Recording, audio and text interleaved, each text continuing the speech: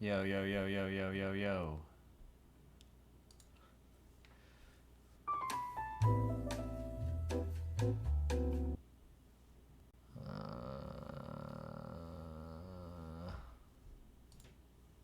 Ladies and gentlemen, this next song.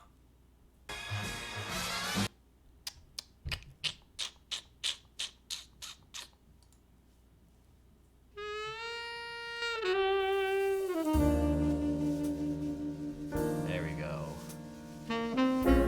Perfect.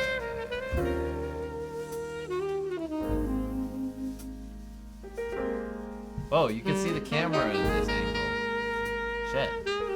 I didn't want that really. I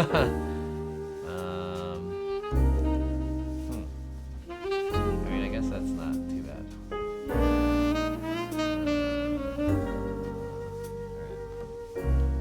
Let's wait for some people to get in here as I set this up a little bit. Let's see. What's up, Samuel's Apprentice? I got home a little bit earlier than usual, but I still started the stream at 7. I had a short day at work today. Turn off some of this shit.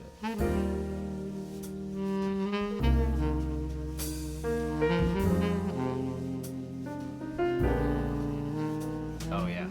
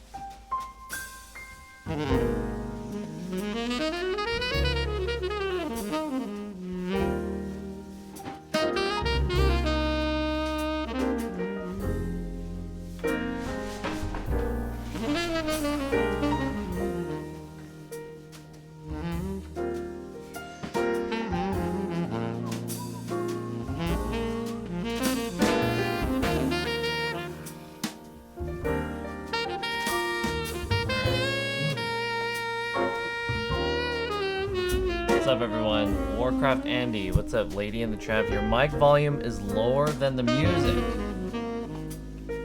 Okay, one second. Turning the music down. How's that? Is my mic volume okay now? Testing 1, 2. Hello. Should I turn this up a little bit? Maybe I'll turn this up a little bit.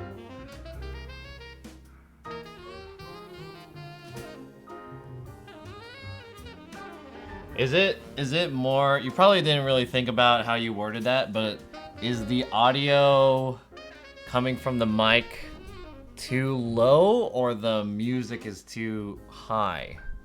And now my microphone is in frame. There we go. That's good? Good. Warcraft is right, the music is nice, but too much louder than your mic. Okay. I adjusted it a little bit. So it should be good now. Cold beer, what's up? Let me do this really quick.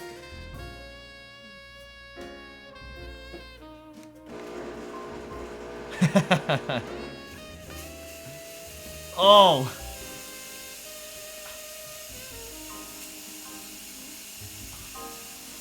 Oh god. It's shooting directly at me. Oh shit. How long is the spray? It's almost done? Alright. There we go. Nice. Oh shit.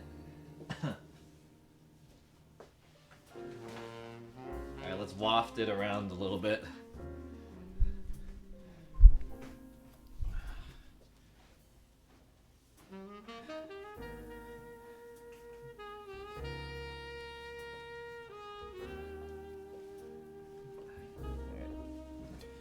Jeez. This will look better in a little bit. I kind of want the back to be a little bit darker. Let me turn down that Edison bulb. Turn that down like a lot. There we go. Even more. Turn it down even more. I want this to look like a little bit more. I want to change this one too.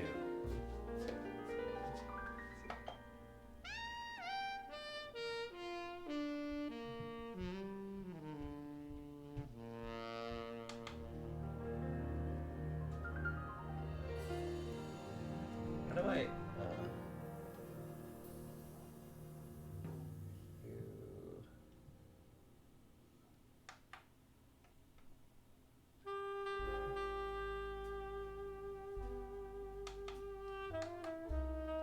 How do I make this orange?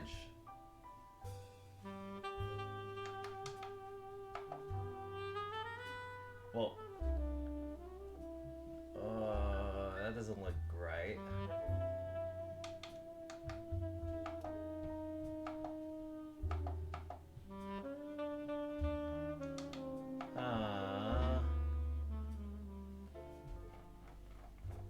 That looks like it's blue. What the?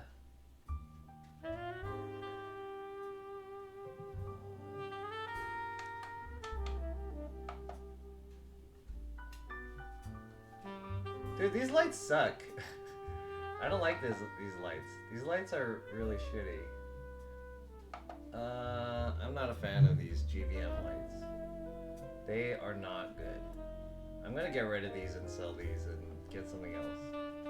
These are not good lights. It can't do orange. And it can't do like tungsten either.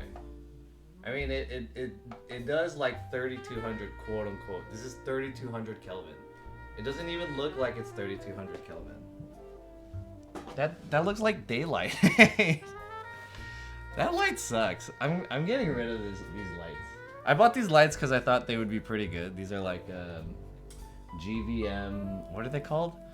GVM like panel lights, but these are not good.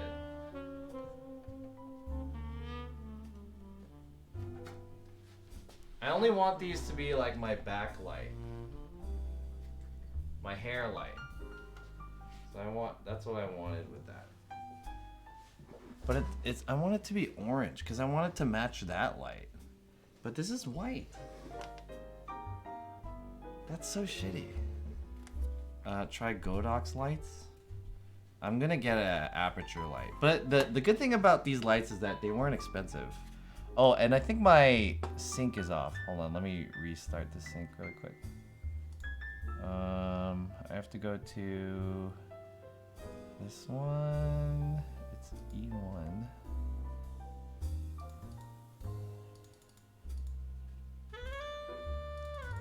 Let me resync these cameras really quick. Okay, and then let me redo this one. Alright, that should be better. There we go. Godox are budget light. They're gonna be my starter for filmmaking. Yeah, I got these because they were budget too. I think I got both of them for like $150. And they could do, like, they can, it comes with two. So there's one here and there's one far in the back. It's not on right now, so you can't see it. But I'm really unsatisfied with how the light quality is on these. And also the color variations is not very good. Like, you can't get orange on this for whatever reason. You can only get red or yellow. And like the saturation does nothing. It just makes it like white. So anyways, what I'm trying to say is that those are shitty lights. Don't get GVM lights. And that other light I have there is like a GVM COB light. I bought those are like my first lights, so That's why I thought they would be good. Maybe the color temp is setting on your cameras are defeating the warm backlight. It's not even the warm backlight. It's like, that's the warmest light temperature that it could go. But you can see that there's this warm light. It's my my Edison bulb, and that one looks different. Or the this light keeps going. Or this microphone keeps going into frame. Okay, I want to waft this. I want to have a kind of. So, hey, chat, welcome. Do you know how to play the jazz flute? Says Iron Man. No, I know how to play the skin flute though. Welcome to my stream. I hope you guys. I hope you guys are having a good Wednesday. As you guys know, Monday was Valentine's Day, and I was gonna stream on Monday. Or no, I wasn't gonna stream on Monday, but Valentine's Day is a very good day to do a stream. So I'm making it up to you guys with my normal normal indoor stream. We have the same concepts here today. I have some stuff to unbox. I have some food to make and eat on stream. So unboxing, mukbang, and just chatting. Same 3 things we have every time I do one of these. I've been streaming on YouTube recently, and I've been testing it out.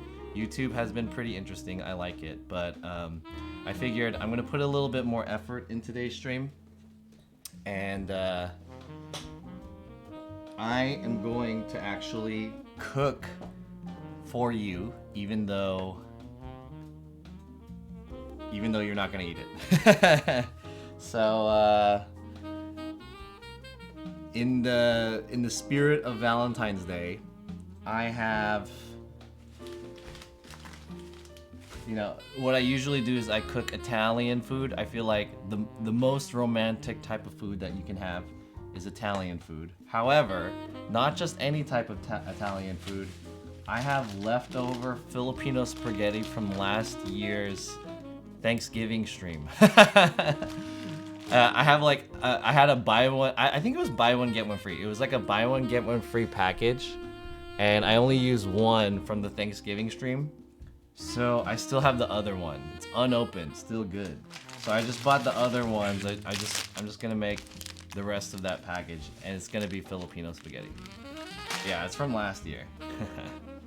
So I don't know if I want to do the unboxing first and then I want to do the mukbang. I probably do that first. Let's do the unboxing first, because I feel like more people are not as interested in the unboxing. Damn it, I forgot the box for this guy. Let me show you guys one thing first before I do this. And let me waft this around a little bit more.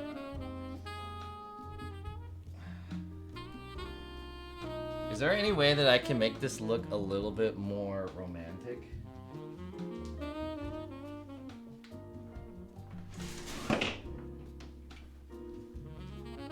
I want this to look a little bit more romantic.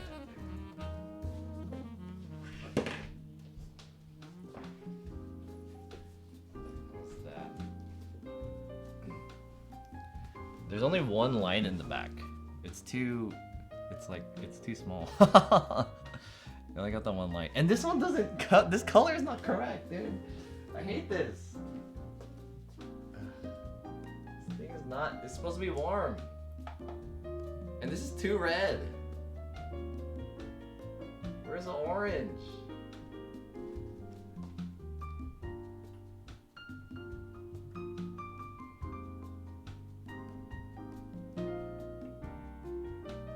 This doesn't change anything.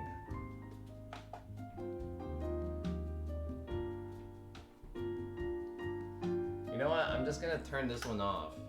Just because I don't like that one. And I need one backlight though.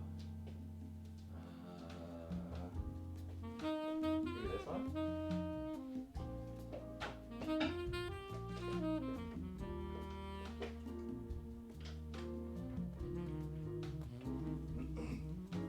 I need one hair light. So let's make a hair light.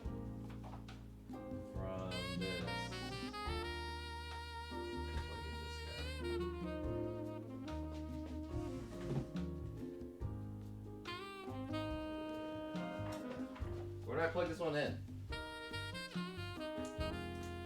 Hold on. I need to plug this in somewhere. I'm out of outlets. So let me just bring this over here.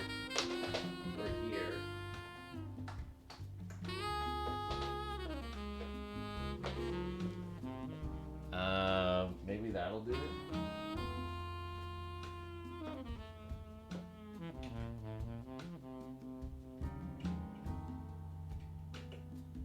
There we go.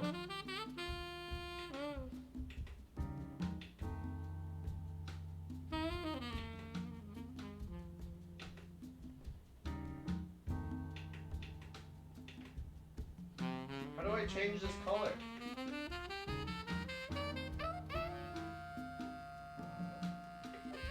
Oh, there it is. Whoa. It's too visible though.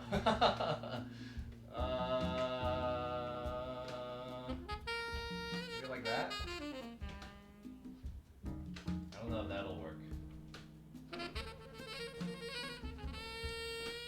Damn, the light is like, you can see the beam. Oh, I don't have a backlight. I need a hair light. Separate me.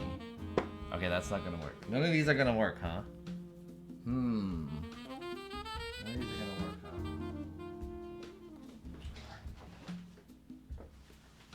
How about, let's see.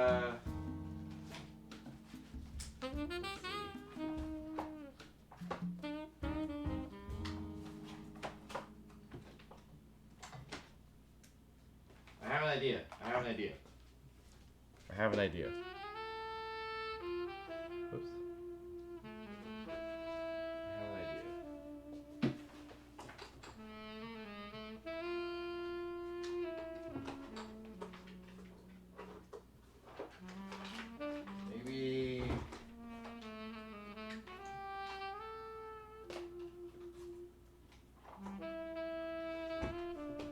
Maybe this?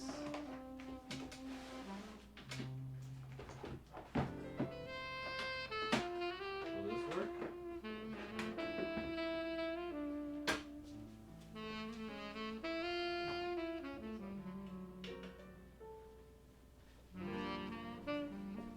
There's like a little bit of light here. I don't know if this will create a backlight. It's just like lighting my shoulder.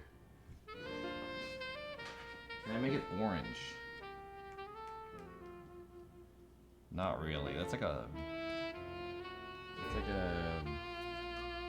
It's not orange. Red? The red looks too scary. String lights or candles are more warm points of light. What's up, Nike Oz? Oz Kelly, what's up? What if you change the color temperature of your camera from 32K to like 45K? My color temperature right now of my camera is at 5200. That's my white balance. Do you have white Christmas lights? I do. I mean, there's a little bit of light here. I just need like something on my shoulder. That's it. That's it. I just need something on my shoulder.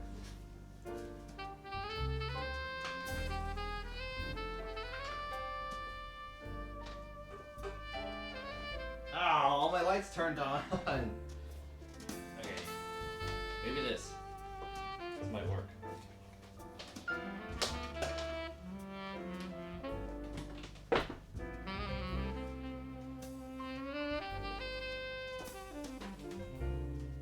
Yeah, 5200 is daylight. Exactly. The white balance of my camera is set to daylight. Alright, maybe this will work. Let's turn off all these lights again. I tripped my sensor. Turn all these lights off. Okay, and then LifeX. Hopefully this will work.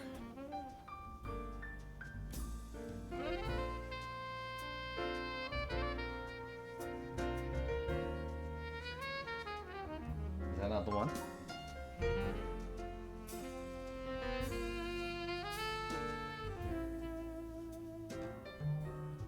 Oh, it's not plugged in.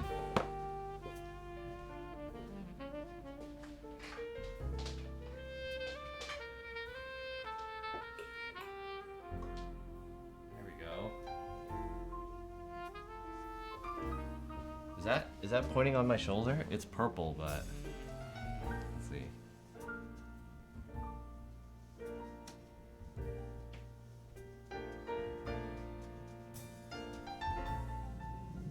We gotta turn this to like an orange. I want it to look kind of warm in here. Is that pointing on my shoulder?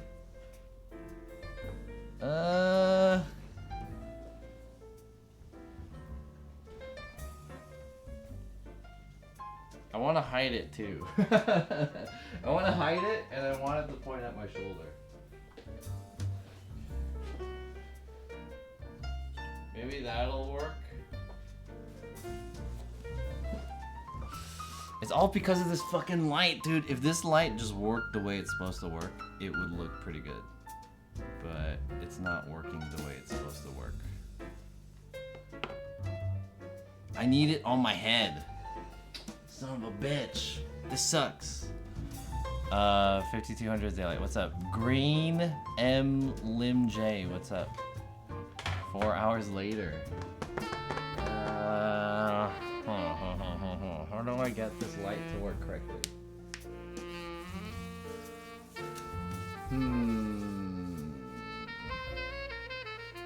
Should I just say fuck it? I just want a light that's pointing on my head. It's fine if this was in daylight, because the daylight is actually not bad. I just want like a warm light pointing over here on my head somehow. Is there a way that I can emulate this? Oh, I do have that like stick light, or maybe. I have a lot of these. Maybe this one.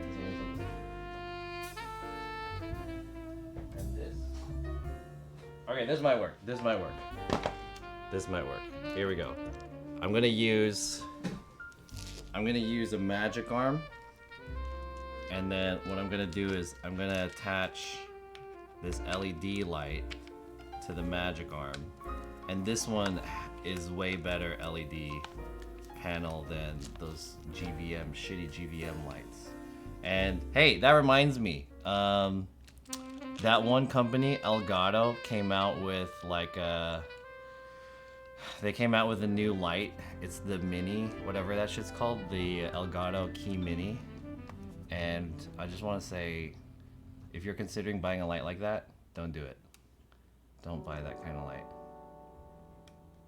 It's way overpriced. There we go. Now we got a warm. Here we go. Oh, this is gonna work. This is gonna work. This will look way better. Right in it. Perfect. Here we go. And now I just gotta attach this.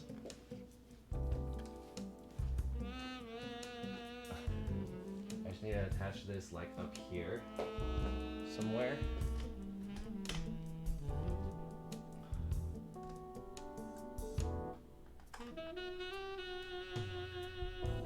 And then we gotta angle it downwards.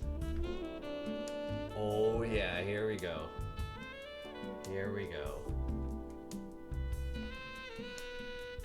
Perfect. I think. Let me see, let's see. How does this look? Ooh, there we go. Dude, that makes a lot of difference.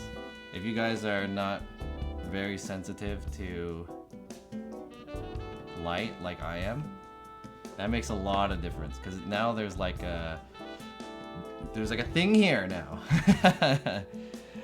You can kind of see it. There's like a little bit of a line here. That's what I'm trying to go for. And if I use this camera, you can see it. Oh shit, you can totally see that one though. I want to kind of just turn that one off. Well, that one's not too bad actually. Just a little bit.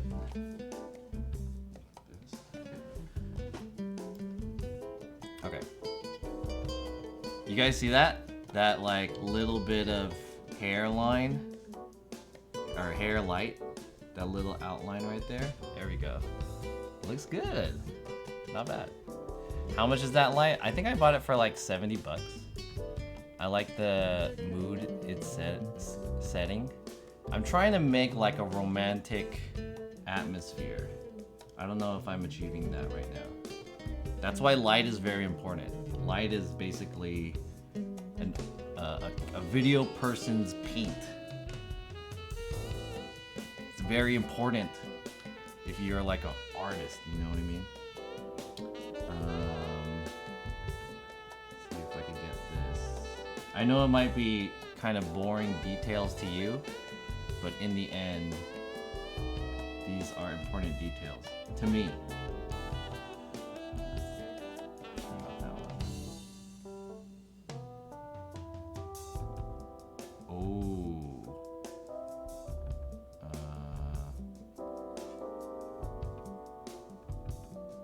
Let's try to match this color.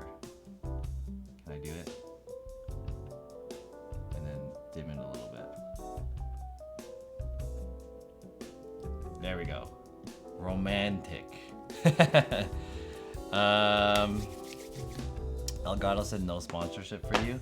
Well, I mean, yeah, that kind of sucks because I could totally use the Elgato sponsorship, but I keep talking shit about Elgato because they keep making scam products. Like the Keylight Mini and the Keylight is a scam product for the most part.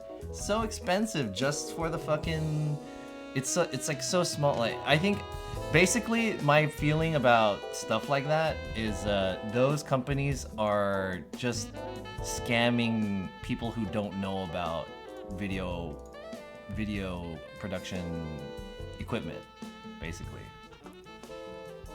Why aren't you getting sushi like everyone else on V-Day? Is sushi romantic? I wanted to get something romantic. How does the food look? I'm gonna make it, but we're gonna do an unboxing first while everyone's here, because I think the unboxing is the boring part, and then I'm gonna make some food for you guys. So, let's do an unboxing first and foremost. Where is my box cutter?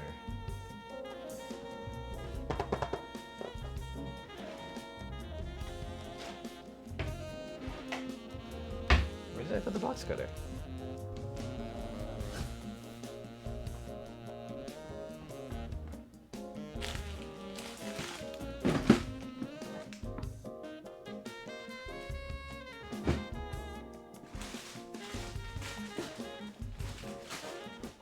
Boom.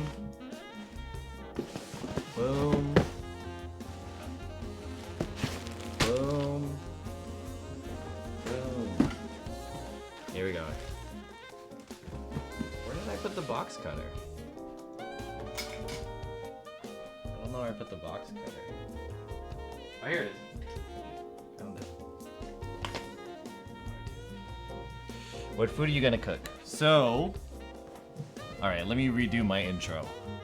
First of all, welcome everyone to the stream. My name is John. I'm an IRL streamer based out of Los Angeles, California.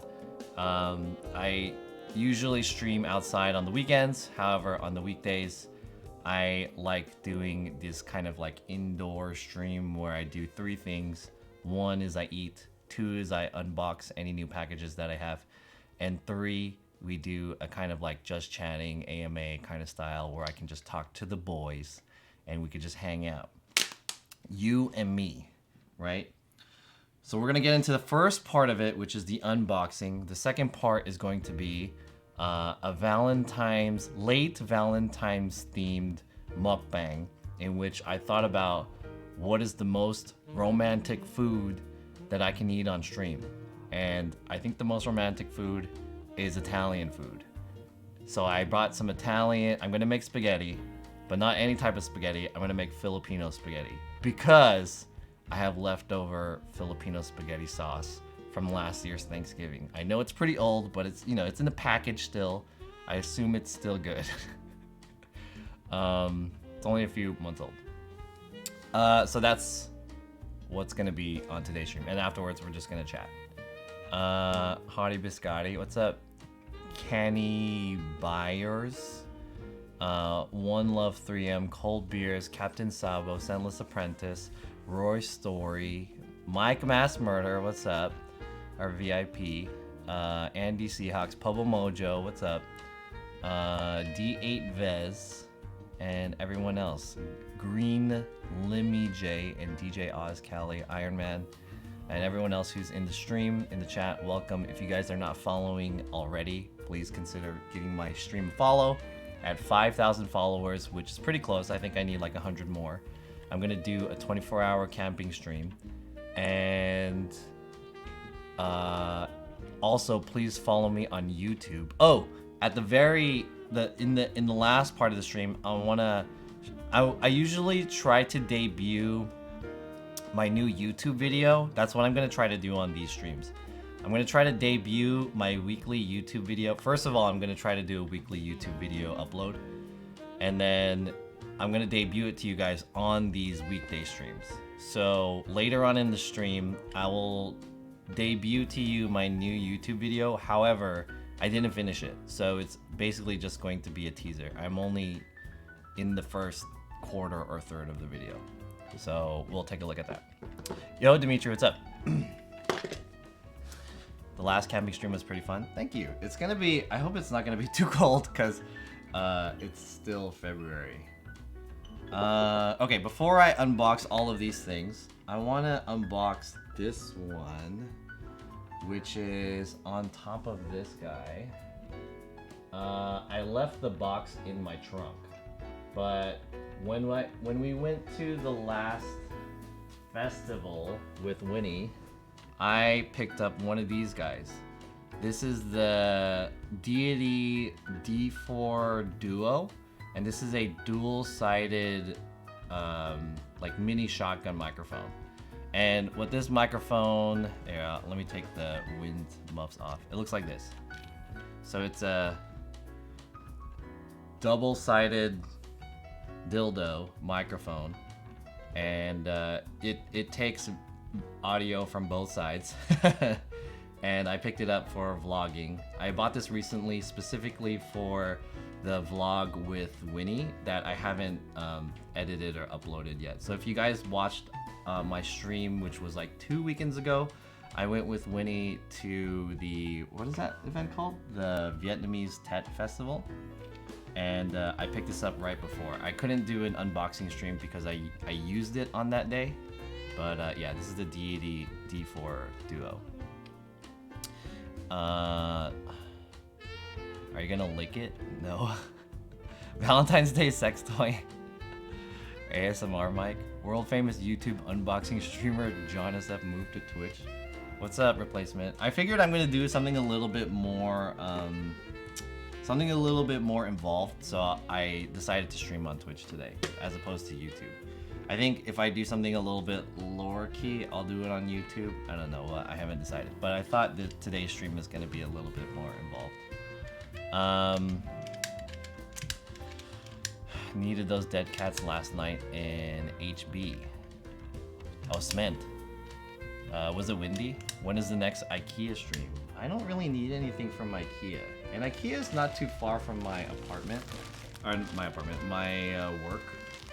So I usually go to IKEA after or during lunch, after work or during my lunch break, and I just pick up something small.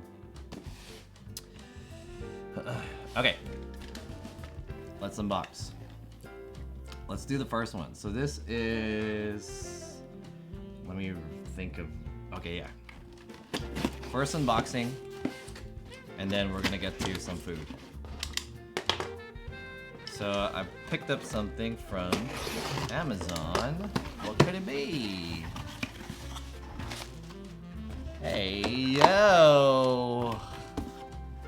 Boom! I bought a new power bank. You guys are probably like, another one? Yeah, I got another one. So this one specifically is, I really wanted to see how big this one was. It is a pretty thick boy. So you guys might remember last time I unboxed another power bank, and I bought it for a pretty cheap price, like 30 bucks. Was it 30 bucks? How much did I buy that other one for? I don't remember. It was kind of cheap though. I know it was like under $40. And let me show you guys. Hold on. I bought this power bank last time This one. The very tiny small one. And this one is a miniature 20,000 milliamp hour power bank. And I use it specifically for this build, which was my charging case. You guys remember that I did this, right? So I bought this one because this one was even cheaper than this one. This one ended up being like $27, and this is a 30,000 milliamp hour battery, if you could see that. So not only is it 1,000 more, but it was like around, and it was like slightly cheaper than this one, although it's a little bit bigger. So I'm wondering if I could use this one as opposed to this one for this build. How many power banks do you own? I own a lot. I own a lot of power banks. A fucking shit ton. I wonder if I could swap these. This one won't fit here, will it? Oh, oh nah, it barely doesn't fit there. Let's see. If I could swap these around, that'd be pretty sick. That won't power the live view. No, yeah, it's not for the live view. I'm in the market to buying some more batteries with DC4. I can use them. I can use my live view solo and travel internationally without issues. Cool. Nice. All right. Sweet. Good to know. There you go. See, it fits right here. That's pretty sick. Can I close it? Nice. So I can close it. So this is a little bit more ideal for this setup. I already chopped off one side though.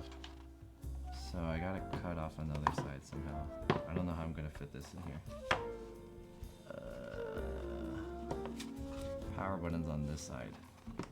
Alright, I need to redesign this, but I suppose this will work.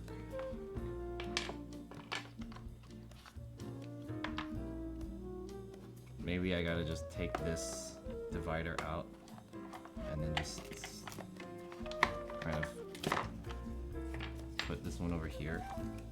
Maybe. Something like that. It's a little scuffed, but not bad, I suppose. So I have the battery. Okay, let me show you guys. So this was a build that I made. Basically, this was the whole point of this is that I do a lot of video work with cameras and other camera accessories that require batteries. So this was a solution that is basically, if I ever need a battery, all my batteries are gonna be in this box, and another battery charges them. So there's like these are the charging ports right here. There's actually one battery still on here. And if I ever need to go on a project, I could just take this whole box and bank on the fact that the batteries in here are charged. And if they need to be charged, I could use that battery to charge them. So that was the concept of this. So if anyone's in the like video production world, this is a pretty interesting little setup that you can use, and it's all built within this Pelican case. There are a lot of batteries in here. All right, I need to like reorganize these, but you get the idea. I'll do this later. This is not for this thing. Hopefully it'll close, right? Ooh.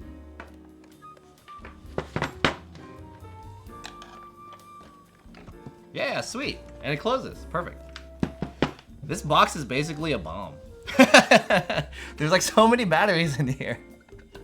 If something happens to this and one of these explodes, dude, and it catches on fire, dude, this is a dangerous, right? This is a time bomb. Yo, Captain Sav, what's up? Dear taxes, everyone is getting 1K in federal. Oh, nice.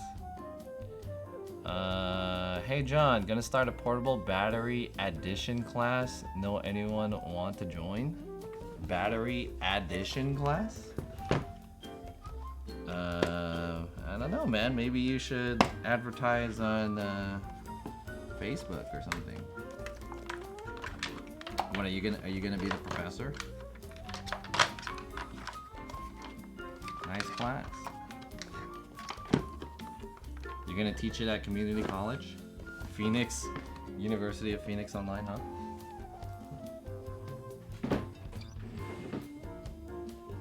Alright, so that's that.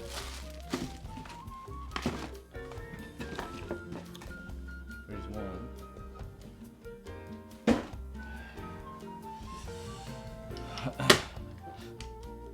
Battery addition glass. Alright, let's go with number 2.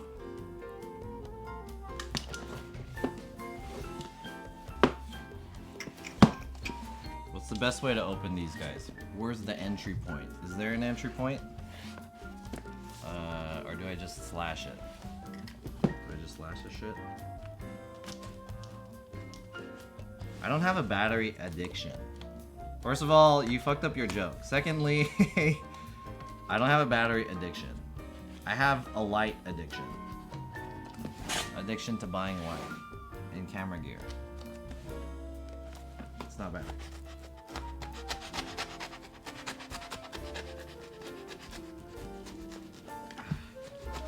Is this the best way to open these guys? I hope I'm not fucking up whatever's inside here. Okay, cool.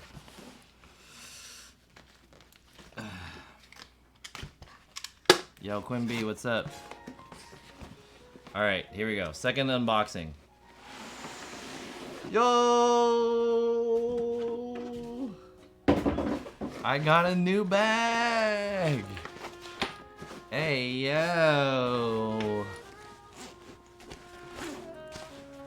Oh, there's a strap here. I bought a new bag. And you might be asking what this bag is. Actually, I should have brought the other bags in here, but I basically completed the collection of these bags. So this one is the briefcase slash backpack. It also doubles as a backpack. You know, it has these backpack straps, but also it's a briefcase. And I actually have. Let me show you guys.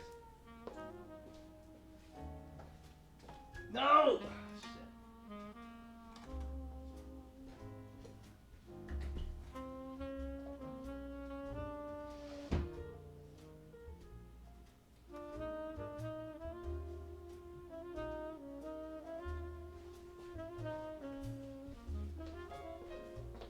I have this one too, which is the smaller baby version. Fuck, all my lights turned on.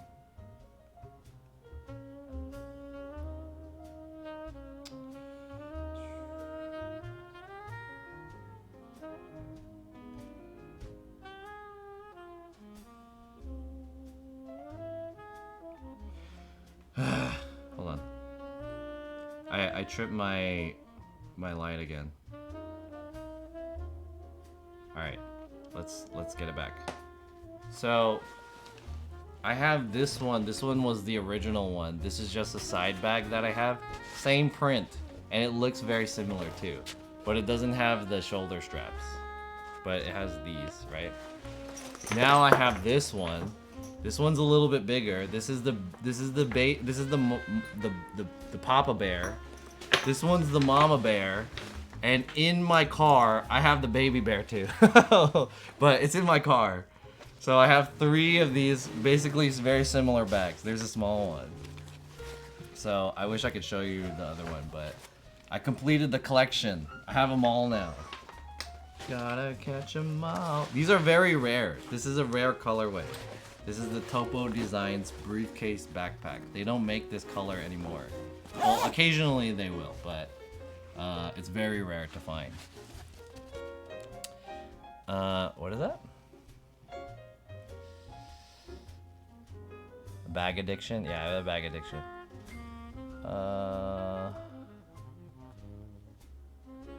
Are you still using your bright blue backpack? I'm not using that anymore. I'm thinking about selling it or giving it to another streamer or something like that. I haven't really used that one. It's kind of hard to match with. So, I don't know. Maybe I'll give it another chance, but I haven't been using it. You took it out of the box, now it's worth nothing. This was used, so it doesn't really matter. I bought it for $100 used. But yeah. I would show you the baby bear one, but it's in my trunk, so I have to go run and grab it. But yeah, pretty cool. I totally did not need this, but I mean, I don't know. When I saw it, I was like, let me see if I could give an offer to this guy. And then so I threw out $100, and then he accepted. So I was like, all right, cool. Now I have it. But this is what it looks like if I wore it as a backpack. Pretty cool, right? Not bad. I didn't even know they made the briefcase one in this size, but. Anyways, more bags that I don't use because I don't even really use bags that much. But it's my bag addiction. I'll admit to the bag addiction. I have a bag addiction, for sure. You also collect sneakers and clothing. Yeah, but it's been a long time since I've bought any sneakers or clothing. I kind of slowed down on buying sneakers and clothing. John, have you tried any other batteries for the Live U Solo, not Maxo? I do have a few other batteries. I can show you, but let me do the unboxings first. Let's unbox this one.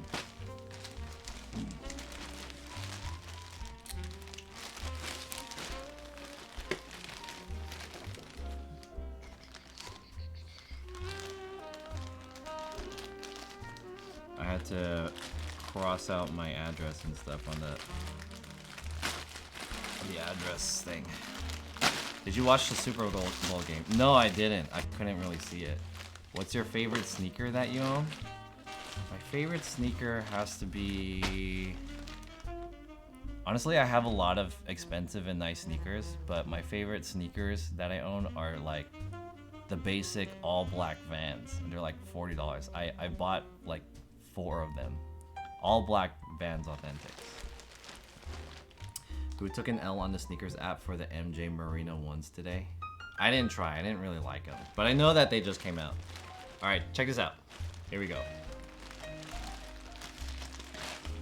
Speaking of clothes, hey yo!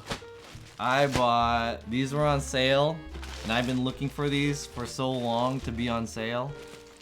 I bought a pair of velour pants. Velour cheetah pants. Take a look at these.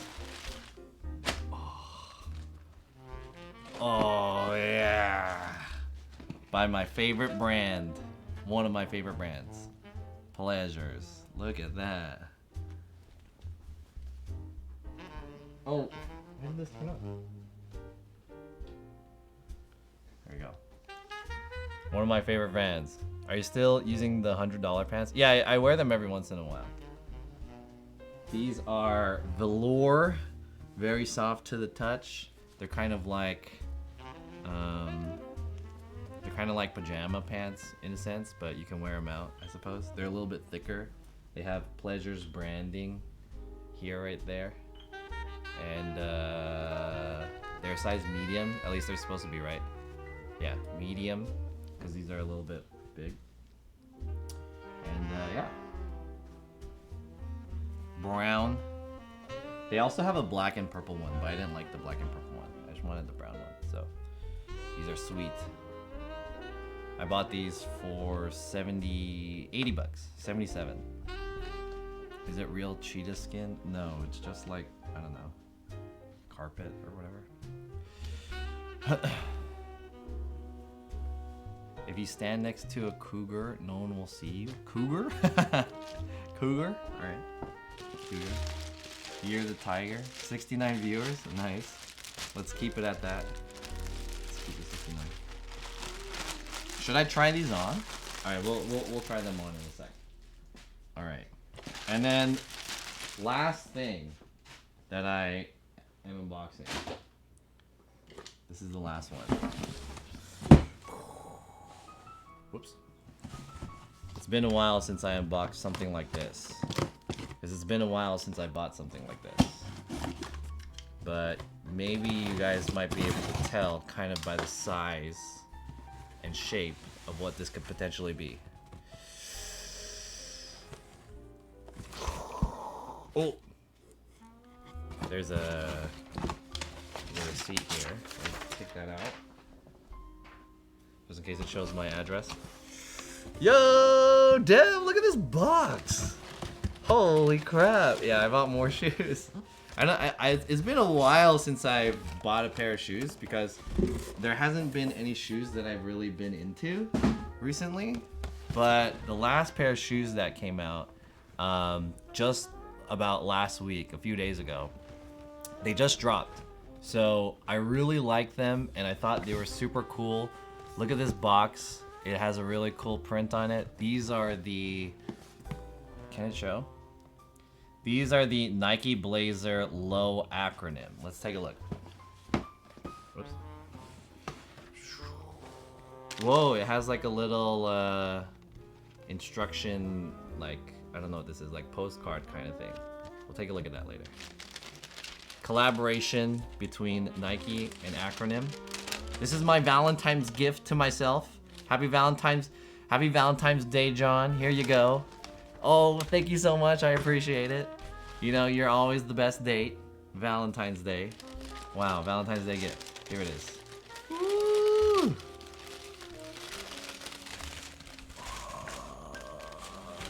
Oh, shit. Dude, this is size 11? This looks kind of big.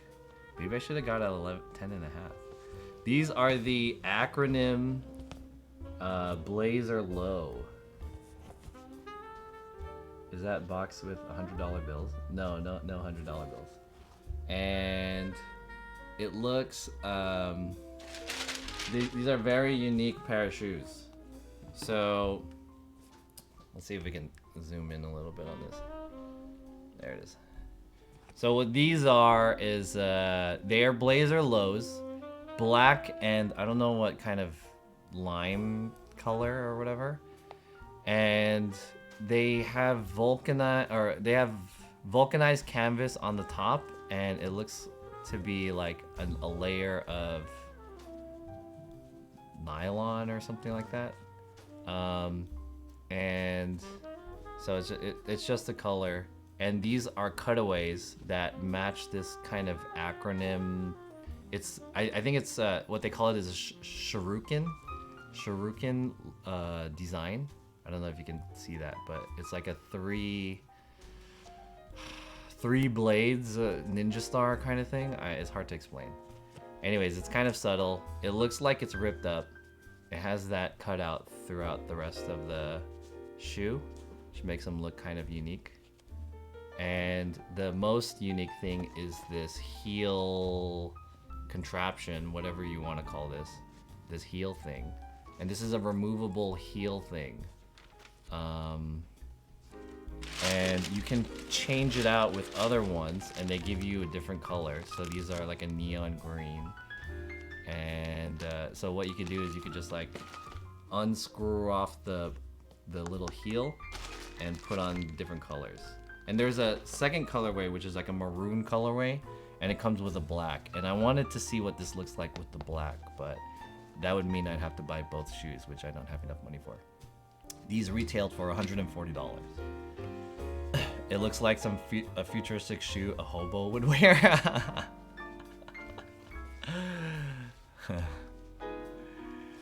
What's the purpose of the heel thing? I think it's just to make it look futuristic. So these shoes these days are really trying to find new ways to like add to the shoe experience. And I think what the cool thing about these is that not only can you just use these additions. So the last shoe that did this was the like MMW. Let me see if I could give you guys some pictures. The Nike MMW shoes that have like a modular Vibram, this guy, which I also have, by the way. So this red part is like a modular part that you can actually take off and you can replace it with other colorways. So these kind of things on these shoes, on the heel, they allow for extra customizability. They don't actually do anything. They're just like, you know, aesthetic. But they allow for extra customizability. And the other thing that they allowed people to do is they partnered with artists to create some. Let me see if I can show you. They look really fucking crazy though. So these artists made some and they're super wild. So I'll give you a look. And what you can do is you can download their design and you can 3D print it. So that's one. It looks like wings and shit. And then like this looks crazy too. Like it kind of looks like exhausts from a car. Is this gonna zoom in there, or is this gonna focus? It looks like it has engine exhaust and shit like that. So they're like really weird, right? I think those are a little too crazy for me, but I guess it's kind of cool because it adds a little bit of, you know, something that people could get into. If you're like an artist and you're like, oh, I really want to make something for this, you can probably design something in AutoCAD and create a 3D print of whatever heel design you want to put on it. So it's interesting. Futuristic hobo gear, exactly.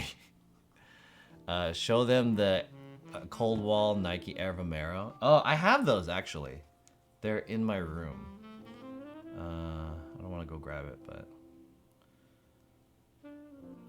the other shoe that kind of did something like this was this one. I have the black version of this. So it has like this really weird extension on the back that doesn't actually do anything. It's just like it's actually kind of uncomfortable to walk in because you might accidentally get it caught on something. Yeah, this stuff on the back. But I have the black pair. Super hobo gear. It's the extension is a 5G extender. Let's try it on. I won't mess with the heel right now, but see if we can try it on. Oh, before I try these on, hold on, one more thing. Let me unbox. It's not unboxed because I already opened it, but I want to show you guys one more thing that I got. I bought some, finally, I bought some Fun Toes. These are socks that have a little, they're like toe socks, so they'll work together with my Vibram shoes. Let me show you guys. These are little toe socks. Socks that have toes on them. And it took me a long time to find a pair that was affordable, and I feel like toe socks are such a fucking scam. Like, yeah, it's a little bit more effort to make these because you have to go for each toe, but like toe socks are like 5 times the price of regular socks. It's so crazy. Let's try these on. Oh, should I try the pants too? Should I try the pants too?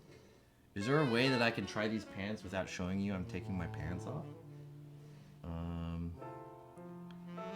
Hold on, maybe I can do it like this. Take a look at this. Look at this while I change my pants. I'm taking my pants off right now. Pants are now off. See? I took them off. That's my pants. And now I'm gonna wear the cheetah pants. He has this, I don't have a stain. What do you mean? No stain. There we go. Look at that. Yeah. Nice. I got the pants on, and let's change into some socks, some toe socks. Turn on the lights. Don't look at my feet, because you guys are pervs. Oh, am I? Wait, which way is the toe? Oh, this is the left one. Okay, that's something that I guess you have to know with toe socks is which foot to put them on. Normal socks, you don't have to really know which foot. You could just put them on any foot. Okay. Now I have toe socks. Oh. There we go. Look at that. Is this too revealing? I mean, it doesn't really show my, I guess it kind of shows my feet, but like they're in a sock. I have toe socks now. Why isn't this focusing? All right, it's cool. It doesn't need to focus. How do I put on the other one? Oh, here it is.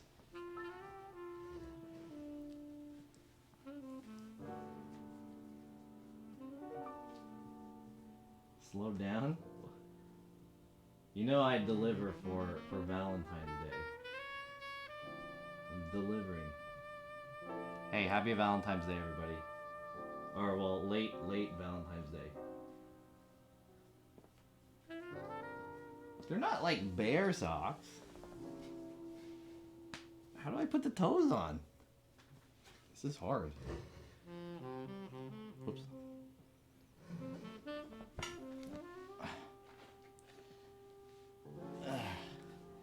Where's the... Okay, I have the big toe, the little toe. And then...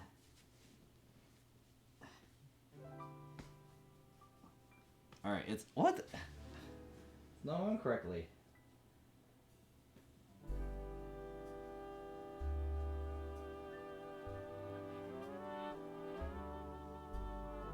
The reason why I bought these socks is because I have a pair of shoes that are like their toe shoes, basically.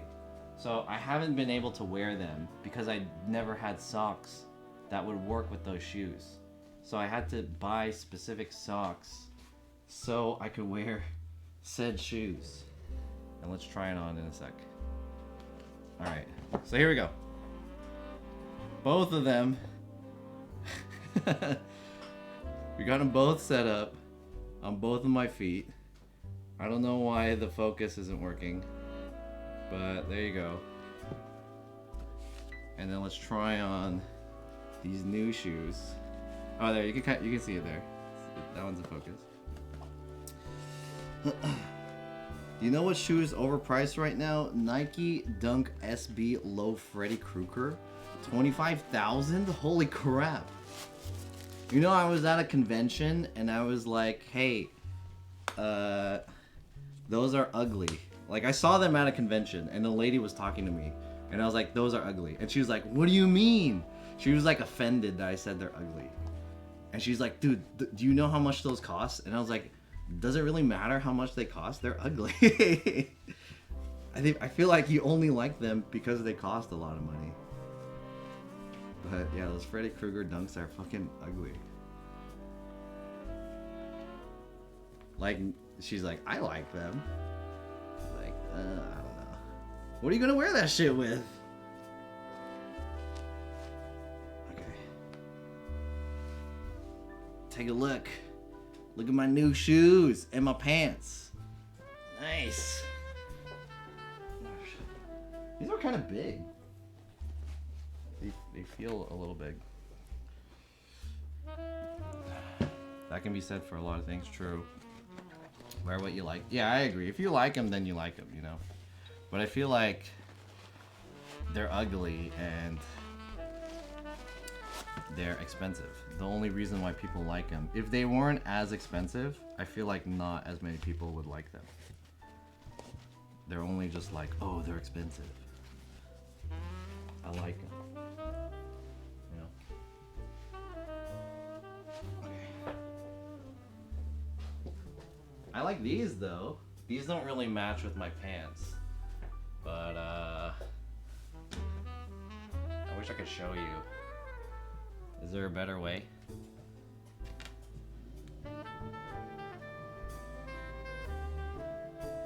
There we go. Oh yeah.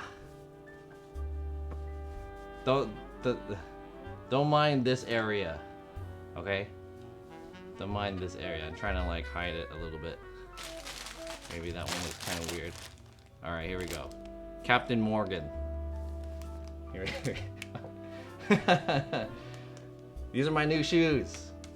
Acronym Low Blazer. They're pretty cool. I like them. I feel like they don't really match with these pants. Or maybe it's because of the red shirt. It doesn't really match with the shirt. It might work better if I wasn't wearing this red shirt, but yeah, that's cool. I wish I could show you my whole fit, but can I like show you my whole fit? This is my Valentine's Day fit. Turn on the lights? I don't want to. Okay. Hold on. I'll turn on one light.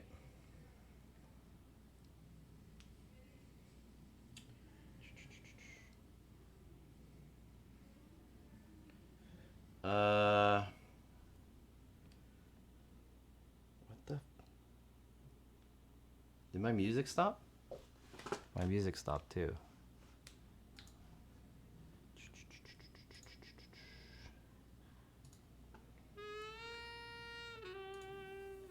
All right. Is this better? All right, you can kind of see now. There's a little bit of light. There's no light down there, but you can kind of see it. Not too bad, right? I like it. Not bad.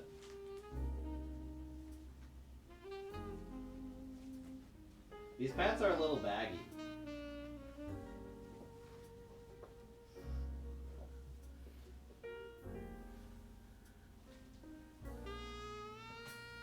All right, ladies, if you guys see me out Valentine's Day, I'm your date. What do you guys think? Pick you up at your door. What's up? Am I looking cute? Am I looking cute for Valentine's Day? Am I looking cute for Valentine's Day? Can you jump? I don't want to jump because I don't want to make noise for the people downstairs.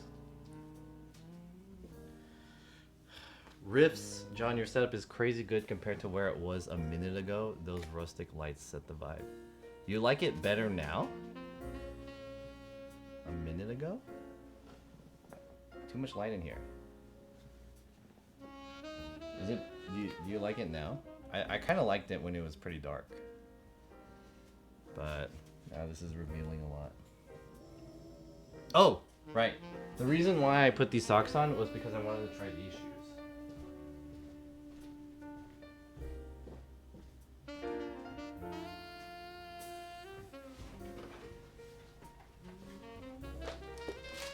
This one. Oops. These are the shoes that I bought. These are Vibram 5 fingers. Why isn't this focusing? There it is.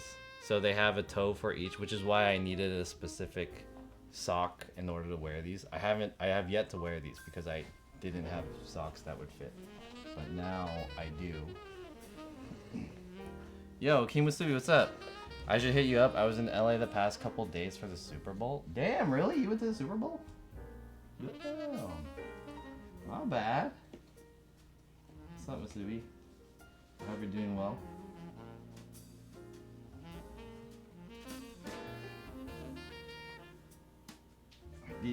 The frustrating thing is getting your toes in the right like toe thing.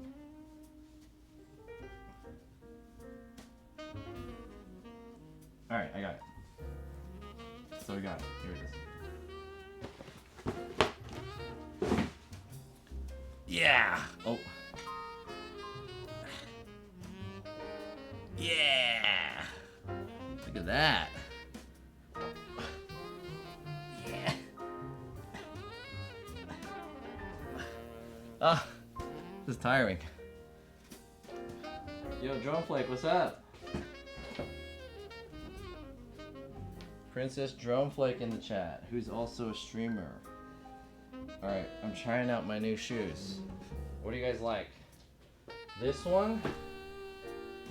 The 5 fingers? Or this one? The Blazers?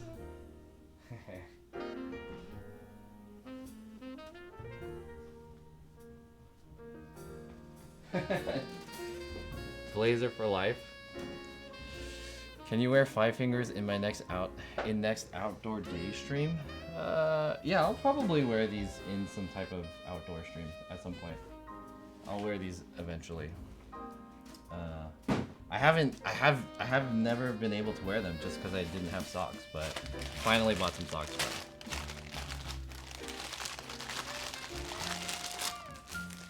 I love blazers so much. This is actually my first pair of blazers. I've been wanting to get a pair, different kinds of blazers, but never had the chance. So that is my first pair.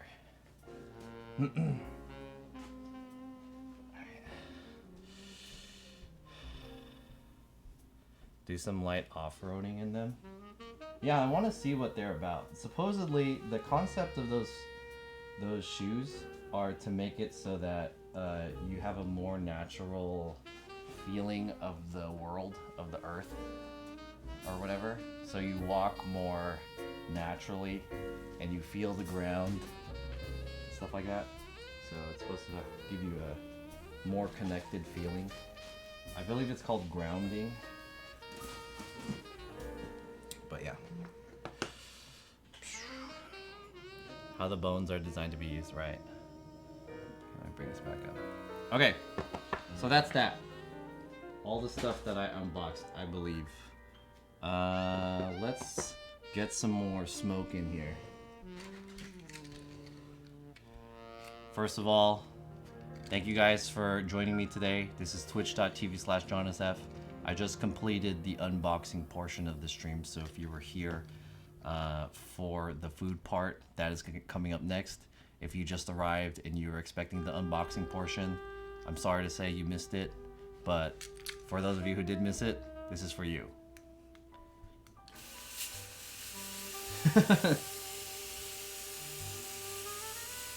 Yeah. All right. Turn this off again.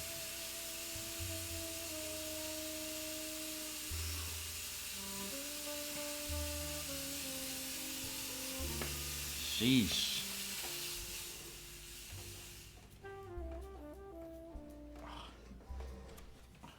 All right.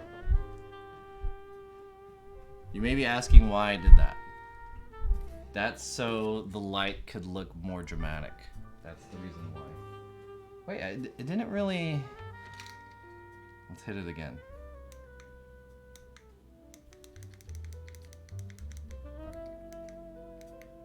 Eh? Am I out? Uh-oh.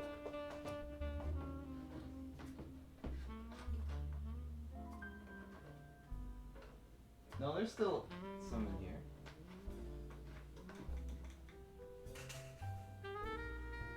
Maybe I have to wait for more smoke or more fog to be created. Anyways, I just wanted to add some haze in here,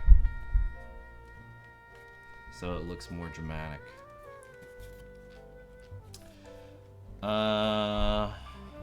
Do you put water in it? You put specific fog juice. It's called fog juice. Maybe it's because my window's open. Let me close my window really quick. Oh no, my window's closed. Huh. That one smell like cotton candy when it dispenses. No, it has a weird smell. Not like a bad smell, but like a... it's hard to explain the smell. It's kind of sweet, a little bit. It's kind of like a sweet smell, but it's a kind of sweet that you're not supposed to taste. I don't know how to explain it. They also missed the modeling segment. Oh, by the way, another thing, if you guys are just joining me too, next weekend, I have a plan to go to Las Vegas for a stream. for you guys. So if you guys would like to support, the hotel fee was $600. It was so expensive. So if you guys enjoy my stream and like my content, feel free to chip in for the Vegas stream. That'll be pretty cool. Perfect light with perfect atmosphere. Thank you. With replacement? No, I didn't invite anyone. Where's the fog machine? It's on my desk over there on the side. Okay, let's get into some food. So I have, let me grab it from the refrigerator.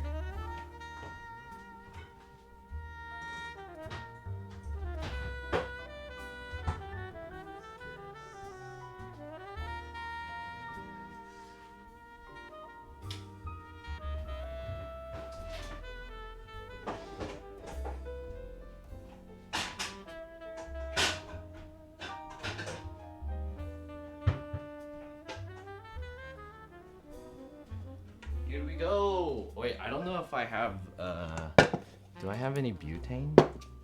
Let's see.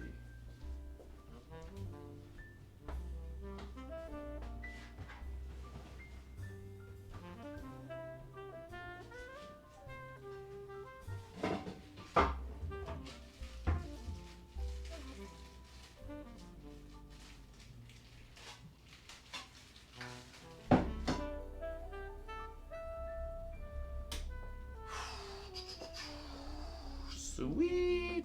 So I have with me, this is Filipino style spaghetti. Maybe I should explain. I didn't stream on Valentine's Day because I had a lot of errands and stuff to do. It was my day off, so I just chilled.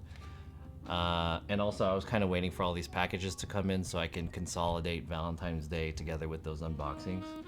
But I figured the best thing to do, the most romantic thing to do on Valentine's Day is to cook, for the person that you like.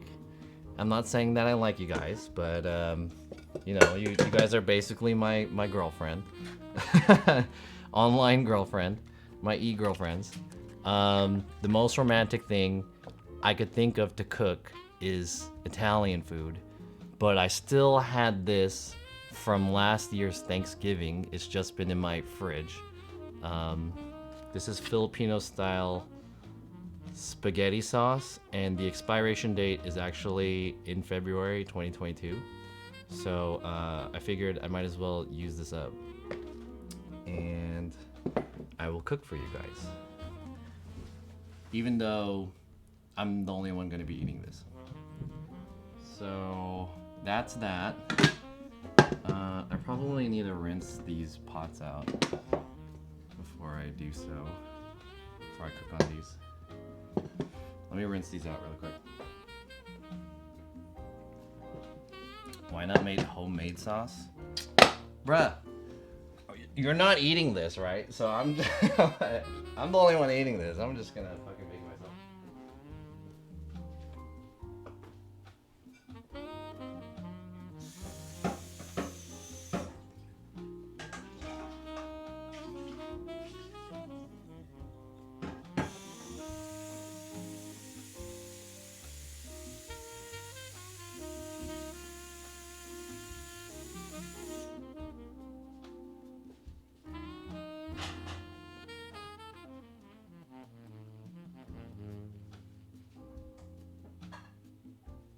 Do I have salt?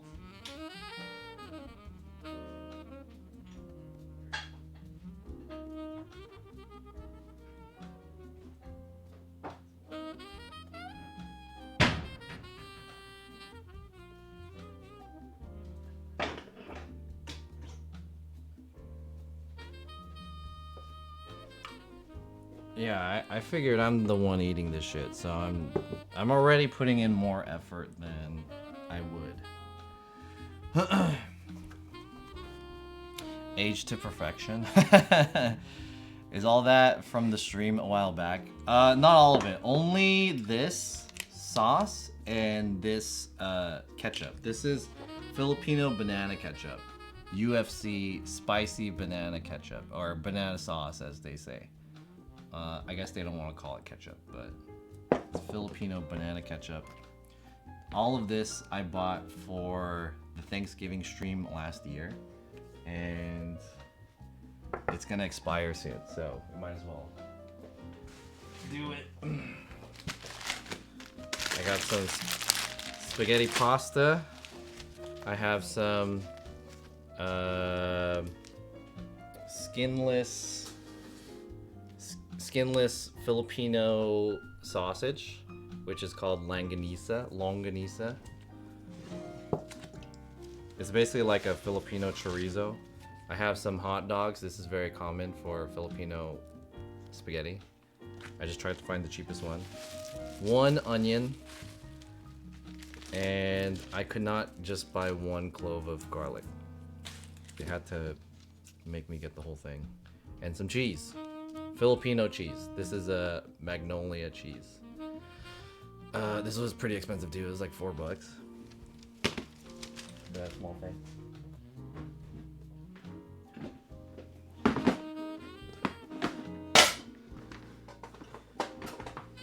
And I'm gonna cook it all on this one hot plate thingy.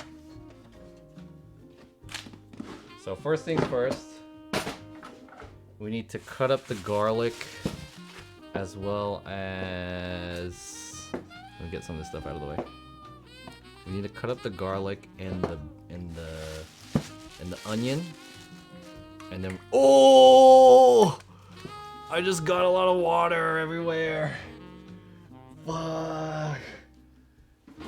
Oh, I just like splashed. Oh, this is my keyboard. Fuck. Damn it. I think I need to put more water anyways. I need more water. This pot is for boiling the pasta, and this one is for making the sauce, I guess. And yeah. Yo, Fatsu, what's up?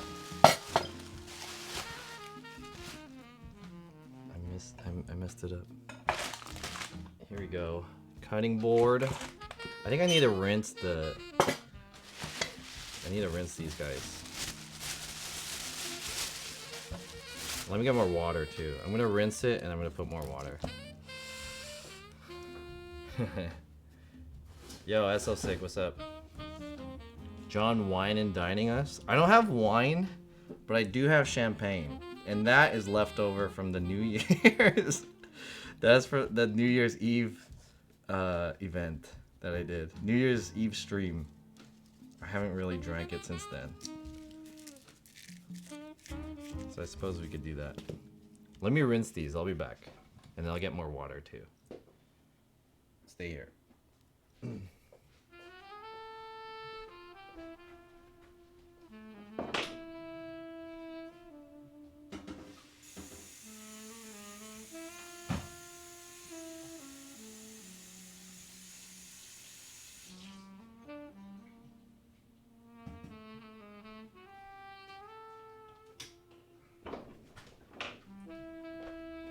I think I need a trash too. Let me get a trash up in here.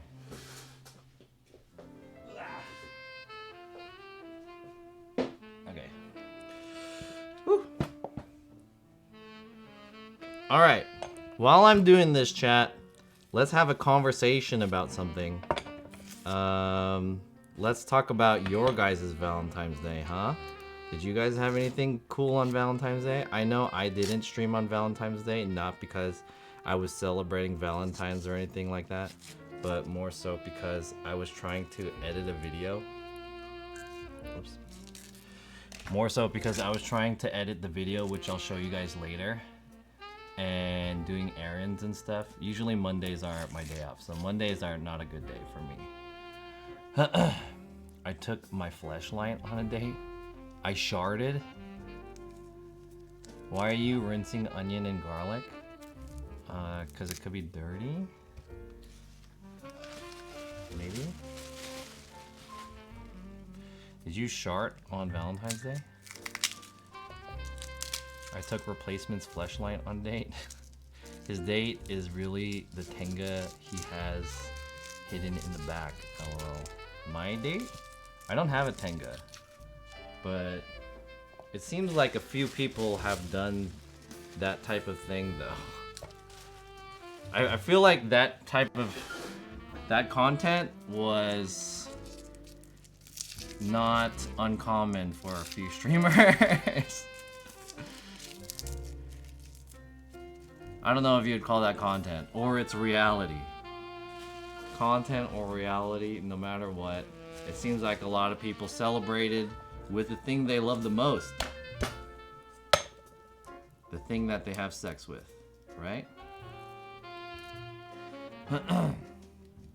I sharded when I tried to do star for the first time. Asterisk, what is asterisk for the first time? I'm JKing. I haven't been a troll here in a while. I'll behave. What is star? 3 stars? I had to do... are you censoring yourself? Or was that like a... Was that a censorship from my, like, some type of bot or something that they censored it? What is a 3-letter word that could be? Star asterisk?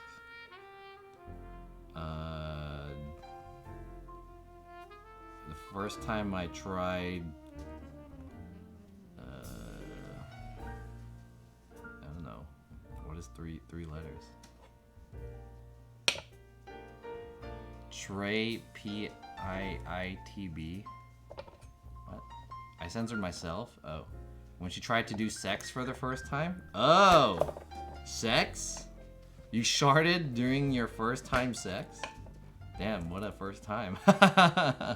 And sex is not a censored word. Sex? Hey guys, I have a... I could say sharded, but I can't say sex. Shh. Sex. Sex is the word. It's supposed to be 4 letters? Why did you use 3 asterisks then?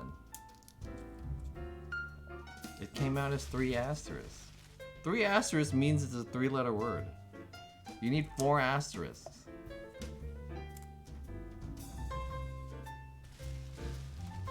Close call. Shart was a brap.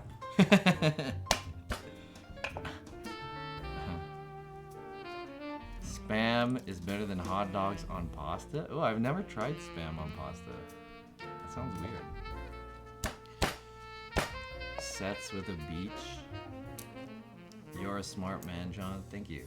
I appreciate that. Wait, so what was it? What was the 3 asterisk words? It's 4 letters?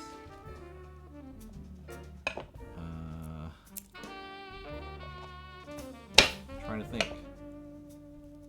What did you try for the first time that was censored? Weed? You sharded? Weed? Anal? Oh, anal. You sharded when you tried anal for the first time. Damn. I think we should have went with the 4 asterisks. Then I would have been able to guess it a little bit better. Sharded when you did anal for the first time, huh? Is that a possibility? I don't think I've never tried anal before, but I've always been curious. What does it feel like? From both ways. You know? Never been in the... I've been in the... I had the opportunity once. But the person I was with who was down to try anal got scared. So we gave up. And then by then I was like already tired of trying to try it. So I was like, man, fuck this is too much work.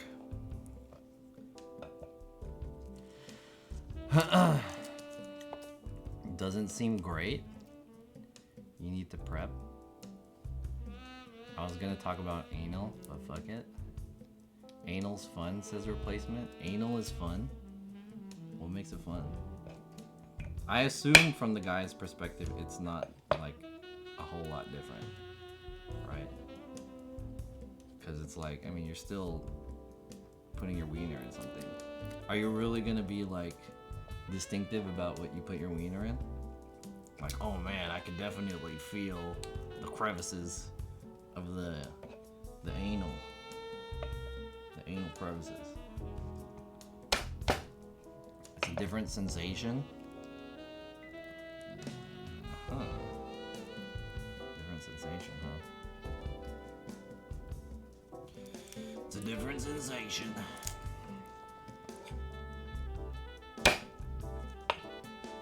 You won't know what it's like till you tried it.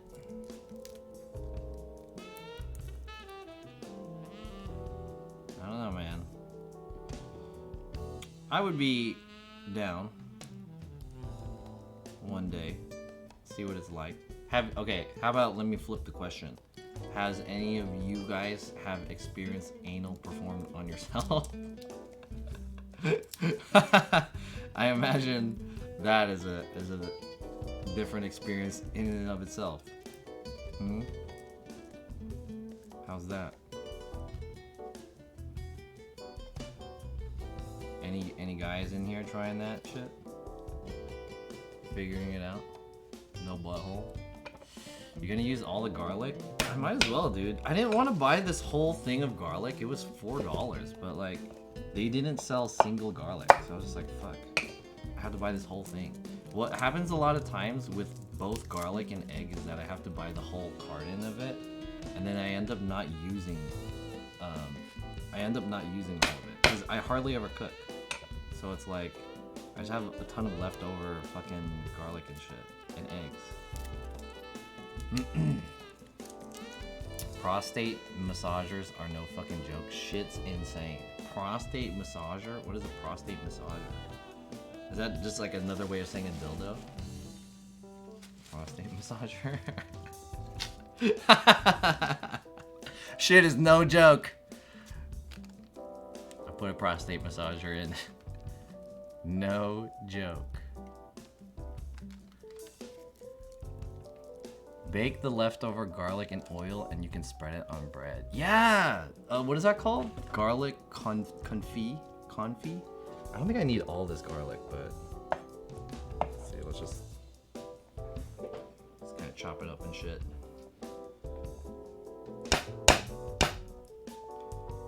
What's the most, let me ask you guys a question. What do you guys think is like the most romantic shit that you can do on a date? Or like, not just a date, but I guess, okay, yeah, on a date. Let's say you are in a situation where you're going to go on you're celebrating Valentine's with your girlfriend, right? Or you have a date and this date is willing to go on a date with you on Valentine's Day. So you're like, all right, I really gotta fucking make this shit hella romantic. What is the strat? Like, what? I reckon we have both male and female representation in here. So like, I think this might sound cliche, but a lot of people, a lot of girls will just say, I just want to spend time in an intimate situation. You know what I mean? Just you and me and no distractions. This is a day for us. You know what I mean? Not like we're gonna go fucking shit. But just like, you know, just to mentally and physically just be together and, you know, talk and have fun or whatever. We don't need to involve other people. That's the romantic thing, right? That's the basis. But when you're all the way there, like, what do you do? That's the question. Like, how do you spend time together? All right? So I'm gonna ask you guys, what are your guys' most romantic strategies? Eat her out, make hot dogs for my date, a cute picnic with a good view. She likes to strip club with her black card. Full embrace. Full embrace. That's not gonna last you the whole night. You have a whole night's date planned. You called up a babysitter for the kids. You know? Just you're gonna do a full embrace.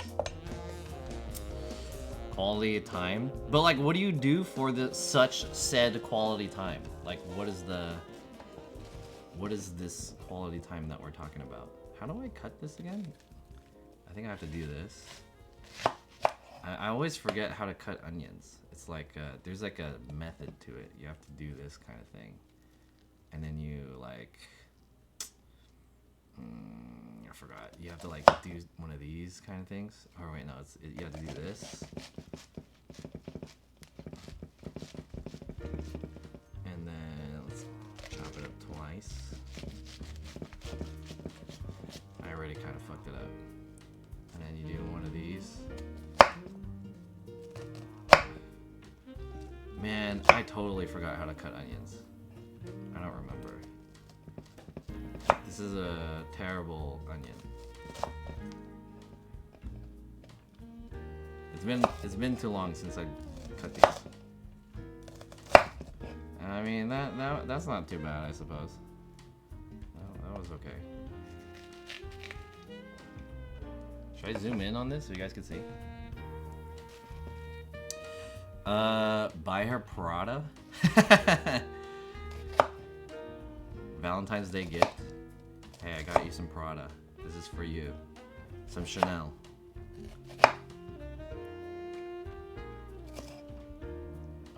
Tell her she's got big boobs and ass. I'm talking about romantic. That's why you guys are on Twitch. Because you guys don't know the answer to shit like this. If you guys knew, you guys wouldn't be watching me. If you guys knew the answer, you guys wouldn't be watching me fucking make dinner for myself.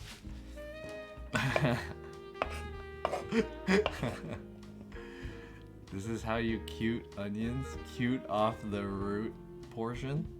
I don't think you're not supposed to cut off the root because then all the juices bleed out and then all the aroma gets in your eyes and then you start crying. I think you're not supposed to.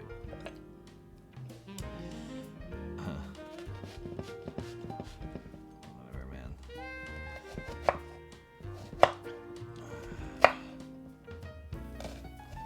My romantic date with Chad.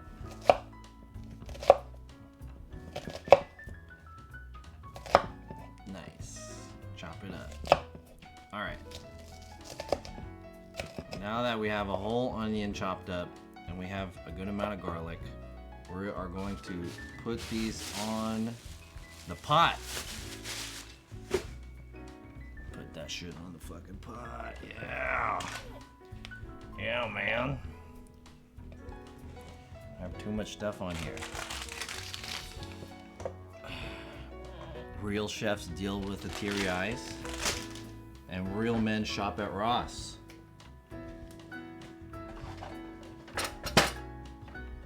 The real chefs together with the real men crying at Ross. Please YouTube a grapefruit tutorial. Why? YouTube a grapefruit tutorial. Chat's already lonely, and John is roasting us. It's not that I'm roasting you guys. You guys are coming up with these dumb answers. Like, oh, I'm asking you guys, what's the most romantic shit? And then everyone's like, tell her she has nice tits. It's like, yeah, of course, you deserve to get roasted. Get her some In-N-Out. John, do you eat punani? Yes or no? What is punani? Is that a asterisk? Are you guys? Everyone's talking in code and shit. You might as well have put up our asterisks, and then I fucking have to figure out what you said. Punani is Indian food? Yeah, that's what it sounds like. Romance is dead. Alright, how am I gonna transfer this into here? Let's oh, you know what? I should have bought a... What I don't have like a... Fuck. I don't have a wooden spoon. I forgot, because I broke mine. I forgot how I broke my wooden spoon. But remember I broke it?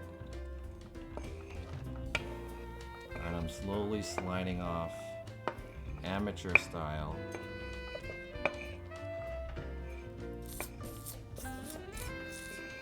Definitely not a chef. This is Michelin level shit right here. There we go. The whole ass onion. Alright, we're gonna sweat that onion down. And then I figure we should add some pepper and salt, I guess. There you go, some salt in that. Sweat it down. Put the cover on that bad boy. And then we're gonna let it sweat. So there's that.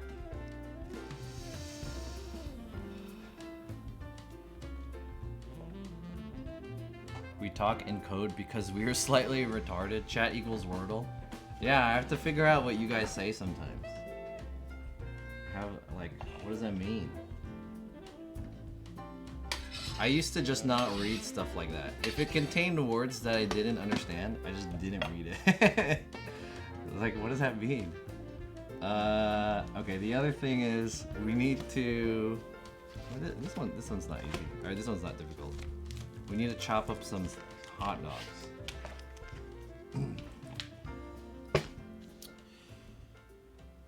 This meal looks horrible already.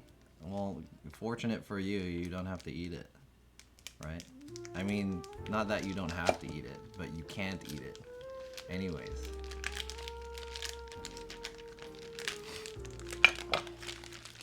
I hope John is making some fresh salsa verga for dinner.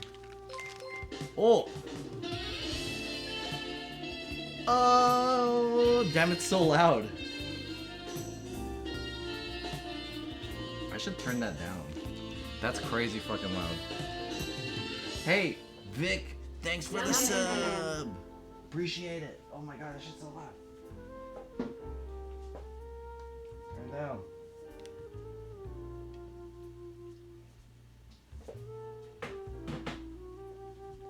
Alright.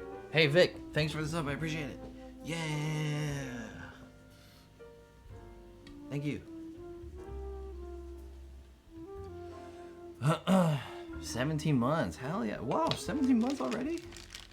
Thank you guys. Hey, by the way, yeah, if you guys have any subs you guys like my channel, you guys like the work I've done in the past, or want to support the channel for the future content, such as me going to Las Vegas, you know, throw some subs my way, or better yet, donations. I'm trying to pay off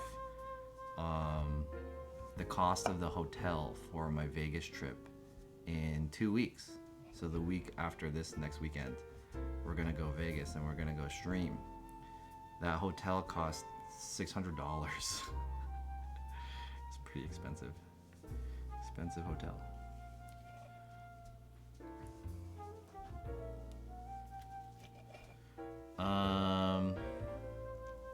Yeah, Filipino hot dogs.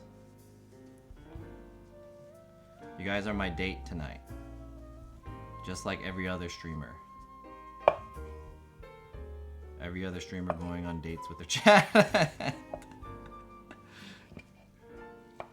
This is a rescheduled Valentine's Day date. You know, very realistic to real life. Sometimes we can't go on dates when there's actual Valentine's Day, you know? Sometimes we're busy or our schedules don't work out. That's exactly what's happening now. Instead of everyone going on dates with their fleshlights and tengas, hang out with me. And eat some hot dogs.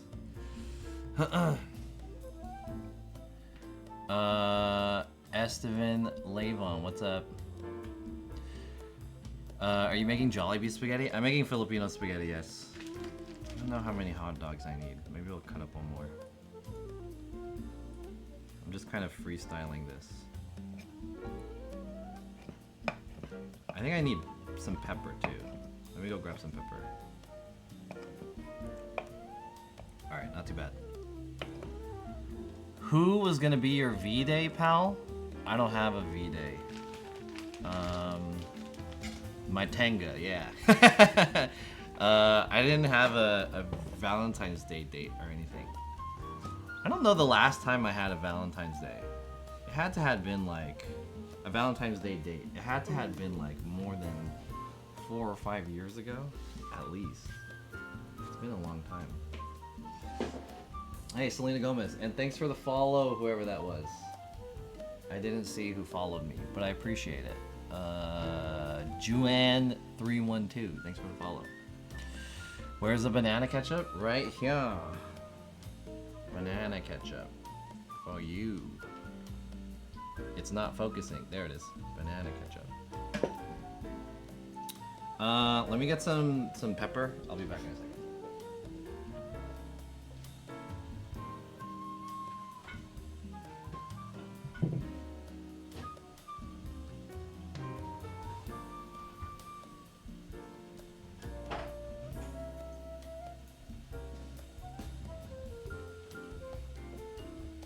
So let's talk about stuff, chat.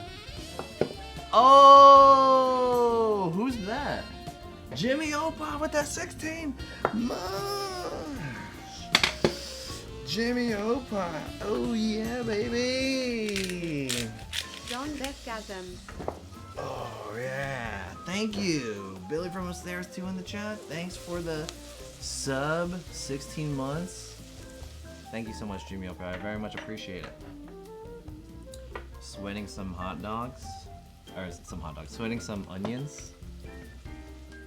Right now. Put that shit on low. I also got a beer. So this is for you. Cheers. Thanks Vic and Jimmy for the resubs. And everyone else in the chat, thanks for hanging out with me. I hope you guys enjoyed your Valentine's Day. And here's to a late Valentine's Day. Cheers.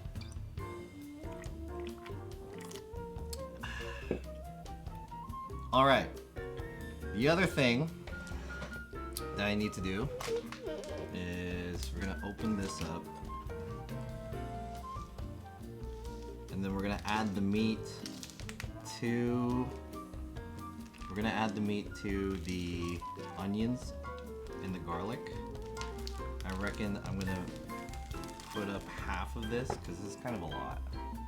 And I do need something to like mix it with, but I don't have a wooden spoon, so I'll use a spatula. Let me grab a spatula.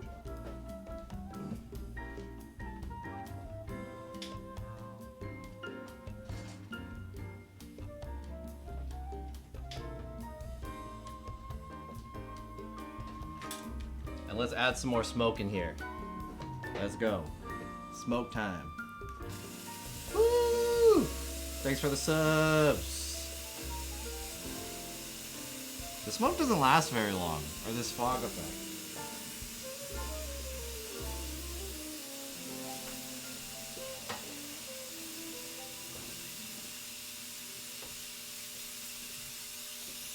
Yeah!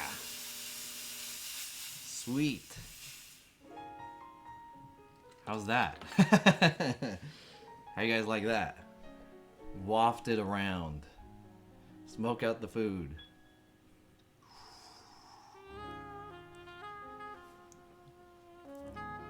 All of that is to kind of add a more, more atmosphere to this scene. It disperses the light a little bit. It makes it look a little bit more dramatic.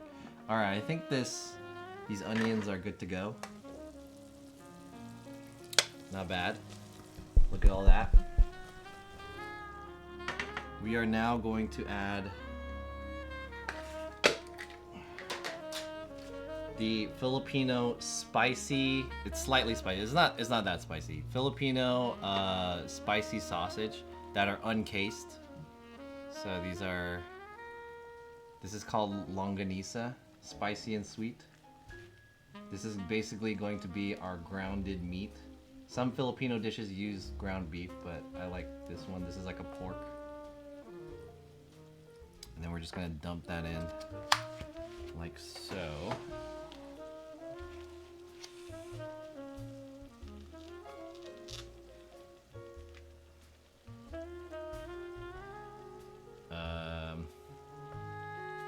Hey, get off of this.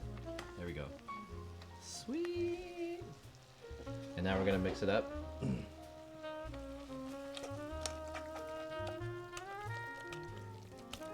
guys can hear the ASMR of me mixing it up.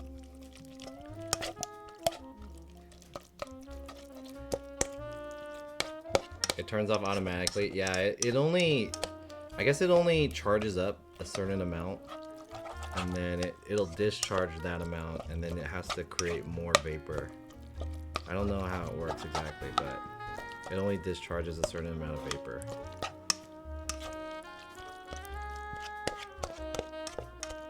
Should I put in the rest of the meat? Maybe that's, yeah, I might as well, right? I think I have some space in there. That wasn't as much as I thought. I only wanted to do half. Wait, let's put in the hot dogs. Let's see how much that is.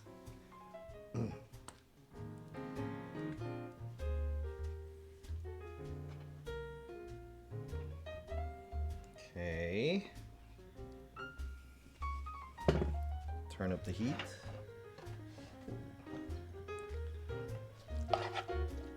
Yeah, I feel like I have space.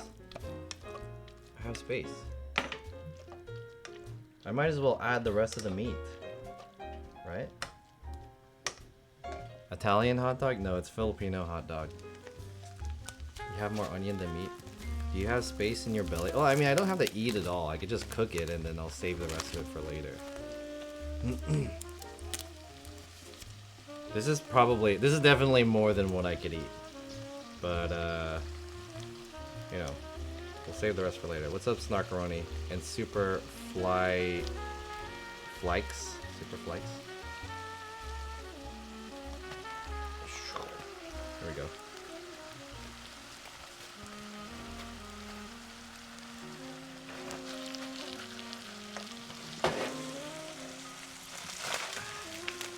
What are you making? Does it have a name? It's called Filipino spaghetti. That's what we're making. Filipino spaghetti.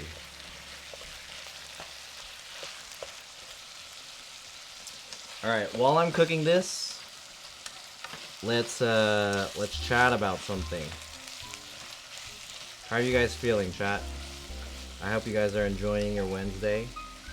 My question earlier was if you guys can give me some secret strategies, not secret strategies, but share with me your own personal strategies or stories of your own Valentine's Day adventures, right? What do you guys do on Valentine's Day? What have you done personally that has worked?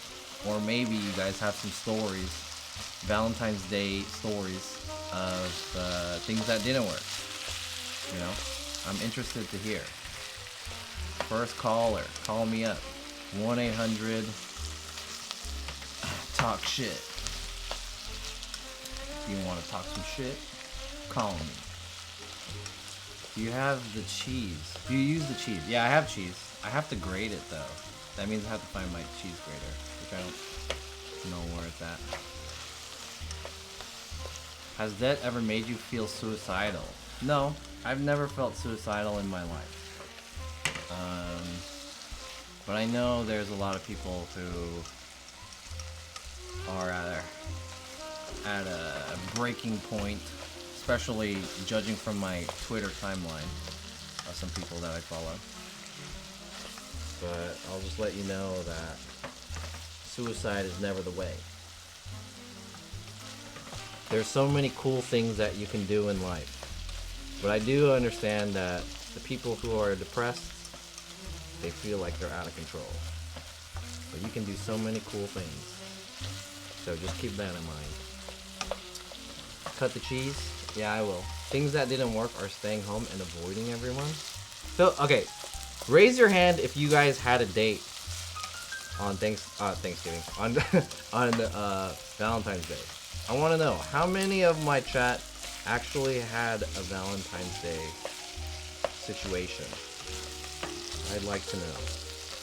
Look at that, it looks good, right? I wish I could add some. I think I'm gonna add some cayenne pepper or something. Let's make this a little bit spicy.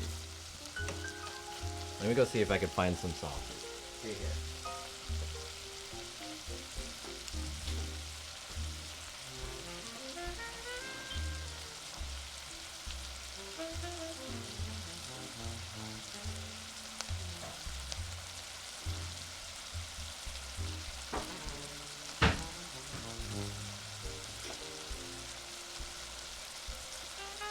I'm gonna add some organic ground smoked paprika. I don't know if this will taste good, but might as well try it. Fuck it, dude. It's Valentine's Day.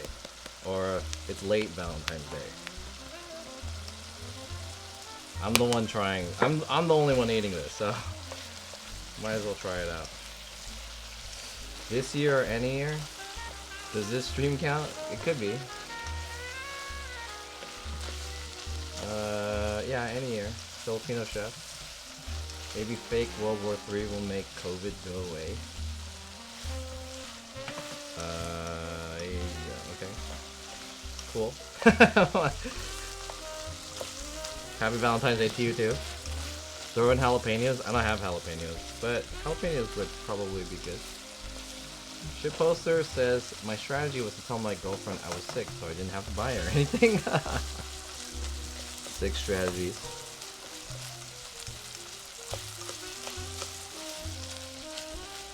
Alright, this is looking pretty good. So what we're going to do now, we're going to add Filipino party style spaghetti sauce. And what makes this Filipino, I really don't know. But it's basically just like tomato sauce. But they add a lot of sugar to make it sweet. And this one is not spicy, but I'm gonna add some spicy tomato ketchup to make it a little spicy. I like it spicy. There we go. Look at all that. Oh yeah. How much are we adding in here? Half of it? I think half is good. We'll start off with that. Mix it up. How authentic is this? I don't know, man. A Filipino person is making it. Filipino American person. How authentic does that make it? There's a lot of oil in here coming from the meat. Ooh, it looks good though. Alright, now we just gotta let that settle for a bit. I'm now going to add spicy banana sauce. This is basically the same thing as the Filipino spaghetti sauce, but this one's spicy. The ingredients are very similar. This one's made out of bananas. I guess that's the main difference. It's spicy and it's made out of bananas. Look at all that oil that's coming up from the top. Man, I hate glass bottles.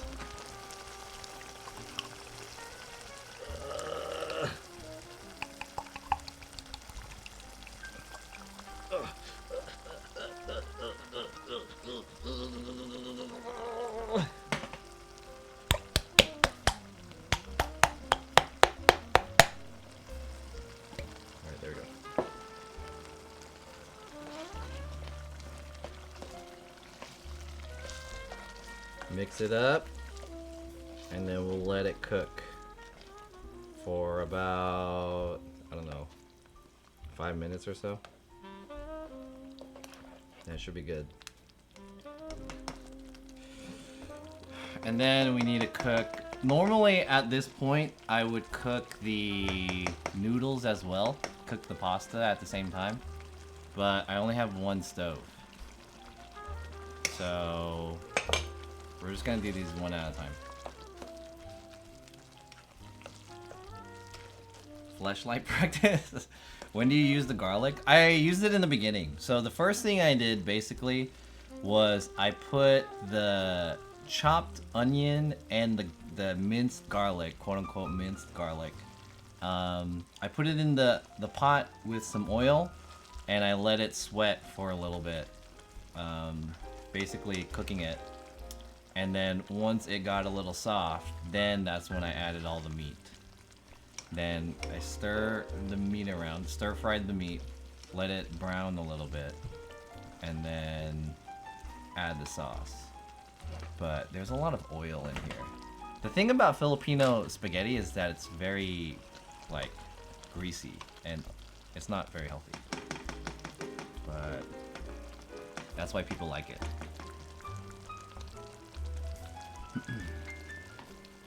Taste it? Alright, let's taste it. Cheers. Let me get one of these hot dogs. Cheers. Oh, here, let me show you. Turn down the heat a little bit. Here we go, cheers.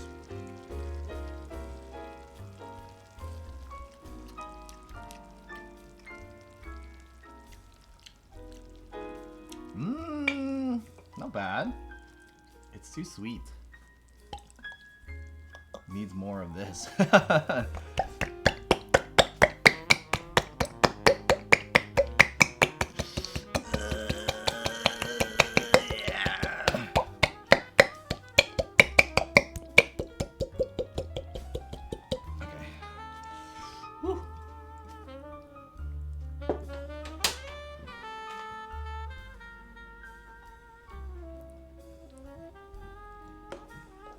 Feed some to Nest.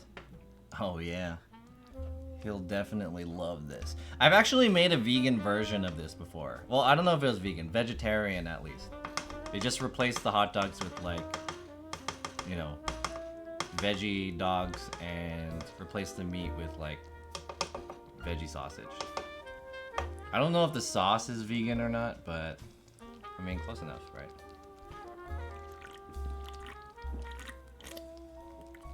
That's how you look when you're jerking off. Very aggressive and mean. Yeah. Oh yeah. Okay, might as well. Where's the cover for this?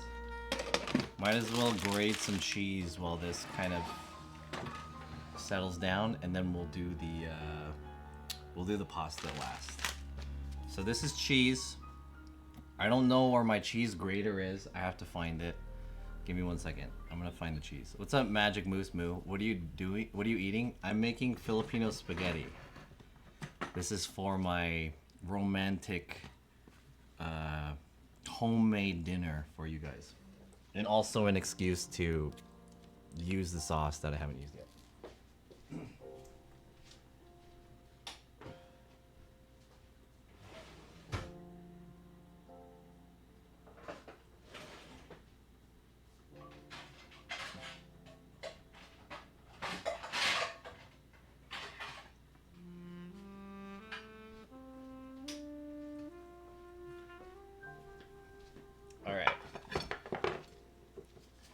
Whoa! Why is this? No, what? What the? Something happened to this guy? One of my cameras went out. Oh, it's back. It's back. Okay.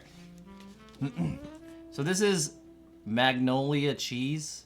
Cheezee. I don't know what kind of cheese this is, but this is very common in the Philippines. It was not cheap. It was like $4. But this is the type of cheese that they use specifically with this spaghetti. I think. I could be wrong, but I think this is the right one. Unboxing of such cheese. It can't be legally called cheese. It looks like Velveeta.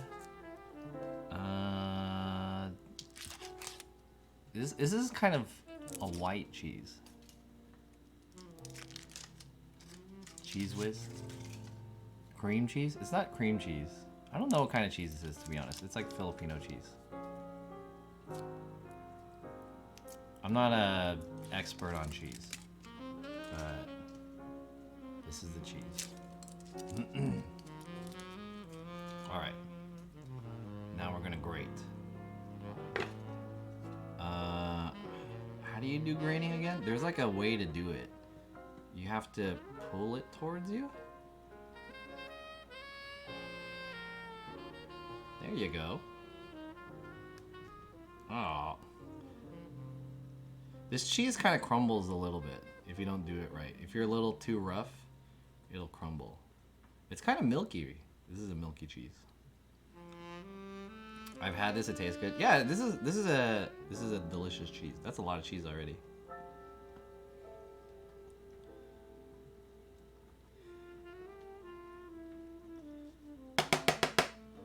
Okay, I think that's a good amount of cheese. Ooh la la. Fromage. Wait, what is cheese in Italian? I only know it in French. Do the whole thing? I don't need that much cheese. I don't need a lot. Fromage. I live in the middle of Yahooville, so doubt most of these ingredients are available here. Yeah, I have to buy all these from the local Filipino market.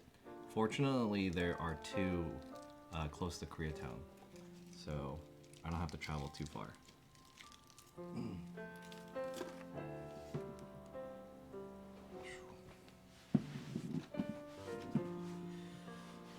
All right, I think that this is basically done. Whoops. Let me show you guys. This could be reduced down a little bit more. There's a lot of oil that's separated from the top, which is kind of gross. But I mean, it's good enough.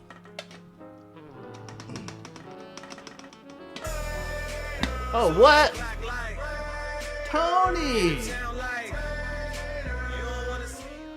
Oh, Tony! Thanks for the raid! Welcome, everyone, to Tony Stream! Yo! Welcome. This is twitch.tv/JohnSF. My name is John. I'm an IRL streamer. But on the weekdays, I stream from my home studio over here in Koreatown. I did not celebrate Valentine's Day like a lot of people have. So I'm doing a late Valentine's Day stream. So you guys can just imagine this is a point of view of yourself being my Valentine's Day date.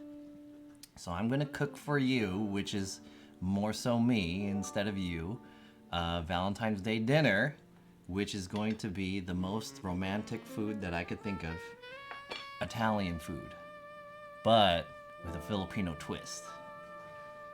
Filipino spaghetti. Only because I had leftovers of this Filipino spaghetti sauce. So, welcome to the stream. If you're not following already, please consider following, as well as following to my YouTube, because that's where I need the follows. Was your YouTube stream successful?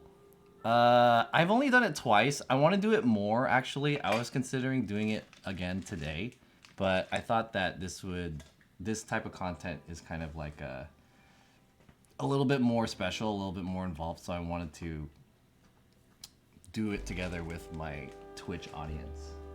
But yeah, I'm liking the YouTube streams because they're kind of, I don't know, something about it lets me talk a lot, so I kind of enjoy it. Looks good, dude. Thanks again, Tony, for the raid. Guys, if you guys aren't following Tony is a filmmaker out of here in LA. He's a cool dude and a cool streamer.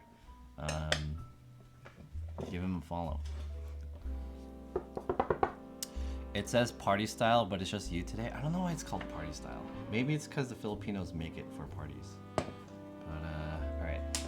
What we're gonna do now is we're gonna boil this water, and we're going to put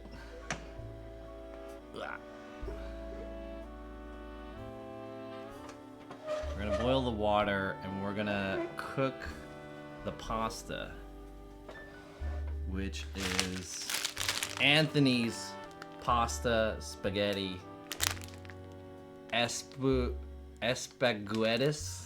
Is that Spanish? Espaguetis, as an American classic since 1972. Wait for the water to boil a little bit. I think I'm gonna add a little bit of oil so that the noodles don't stick to each other. And then, like my Italian auntie always said, you gotta make the water as salty like the Sicilian Sea. May she rest in peace in her grave. That I just made up because I don't have an Italian auntie. At least I don't think I do. Shyboy19 says, I made Filipino spaghetti last night. Oh, really? Damn. Was it for a date? Damn. Any holo holo? I might have something for you guys for dessert if you guys play your cards right. I might have something for dessert. Your replacement YouTube video has 2K views. A lot of my videos have like a few thousand views, but like I only have less than 400 subs. I need more subs. Is Anthony Filipino? This is American. I think they're American. It says American classic since 1973. Make a video where you set up a bellow box. Yeah, I'm gonna make some videos like that, like IRL streaming related videos soon on my YouTube. So if you guys are interested on stuff like that, I will soon make content like that. Speaking of which, I have a video that's in the works that I want to show you guys. I haven't finished it yet, so I only have maybe a quarter or a third of the video. So I can debut to you guys the video that I'm working on right now. And that'll be pretty cool. So now that you're all here, thanks Tony again for the raid. Let's take a look at it after I put the pasta in here. So we're gonna wait for this to kind of bring up to a boil a little bit. Once we put the pasta inside, I need to find the cover for this. And then let's take a look at a video. Let me see if I can cue that up, actually. Let's see if I can find that. This video is the video from the Super Bowl thing that I just started editing. I didn't finish it yet, but I hope to finish it by the end of the week. And I will post it to my Discord. So if you guys are not in my Discord yet, do exclamation Discord and join. And that's where all my updates are. Where did I save it? Is it here? It's in this file. Also, my music stopped.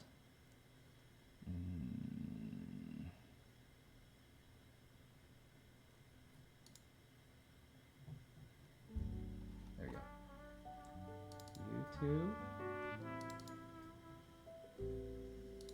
Here's the video. Nice-oo.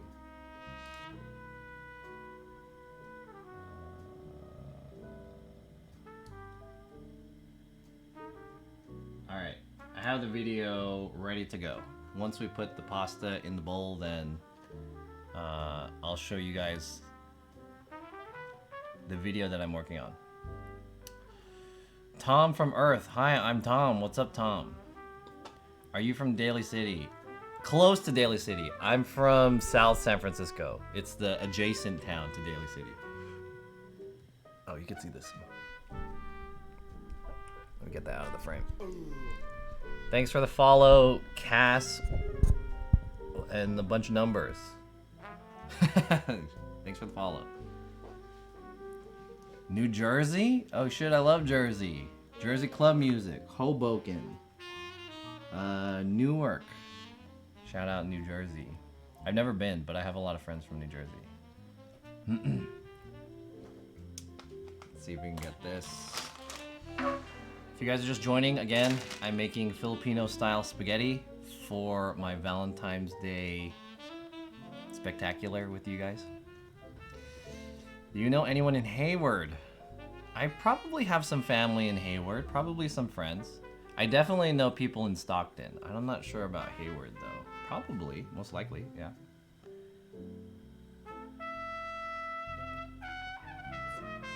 Those places kind of suck.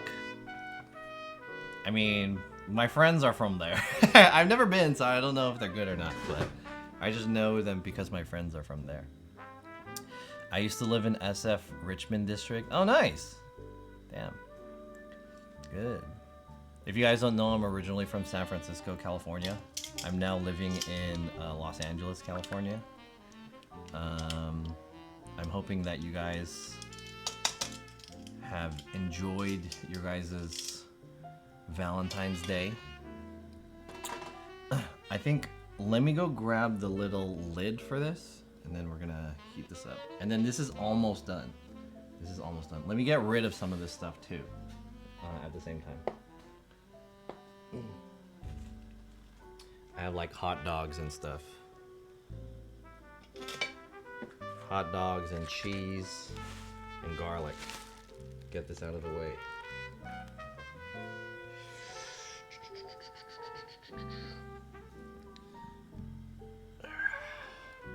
I'm gonna look for the lid. Stay here. Yeah.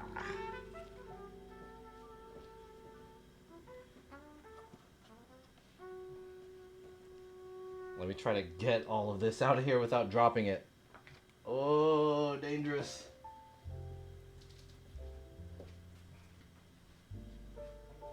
Whoa!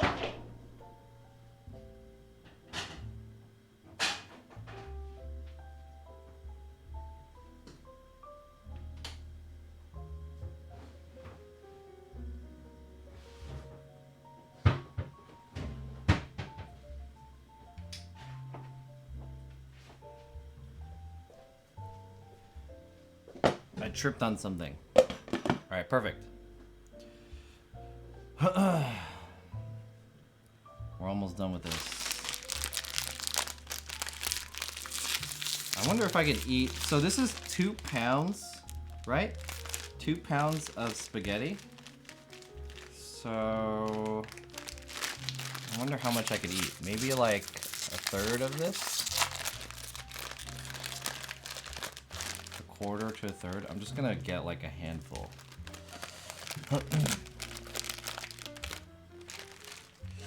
I live in Sacramento. My work is in San Francisco. Holy shit, that's so far. Sacramento is like 2 hours away from San Francisco. It's really far. 2 pounds is 10 servings. Oh. How many can I handle? I'm gonna cook like this much, maybe. I don't know how much I can handle. Is that enough? This is like a handful. How do you guys think about this? Is that enough? It's not too much. It's a little bit less than a-okay, you know. The circumference is not that much. Maybe I can eat this much, probably. All right, it's time to drop it in. Drop it in, baby. Let's go. All right, when you drop these in, you're supposed to twist it so it opens her up like that, and then it will evenly fall in once the bottom part kind of softens up.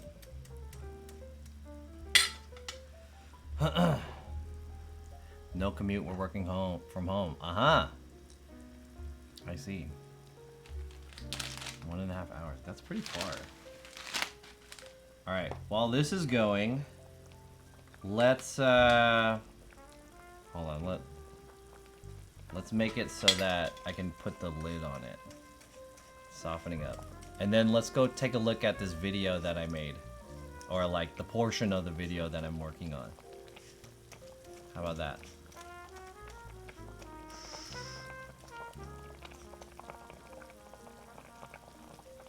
That's a good amount for you and your date. I think you underestimate the amount that I could eat myself. I feel like I could eat all this. I could probably eat more than this, maybe. Actually, I don't know. Pasta's a little bit difficult to know how much it is.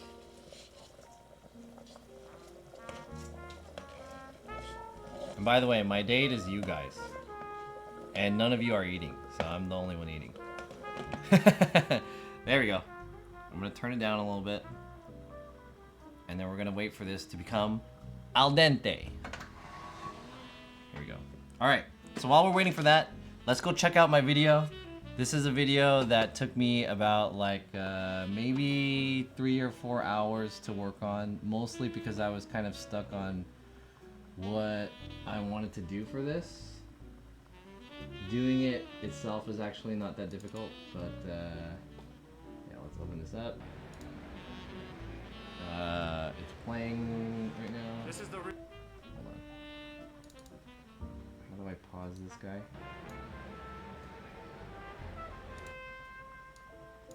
Alright. Let me mute the music. Shh. And then let's take a look at this. Oh! Wrong one. Full screen. How do I full screen? This one? Alright, here we go. Oh! You guys can't see it. Shit.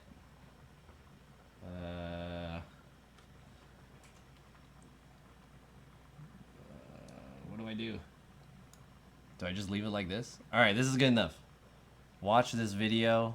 Let's take a look at it together. Where is it?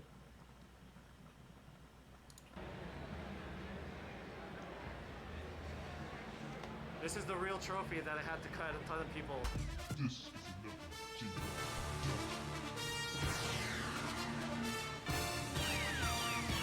Once a year, Titans collide to determine who is the best in the contest of strength, agility, and strategy. This weekend, new kings will be crowned as we celebrate the greatest sport known to mankind, football. I am John SF at the Super Bowl Experience, where we will put ourselves to the test to see if we have what it takes to join the likes of legends. Ness, how do you feel? It's kind of hot today. What the hell What are you guys? Rey Mysterio. Go. How much was that? $18. $18. Nice. Shouts out Seattle. Can you take a picture of me? Picture or video? Picture, just picture. I look stupid now. Yeah, dang, I hope you got a good one. I look terrible. It's the lighting. It's the lighting. We're gonna all challenge ourselves to see which one of us is the best I'm the best. in becoming an NFL athlete. We cut the line. Quarterback scramble, I'm not sure what that is. Air challenge, presented by FedEx. And there's a Subway vault. Can we get free sandwiches? Alright, that's the video. So far, that's only maybe like a quarter or a third of the video. That's the most I worked on, maybe like two to three, maybe like 3 to 4 hours worth of trying to determine what I wanted to do. I realized I probably should have introduced that video before showing it to you guys. So the context of that video is that myself, Cooksucks, and Nest, we went to the Super Bowl Experience down there at the convention center nearby the crypto arena over the weekend. I live streamed it, and I'm taking the live stream and I'm editing it into a kind of YouTube video, a little bit, more compressed and more in the style of YouTube. So far, that's how it looks like, and yeah, it's been pretty interesting. This is the third week that I'm kind of trying to work in this workflow of turning my live streams into YouTube videos. I don't think anyone else is really doing it in the way that I'm doing it. I don't know if this is the best way to do it, but I think it looks a little bit better than just like cutting up a live stream. I mean, essentially it is cutting up the live stream and editing it, but the video itself was like made for YouTube, or the live stream itself was made with the intention of putting it onto YouTube, so it feels more like a YouTube video at the same time, it being a live stream on Twitch. So basically what I do is I do the IRL stream and I record locally from my camera so that it doesn't have all the effects and whatnot, and it looks cleaner because it's in higher resolution. And So I have the video. The video is basically exactly the same as the one that you would see on Twitch when I do the live stream, because I'm using the same camera, and then editing that video into the YouTube video. So for those of you who watch the live stream live, you probably won't see anything like new per se, but it's repackaged and it's a little bit more fluid, I think. Is this for your class? It's not. The class is actually over now, which I'm supposed to make a video review for. I forgot about that.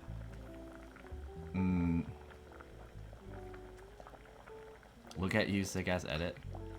Yeah, I that intro was like me trying to deliver an intro. I think some of the things that I need to work on with my YouTube videos is like I need to work on being able to talk better to the stream, and I think that that really shows, because when I do live stream, it's not as hard as doing a YouTube video and delivering lines and stuff like that. I feel like there's more pressure when you're just recording for a YouTube video that's not really instantaneous, because when I'm doing a live stream, I feel like I could be a little bit more chill because I'm not trying to deliver lines for a video.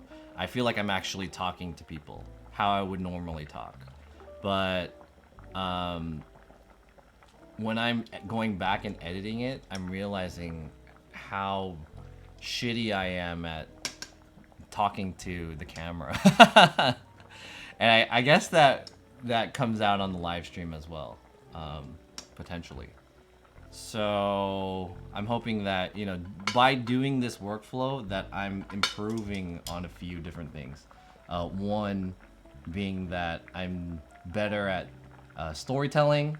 I'm better at talking to the camera and making my live streams more interesting and better, and just like making the package feel more prepared. Dude, there's so much oil in this. I kind of want to pour some of the oil out. Can you guys see this? Look at all this oil. I don't know if you can see that, but there's a ton of oil. You see all the liquid that's freely moving around? That's a lot of fat and oil. So I think I'm gonna drain this. I'm also gonna pick up a ladle, and I think these noodles should be done al dente. The YouTube voice. Yeah, I want to find the median between speaking comfortably and having like a YouTube voice. And I want to be able to have this voice for my live stream. I just need to be more confident with doing it, you know what I mean? Reading copy is a whole different animal than speaking off the cuff. Exactly. What's up, guys? Welcome back to the channel. 90% of YouTube videos start off like that. What's up, guys? Hey guys, what's up, guys? Welcome to the YouTube.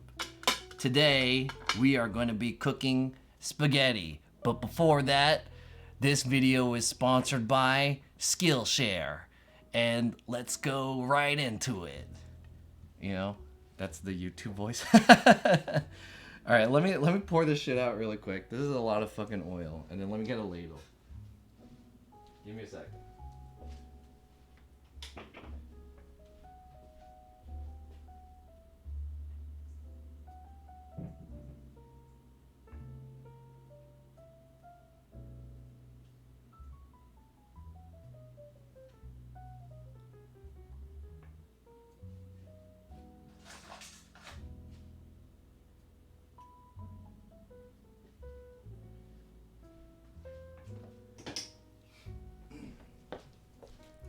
Now let's get into it.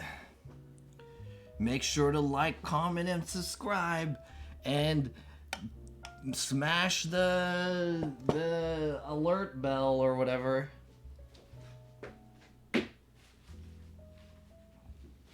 We upload new videos every day. All right, I hope that these noodles are done. I'm gonna give it the al dente test. Here you go. Is this al dente? Let's try it.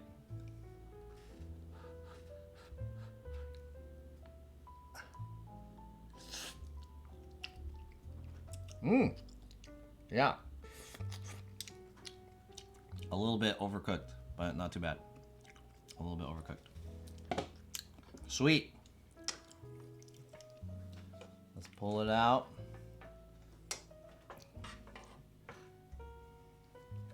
Ooh. Damn. Oh, you know what I was supposed to do actually? I'm supposed to just drain the water from the noodles. And that would be a lot easier than trying to pull it out. That's what I should have done. All right, hold on. Let me just drain the water out from this. Stay here.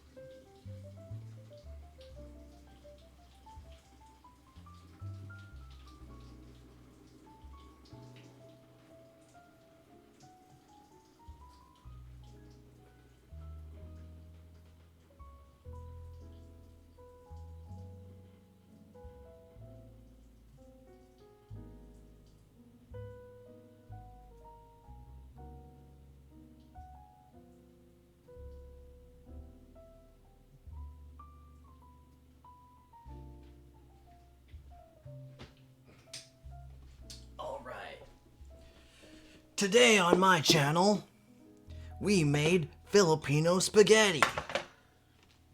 This video is sponsored by Blue Chew. Now let's get into it. Pour oil down the drain. Yeah, I poured it down the drain. Please describe the taste. Oh, thanks for the follow, Tom from Earth. I appreciate it. Who's the girl, Tom? The girl? My girl, Raquel. What? Alright, here it is. Damn, look at this pasta. Shahee! Look at all that. Two of these bad boys. Let's lay it all out. Am I supposed to prepare it in like a special way? Am I supposed to like... Is this how they do it at Olive Garden?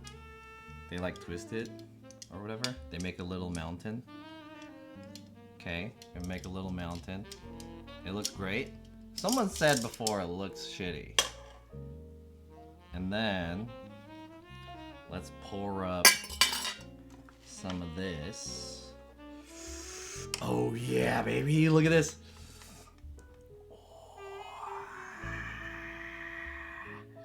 Focus. Look at that. Oh yeah, man. Look at that, man. Oh. Oh. Oh yeah.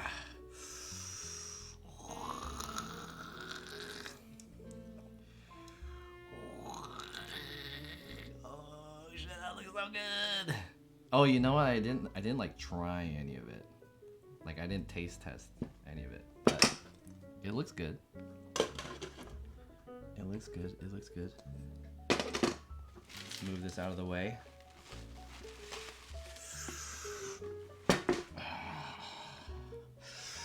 I'm excited. Valentine's Day dinner with my chat. Okay. Put that over here. Oh shit, man. Oh yeah. You know what? We have a candle and I have a dead rose. I wish I got a fresh rose. I forgot. But this should kind of set the mood a little bit. Let's light it up with a lighter. Candlelit romantic dinner for myself and the stream. Oh fuck.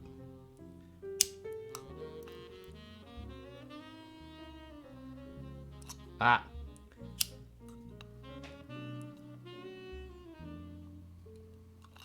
There we go. Yeah. Whew. Okay. romantic Valentine dinner. Myself, candlelit, you and me. We're going to sprinkle a little bit of this bad boy on it. Look at this. Yo, it's not focusing. I think there's facial detection. And then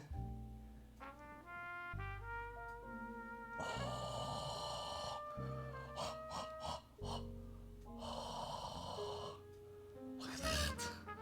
Look at that. Nice. Sweet. Candle's gonna set the rose on fire. That's okay. It's a dead rose. Symbolizes our relationship. Can we do the scene from The Lady and the Tramp? I don't know how we would do that, but I suppose we could try. Anyways, chat, happy Valentine's Day, even though it was a couple days ago. Thank you guys for your continued support for my channel and everything that we've been doing today. I very much appreciate it. I always have fun streaming on Twitch.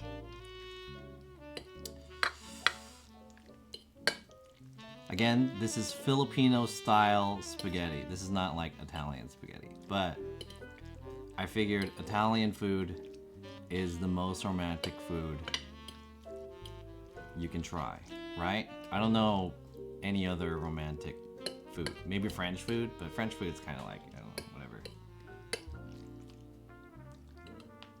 I assume Italian food is the most romantic shit you can make. All right, here it is. Cheers. Cheers. Lady and the Tramp.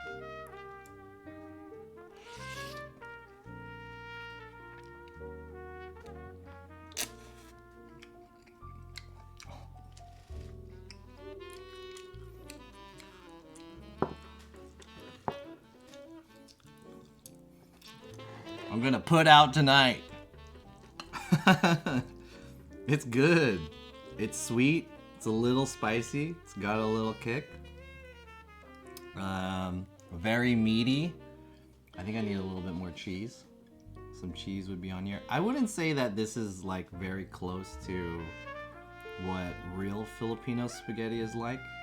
I mean, it is close, but like if you try it from Jollibee or something, it's obviously a little bit better than the way I made it. But it's close enough, I think. Seriously nice camera, thank you. Sushi is the most romantic. I feel like I am so romanced by John. I'm blushing. Oh, really?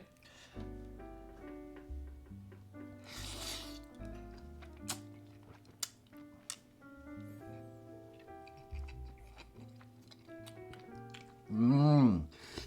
Mmm. So good. So good. All right. Imagine we're on a date and you're with me, John SF. If you're in my position, I mean, if you're with me, but let's say you're on a date. What kind of things do you talk about on a date? I want to ask you guys.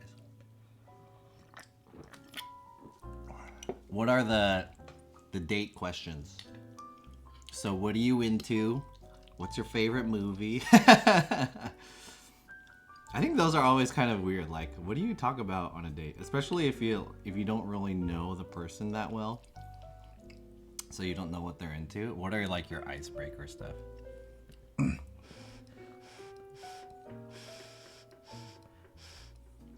Can't wait for Valentine's Day dicking down after. Time for a shot.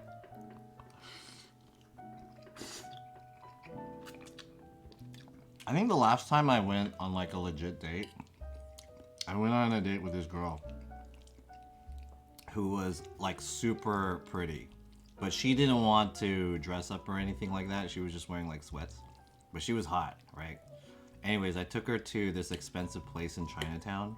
I forgot what it was called, like Momofuku. And we had these drinks, and I was like, yo, let's have some of the food, whatever it is. We'll sit at the bar. We'll have some drinks. And then I got us like these expensive whiskeys that we wanted to try. It was like a Japanese whiskey, and like one cup was like $24. And in the end, I think we had two. In the end, the bill was like 100 something. This was like the first date. And in my head, I was like, this is kind of a lot for a first date. Maybe nowadays, $100 for a first date is like not that crazy. But back then, when I dated her, this was like more than 4 years ago. I wasn't making a ton of money. So to me, like $100 for a first date was like, damn, I'm trying pretty hard. And when the bill came, I was like, yo, $100. Anyways, what happened to that was that was like the last time we talked to each other. Well, we talked to each other a couple days after that, but we didn't see each other again.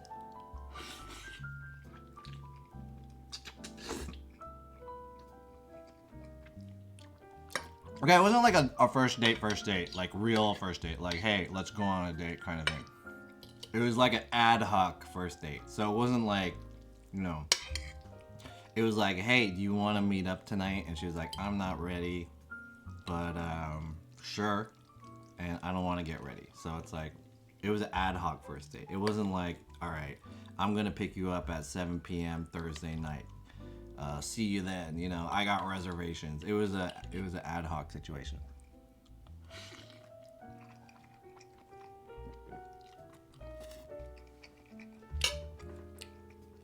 So that means she doesn't take you seriously? Yeah, probably. Here's a napkin.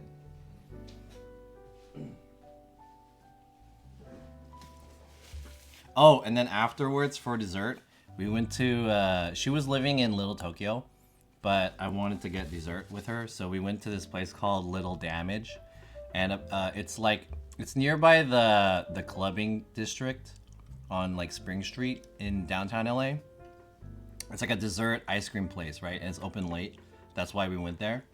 And they have this little picture booth in the back, and so we took pictures too. And I still have the picture somewhere. I have like a box of like ex-girlfriend stuff. Ex-girlfriend memories. It's somewhere over there. Where did you meet her? I don't remember. How did I meet her? It was probably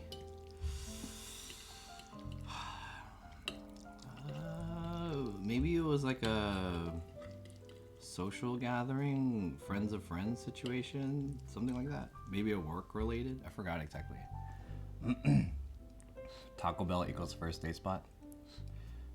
Show box. I don't want to show the box.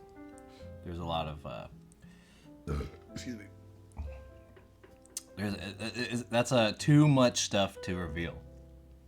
You know, I gotta keep some of it secret.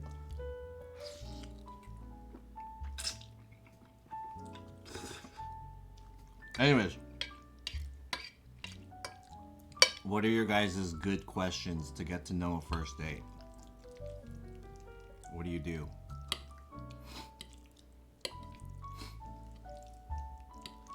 You know, I was skateboarding over the weekend with Ness, and there was this like super hot girl on the street, and at that point, Stephanie Lee had raided my channel because I was streaming, right? So there was a hot girl, and I was like, "Hey, you're so beautiful. Please be safe," because it was during the like post. It was during the post Super Bowl thing, so there was a lot of craziness happening.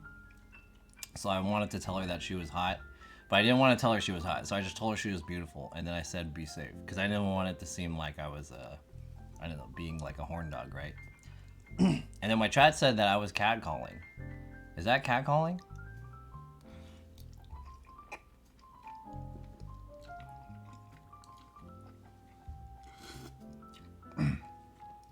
Maybe it's me, but even if it was more of an impromptu date, showing up in sweats is a bit rude. I mean, she looked good in the sweats. I'm not gonna hate on the sweats. So it's all right.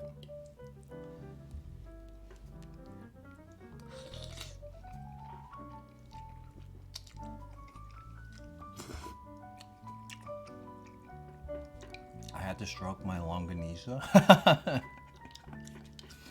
That was sexual harassment. Yo, Sight Monster, what's up? Was it sexual harassment? Damn. I guess you would know, right? We have our Sight Monster is our what's the word? He's our correspondent in sexual harassment. Our John SF Enterprise regional expert on sexual harassment and drunk driving. What's up, Kenny?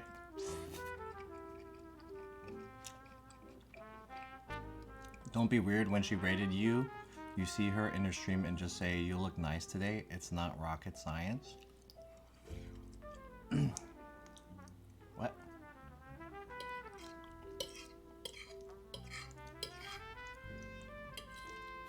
I mean, yeah, I guess. What's something you're proud of? That sounds like an interview question. What's something you're proud of? Tell me of a time where you endured a stressful situation and how you overcame it. I'm running out of noodles. Or pasta, I should say.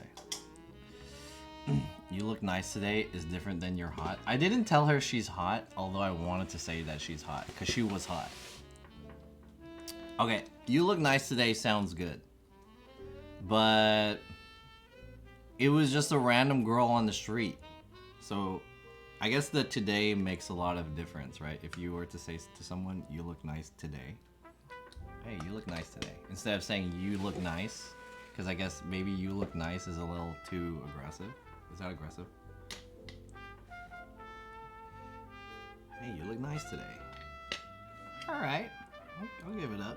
I'll give it up. I can see that. I can see that. Fair enough. It's my niece's birthday. Where do you see yourself in 5 years? Yeah. It's my niece's birthday. I want to get her something nice in that shirt, hat, whatever.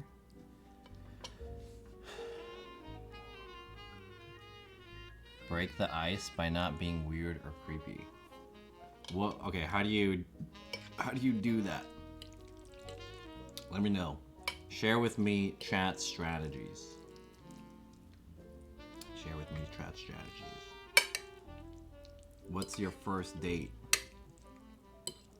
stuff? Do you guys have any first date strats? Okay, let me ask you this, since it's taking a while for people to answer this one. How do you guys feel about who pays on the first date? I always feel like it should be the guy's thing to pay on the first date. That's really what it separates, depending on who pays, it really is what separates homies from hanging out from a date. So if a guy pays on the first date between a girl and a guy, it's like a pretty good signification that the guy thinks that it's a date, I think.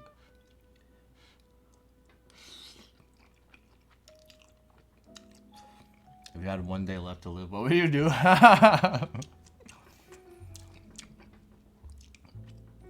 What's your religion tier list? That's a... What's your religion tier list? I believe Judaism is S tier.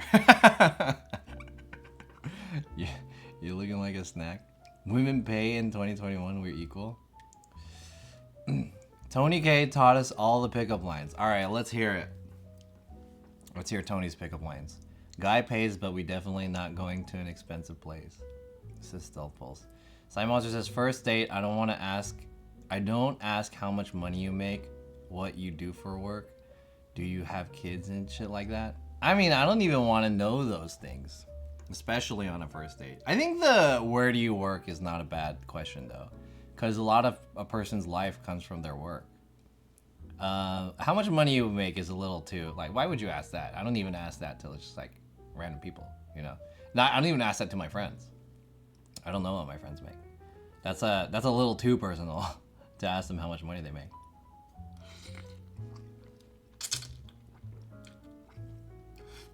I pay for my homies and my date.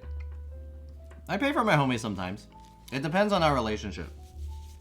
Sometimes, you know, like, I have friends who would prefer to just split, and it helps us both out, you know, because we're just paying for ourselves. But there's that, you know, there's a kind of camaraderie when a guy pays for you and you pay for your homie the next time. That, like, you know, let's take turns paying for each other. That's kind of nice, you know. I always pay, but if I'm with a female friend, she pays half. Fuck that. Have you gotten laid on a first date? No, never. I've gotten laid on times that they were not dates.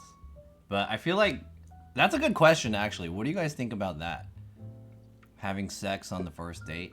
I feel like that kind of, I guess it depends on what you're looking for, right? If you're looking for a meaningful relationship, I feel like having sex on the first date kind of ruins it. But if you're not, if you're just trying to, you know, have a fling or whatever, you just want to, you're not serious and you know, you just want to do it, then sure, sex on the first date.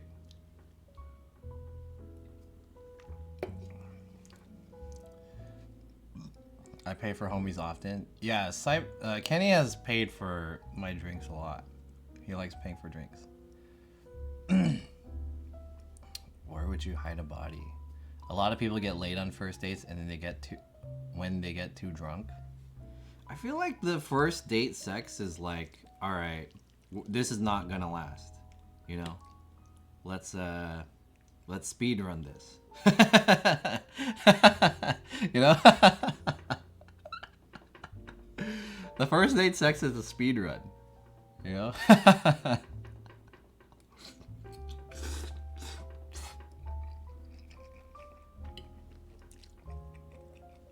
How did the food turn out? It's good. Very meaty. I really like this kind of food because it's like this is like typical food that you would eat at a Filipino party or something. It's very reminiscent of, like, you know, hanging out with the family. A lot of Filipinos like this food, obviously, because it's very greasy, it's heavy, there's a lot of meat. There's a lot to like about this food. There's a lot of carbs. But because of those same reasons, this is not very healthy to eat. So I would not recommend eating this often. Very unhealthy.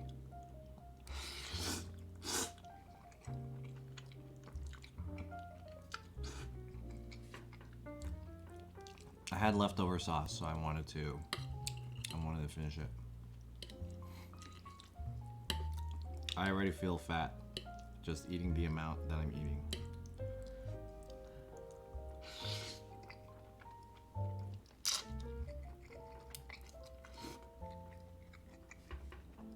Don't drink on the first date? I like drinking on the first date. I like drinking on any date. I had a girlfriend who could drink a lot. Like, way more than I could drink. So it was super hard to keep up with her. And I often just, like, passed out whenever we drank.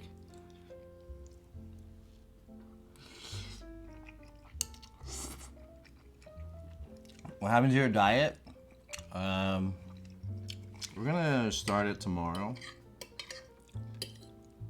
Or maybe next month, after I get back from Vegas. Sounds about right.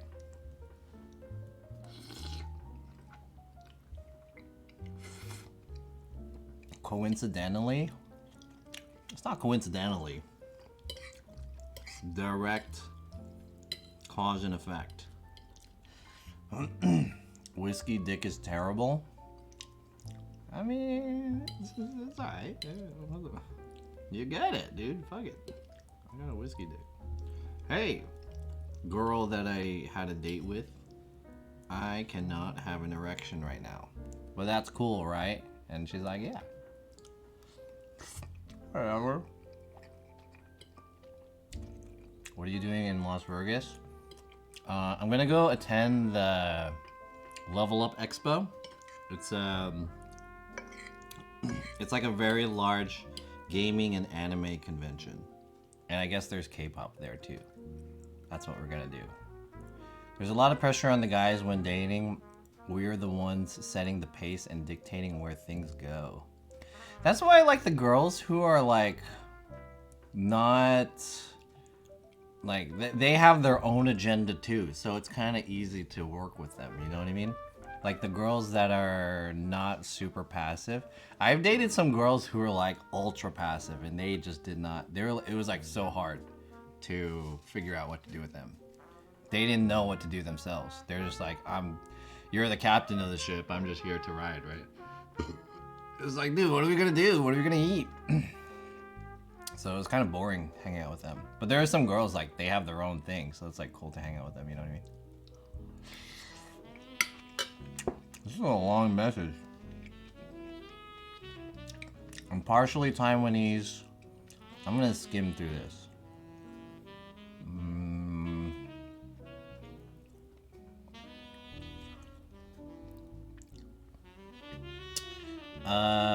Something about we went to my favorite Taiwanese restaurant. When we got there, she looked confused. We ate our meal and then she ghosted me. Can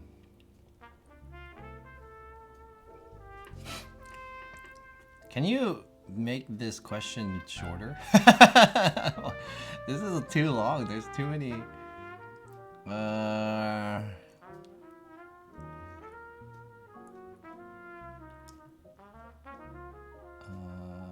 I don't know what this question is asking.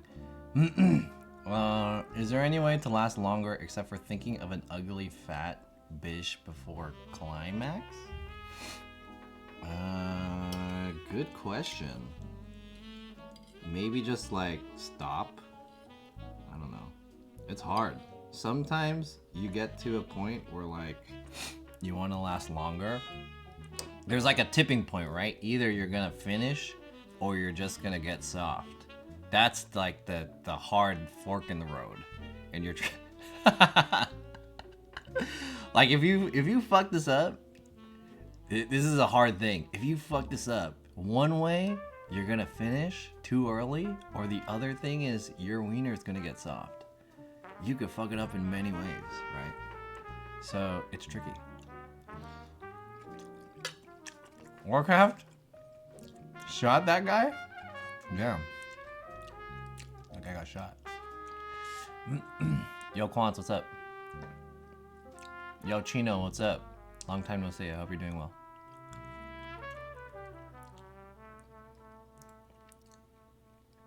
Wiener is never soft. You just deleted. I don't know why you deleted that, but I don't know. Oh, CM! Thanks for the rating with the party of 2. What's up, CM? How are you doing? Shout out CM. CM streaming. He was saying how he felt lonely on Valentine's Day in the Discord. I'll tell you this. Hey, actually, this is a good thing to talk about. I want to let you guys know, if you guys feel lonely because you don't have a date or whatever, or you don't have a girlfriend, that's totally like on you. Like, there's a lot of people, they feel lonely in the world because they're not in a relationship, they want a girlfriend or whatever. I'm here to let you know that if you feel bad that you're not in a relationship, you're not gonna feel any better when you're in a relationship. I'll guarantee you that. The only thing that can make you happy is yourself.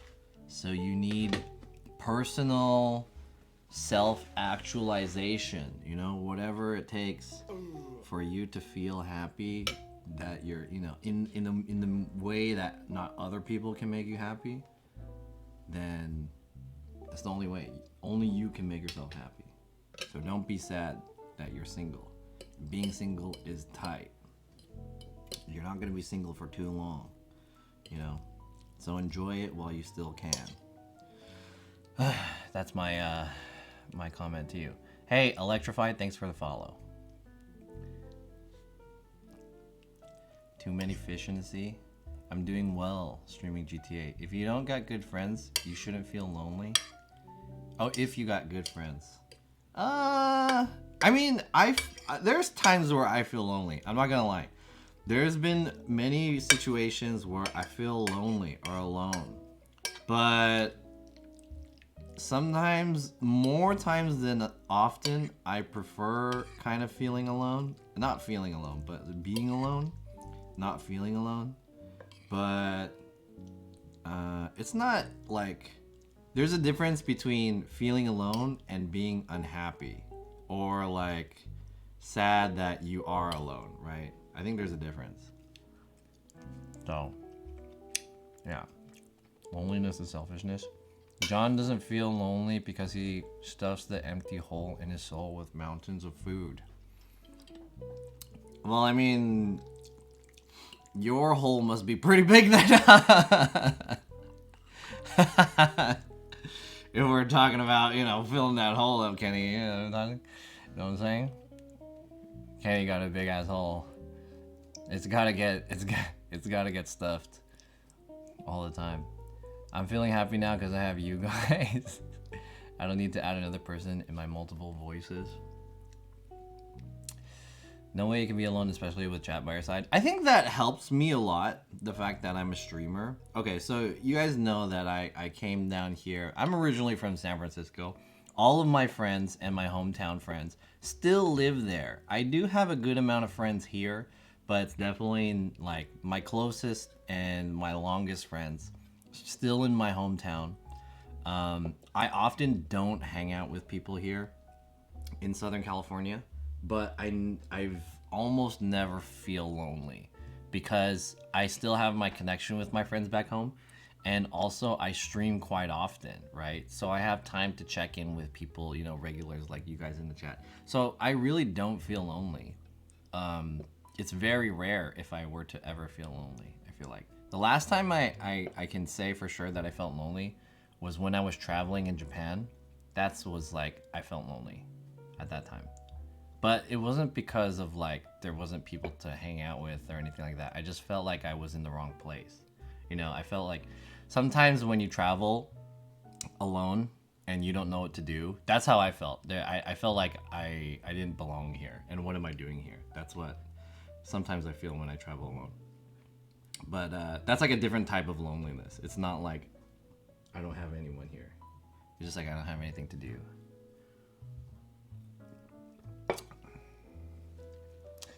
I barely see you stream nowadays. Yeah, I barely see you in my chat.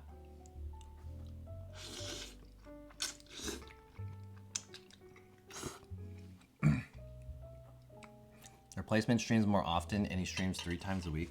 I literally stream 3 times a week. So, I don't know how he can stream more than me if it's 3 times a week. But, Replacement doesn't have a job, and I have a job. So, John's a big time YouTube streamer now. Yeah, that's the real reason. I'm living it big on YouTube, baby. Hollywood. Calling my name.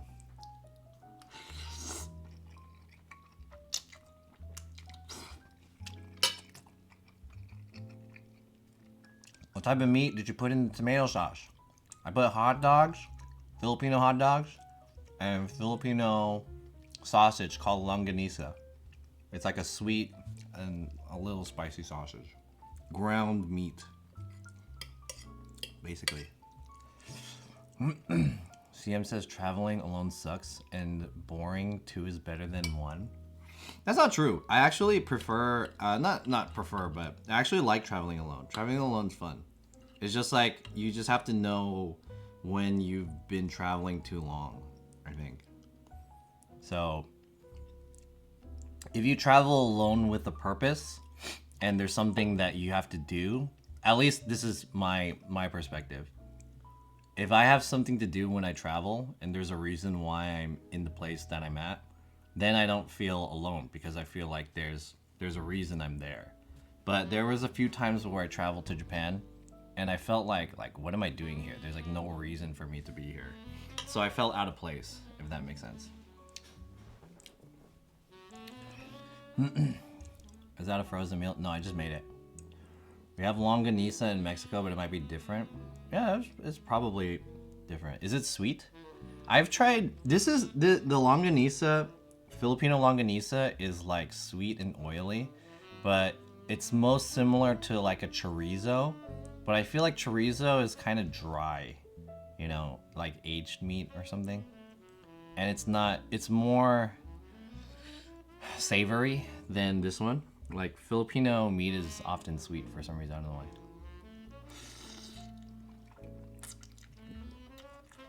My Thai homie's mom makes crazy sausage. Ooh, Thai sausage.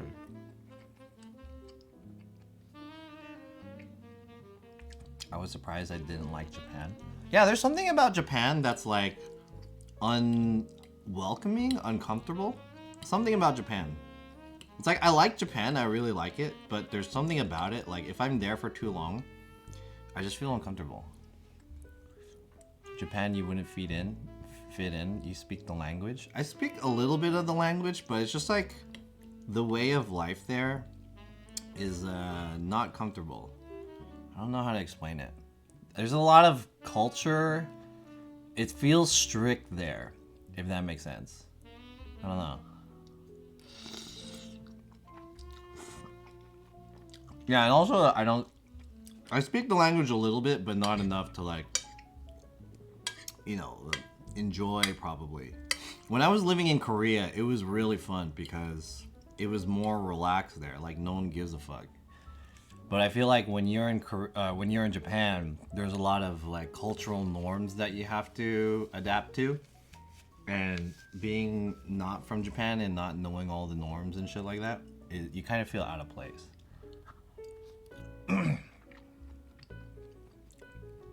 Japan is very alienating. That's also true. That could also be a reason. Even Japanese people are like, the individualism in Japan is very strong, versus like, you know, feeling like you're a part of something.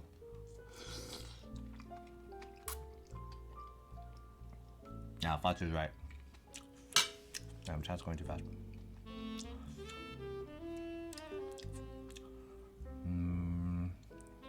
What's up, Clear Joker?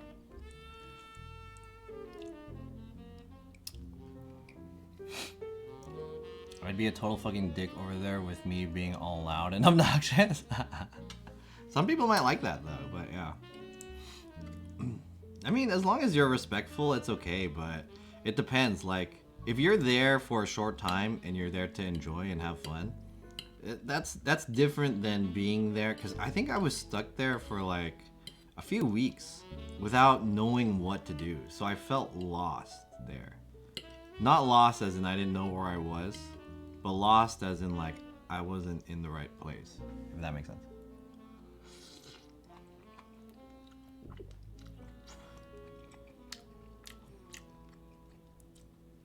You went to all the stores? The strictness is loosened during Shibuya weekend when everything is super hammered.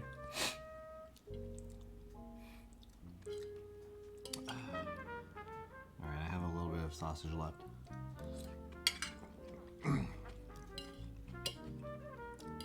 Anyways, yeah, interesting conversation.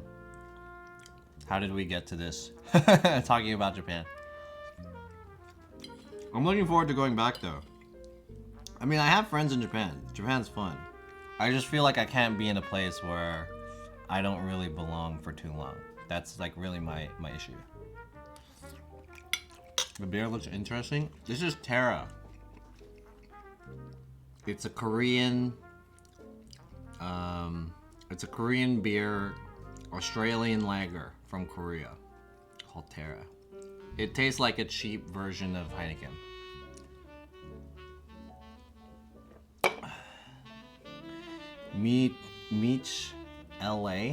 Michla. I felt so free walking in Japan without worrying about getting mugged. Yeah, Japan's very safe, but I felt uncomfortable. I didn't want to like, you know, fuck up any rules or anything like that. Eating and walking is a big no-no. Yeah, see, that's one of the things. Like, what's wrong with eating and walking? I fucking did it. I'll do it all the time in Japan. I don't give a fuck. It's not against the rules. Japan is fun. Yeah, Japan is fun. I'm not saying Japan isn't fun, but I just don't like, you know, staying there for too long. I don't think I could ever live there. I really like Japan. Japan's fun. Japan's cool. I just couldn't stay there for too long without like something to do there.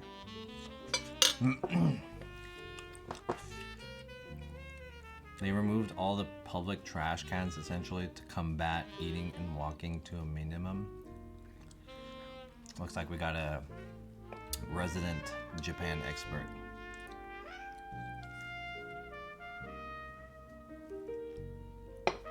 Have you ever eaten McDonald's breakfast? Of course.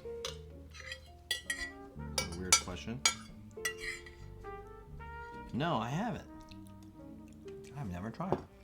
Anyways, I'm done. I ate all the pasta. I think I still have a good amount of sauce left, and I still have half of the bag.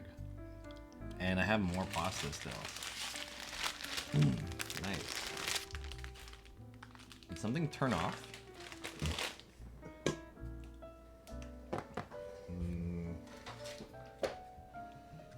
Let's get some more smoke in here. Yeah. Smoke it up. 420, man. Yeah. Woo. I like it.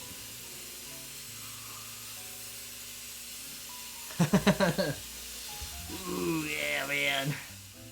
Ooh. Dude, the fog is not thick anymore. Maybe I need to put more juice in there. But there's a good amount of juice. I need it. Let's hit it again. One more hit. Big hit. Oh, it's not ready yet. Yeah, look at that. Look at all that vapor wafted around.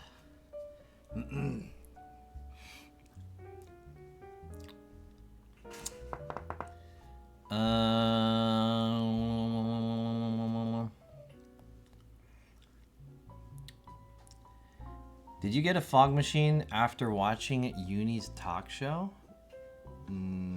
I might have, if you're asking in terms of the timeline. If you're asking in terms of like if I got it because of her talk show, I definitely didn't, because I didn't even know she had a fog machine, and I did not even watch her talk show, so I have no idea. But I got this fog machine because I wanted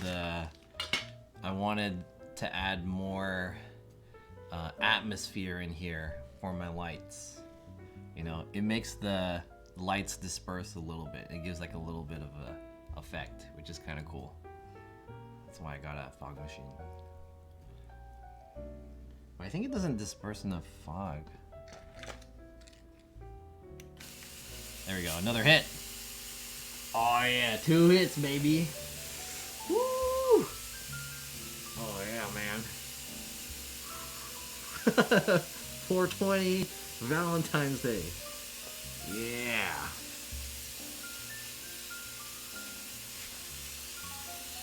More red lights, they increase the sexual arousal and heart rate. Is that true?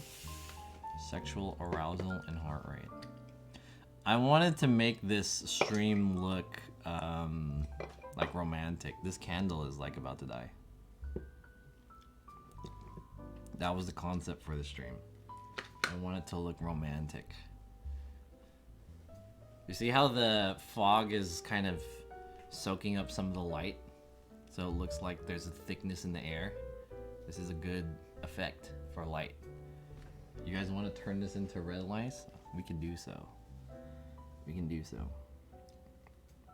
Check it out. Make it a little bit of red up in here.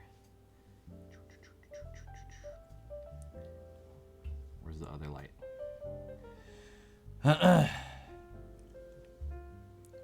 It's getting steamy. Hell yeah, baby.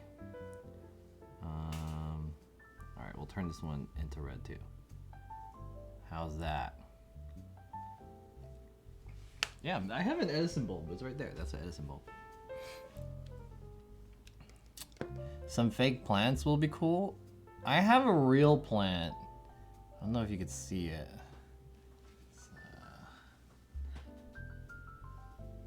Oh, it's right here. You can barely see it, but there's a real plant right there. It's a real plant. And it's dying because I don't really take care of it very well. The dead rose really sets the mood. I should have got a real one. I forgot to do that. I should have got a real, not a real one. This is a real one, but I should have got a fresh one. I guess that's the right word. Should have got a fresh rose.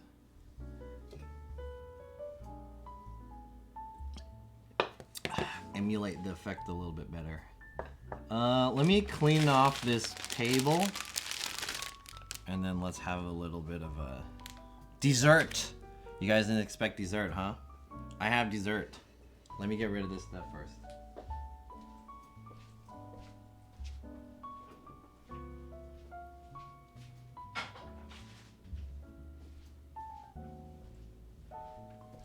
Should I move the Edison bulb a little bit closer? Maybe that might look good. Hey, thanks for the follow. Appreciate it. We're almost at 5,000 follows, and I'll do a 24-hour camping stream once we hit 5,000 follows. Hopefully it won't be cold when I do that camping stream, because it's only February.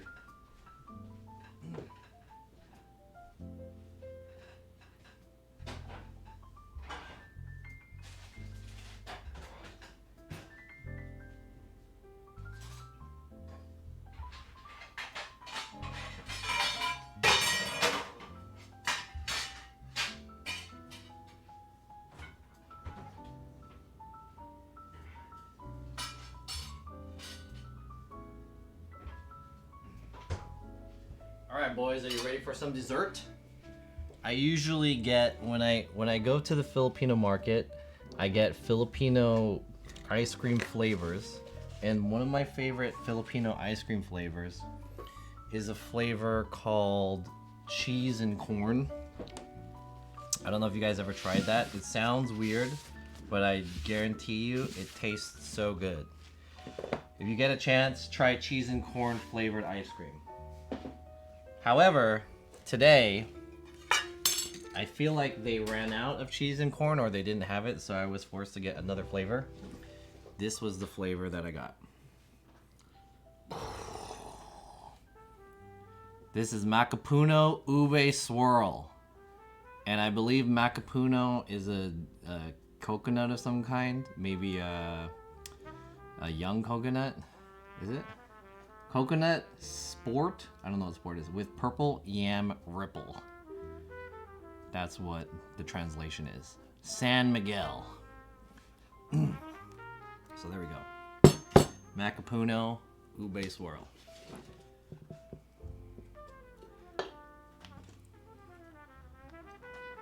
I've never tried this before, so I don't know if this is good. I've never even heard of this brand.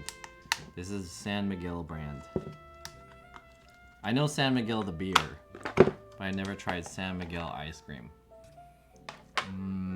So far it doesn't look that good. It's probably kind of hard too. Should I let it soften up a little bit? Let it soften up. Excuse me. Isn't cheese just milk fat? It's milk curd. I mean, I guess that could be the same.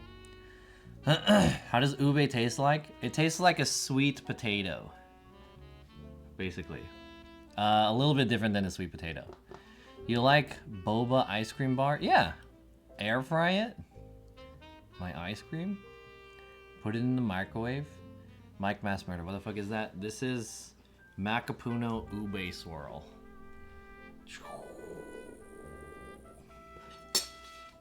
Let's try it. It looks better in the picture than it does the actual thing. Oh yeah. This is a nice scoop. Got a little wave going on.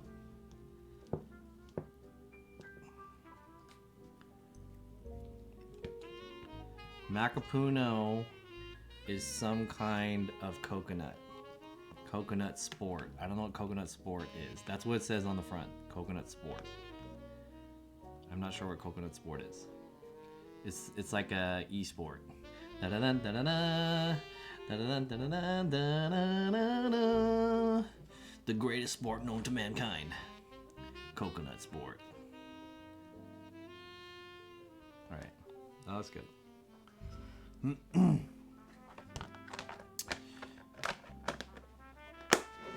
I like Macapuno. There's like 0 ube in it. Yeah, the ube is a little bit of a scam. It doesn't look as good as it does in the picture, huh? This is what the picture ube looks like. It's like this. This versus this. It doesn't look anything like that. It looks like like jam or something. Macapuno is so good. All you guys know about Macapuno? I don't know the last time I had Macapuno, but especially in ice cream form. It doesn't look too bad, I suppose. It's got that like Frieza colorway. It looks like Frieza. White and purple. Looks good. Alright, we'll see if it's good or not.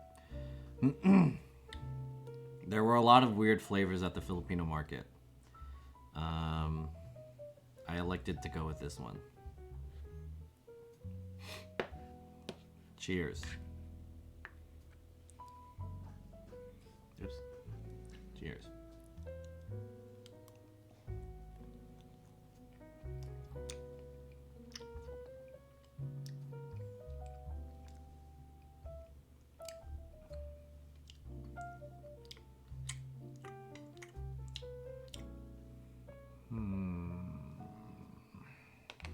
Let me try it again.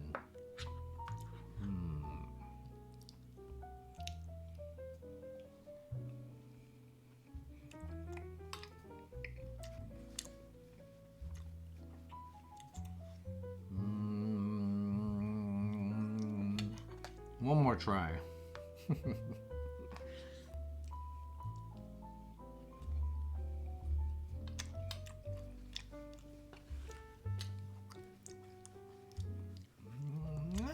I guess. I mean,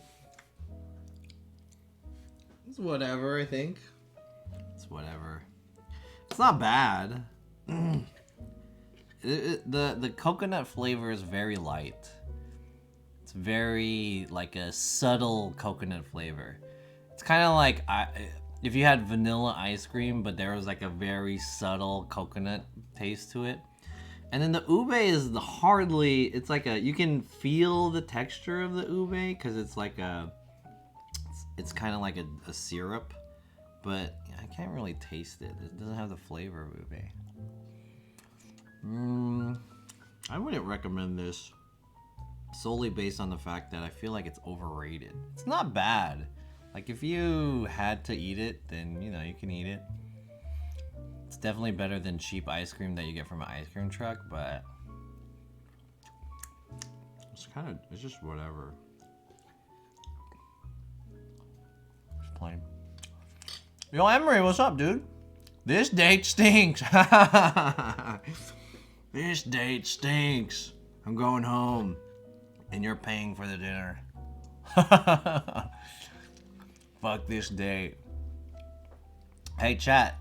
Emery in the chat, she's a pretty girl, wherever she is. Oh, her chat's not on here anymore.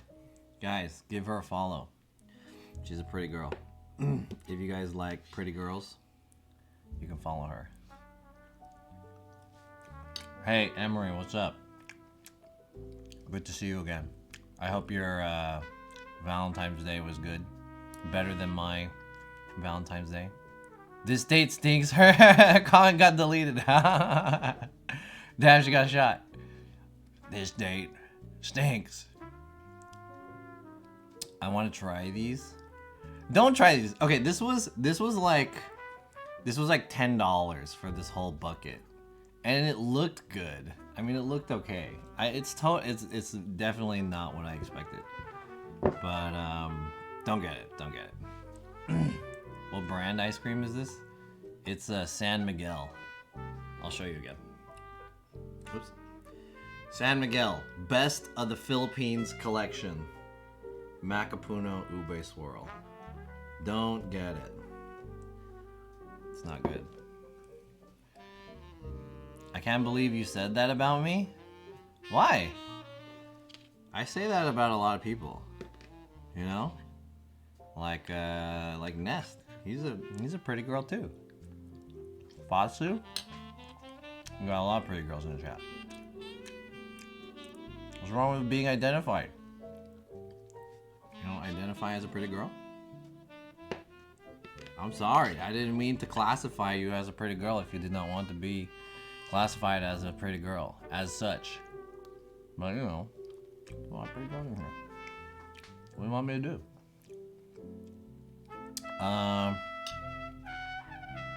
What did you say? I worked all day last night. Last night? What was last night? Tuesday? Do you have another job?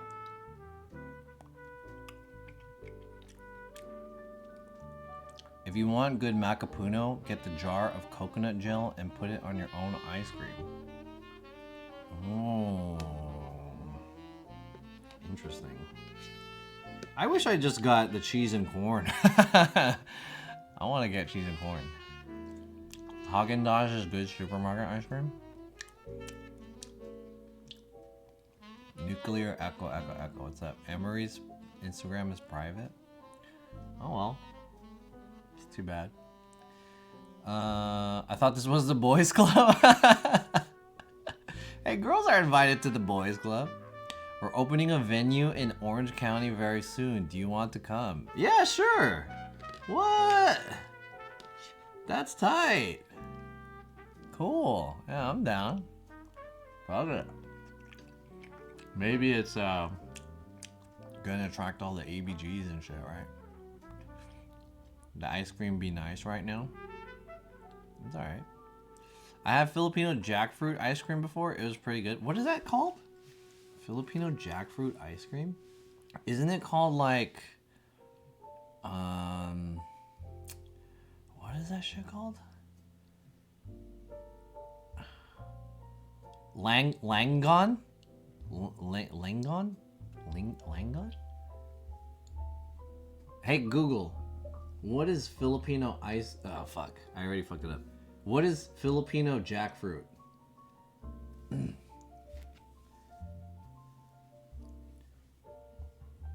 Oh, my other Google answered in the bedroom. Dude, why does my bedroom Google activate and not that one? That one is supposed to activate. I can't hear it. Jackfruit is Braum. I will send you deets. Nice! Friends and family party next Friday? Oh no! Hey, I'm going to Vegas next Friday. By next Friday, do you mean this Friday or the Friday after this Friday? Yeah, Lanka, that's the word. Lanka. That's the word, Lanka. The 25th. Fuck. Yeah, I'm going to Vegas that weekend. Damn. Oh well. Unfortunate. But maybe I'll go the week after. When I'm back. Whack. Yeah, that is whack. I'm sorry. It was predetermined. Vegas after OC. Go right after. Can you go to the Pinball Hall of Fame? I suppose I could. I've seen like a few other streamers stream from there. I'm not a huge fan of pinballs though, but I guess I could try. Anyways, that was my Valentine's Day, late Valentine's Day dinner. I hope you guys in the chat who experienced this date with me was impressed by my skills, as well as my talking points and my just overall romantic environment that I've made for you guys. Hey, the smoke and shit makes this look kind of cool, right? Because it makes the lights look all, you know, glowy. Should I hit it one more time? Let's take a big hit. Hit it one more time. Whoops. There it is. One more hit. Yeah. Woo.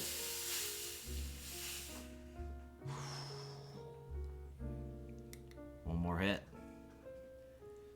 Yeah. Disperse that. Damn, we gotta put a lot of smoke or whatever. Anyways, what do you guys want to chat about? What time is it now? Oh, it's already 10:30. Holy crap!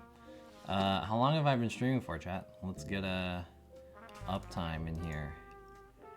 I've been streaming for 3.5 hours. I reckon I could stream for half an hour more, and then we'll hit the 4-hour mark on this indoor stream, and then yeah. Let's talk about some other shit. This candle that Nest got is not working out very well.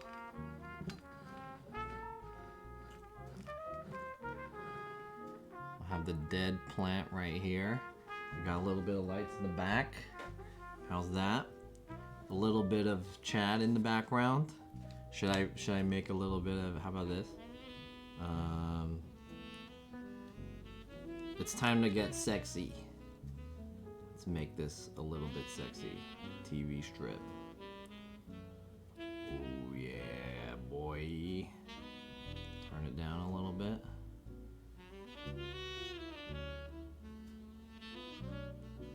Oh, that's not it. Ooh. Drop it down. We just want to make it subtle. It's too pink. Make it like, you know, make it more deep red. There we go. Look at all that. Nice. Oh, how about let's have some champagne. You guys want some champagne?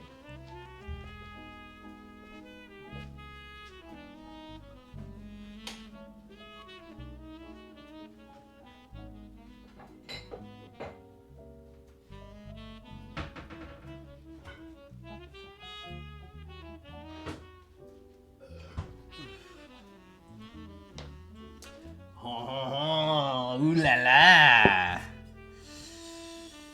We got some champagne. Oh, this is the aged champagne from the New Year's party.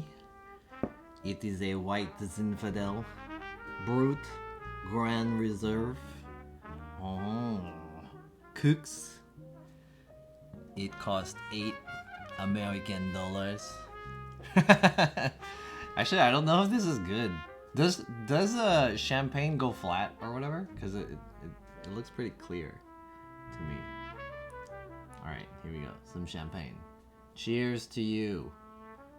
You know, everyone who's in here in this chat, you now officially experienced a John SF date.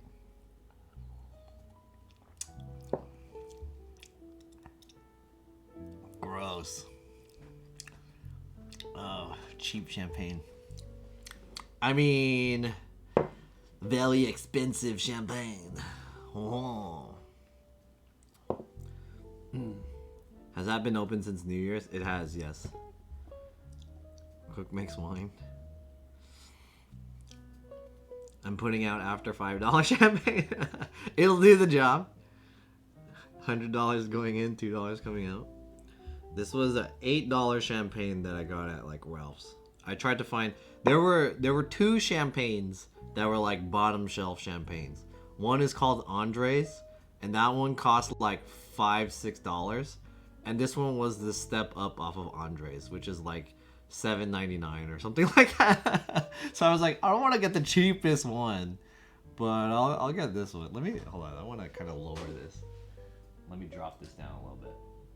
Reframe the shot. There you go. What do you guys know about Andres?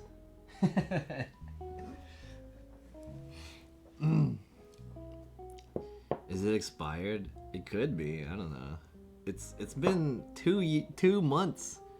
Maybe it's expired. Does champagne expire? I don't know if champagne expires or not. Maybe. Andres is not champagne. It's like cold duck or something equally awful. Barefoot is actually really good. Is it really? Barefoot is actually also cheap champagne. That's like the 3 bottom tier champagnes. Cook's, Barefoot, and Bubbly and Andres. Check the date. Okay, I'll check the date. Is there even a date on this?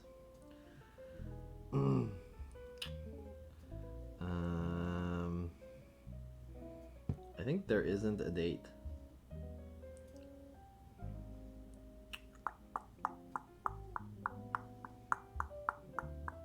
There isn't a date. Maybe it was on the top part, but obviously this top part is ripped off. Because I sabered this guy. I used the knife and I cut it off the top. I don't know if you guys could see this. Hide my face. There it is. Come on. There we go. The top is chopped off. I used a knife to cut it off. That's the traditional way to open a bottle of champagne. Very traditional way to open some champagne. How we did it in the ancient French times. Did you keep the cork on? I did not. No. Once you open champagne, it starts dying. You have 2 days tops. Oh shit. So I shouldn't be drinking this, huh?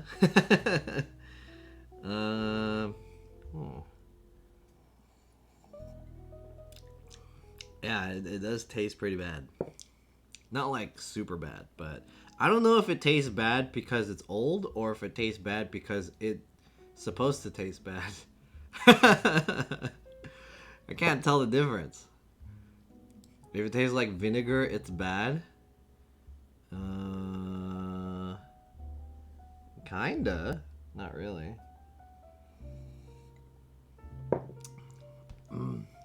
Fermented champagne equals food poisoning? Is it? Hey, this guy's name is Polymerization. Sick name. I love that name. We're gonna create Gaia the Dragon Champion. Did you have it corked? No, it was just open like that. How can you cork it? It's broken. You can't reseal this. Once you saber it, it's open for life. You know, you can't plug it back. You want to put the hymen back? It's been, you know, deflowered already. It's been sabered. Sabered that bad boy.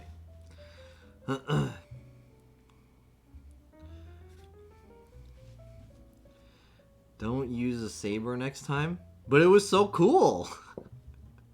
I recommend you guys try sabering it once in your life at least. Because once you do it once, you're like, dude, that's the only way you can open a fucking champagne bottle. There's like 2 legit ways to open a champagne bottle. One is you saber it. That's such a badass way to do it. And the other way is you like pop that shit open and it's like, you know what I mean? Those are like the 2 badass ways to drink champagne. Fucking shower everyone. Yeah, dude. We won the Super Bowl kind of shit. You know what I mean? If you open it up in a regular way, that's like, oh, come on. This is not a celebration anymore. You're just an alcoholic.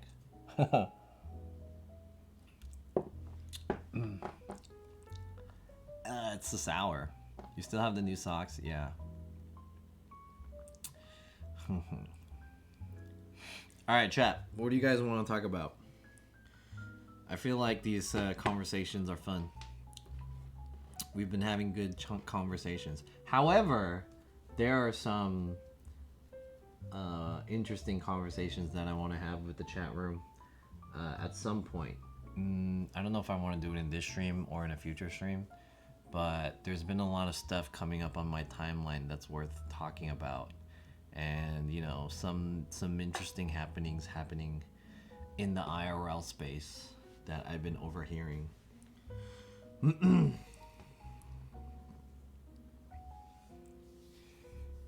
Can we see your tiger pants again? Yeah, sure.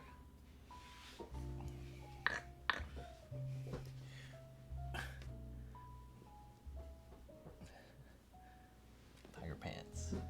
This is not tiger. This is like cheetah, right? Tiger is like straight lines. I believe this is cheetah or jaguar. I don't know the difference between a cheetah and a jaguar. Are you gonna stop doing IRL streaming? I don't think I'm gonna stop doing IRL streaming anytime soon. I reckon I still have the rest of this year to at least do IRL streaming. So maybe next year? Who knows? I don't know. I have been feeling like I have kind of capped out in the IRL streaming like space, you know? That's an interesting question to ask. Maybe capped out is not the right word, but what's the right way to put this? I've reached my plateau. Those are liver spots. Are those pants pleasures? They are pleasures, yeah. Pleasures. Can you see the branding right here? And then, I don't know if you guys noticed this before, but this is Babylon, and there's a little heart there. This is the Valentine's edition t-shirt. I only own maybe like 2 or 3 red t-shirts, because I don't really like wearing red.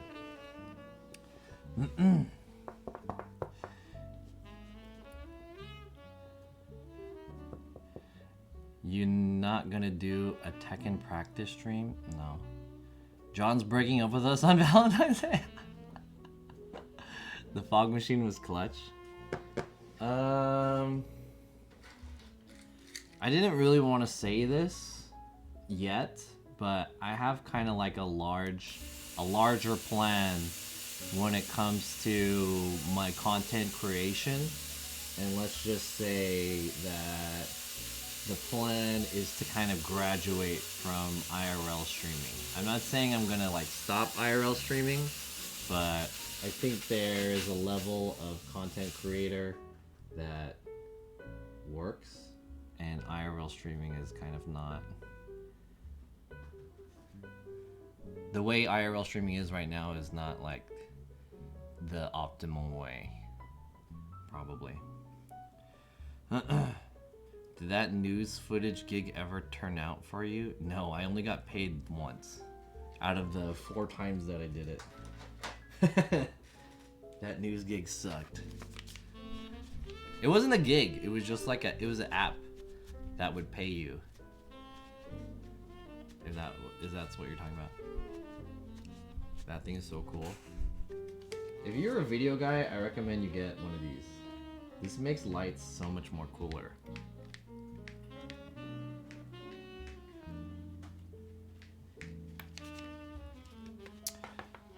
This guy says, favorite game, Skyrim. Favorite food, sushi. And I'm just here for a good time. Leave my worries behind. Good shit.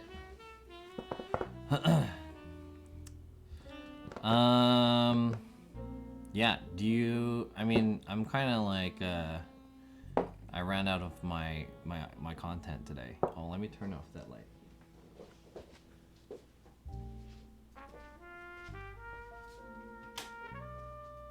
Oh, yeah, the reason why I brought up that stuff is because, okay, so here's the thing. Cook Sucks, my friend, he's gonna be going to Asia soon. And I'm planning to have him come on the stream if it's possible. I don't want to say this like, and I don't want to say this because I'm afraid it's not gonna work out. But hopefully we're gonna do one more stream with Cook Sucks before he goes to Asia or wherever he's going. I don't know if the timing will work out or not, so I don't want to promise to you guys, but that's kind of what we're trying to work on. And I dropped something. The ice cream is still out. Yeah, I have to put it back in the freezer, but it's okay. Yeah, he's going to Asia.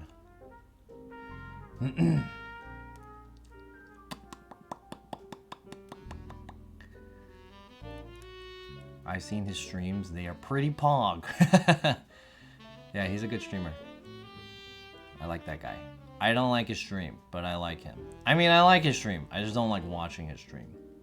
Because it makes me cringe. And I don't like the feeling of cringing. This year, when things kind of open up, I'm planning to go to TwitchCon Amsterdam. Thanks for the follow. And then we're hopefully gonna be able to go to Asia too. I've been wanting to go to Thailand for a long time. I think those guys are like what's the word? Jumping the gun before being able to go. But yeah, I can't go personally right now. But hopefully, if time allows, we'll also be going to Thailand too. Gina, your stream never makes me cringe. Cringing is bad for your health. What is your next project for your camera, says CM? I'm doing a lot of video projects these days. I just want to get better at making videos. So this year is a whole year of trying to grow my YouTube channel and learning more about doing video, like recorded video.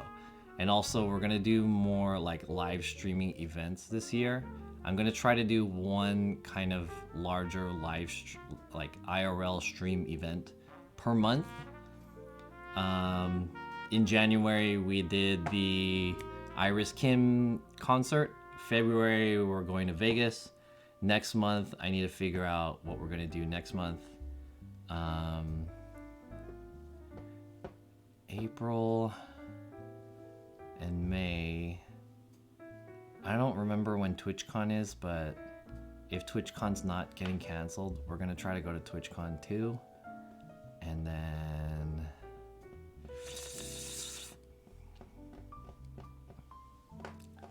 we'll see what happens before.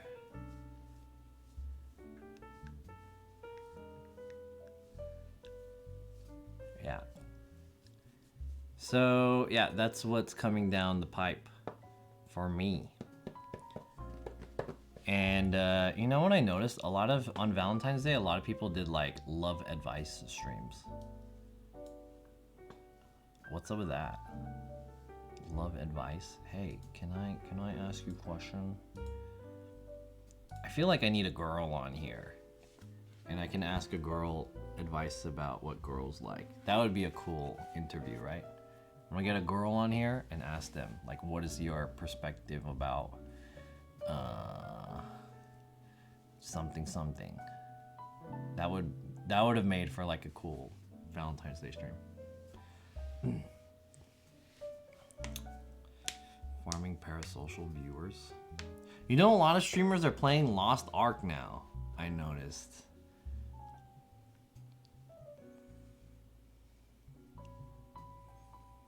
Love advice on Twitch, that's just negative future subs?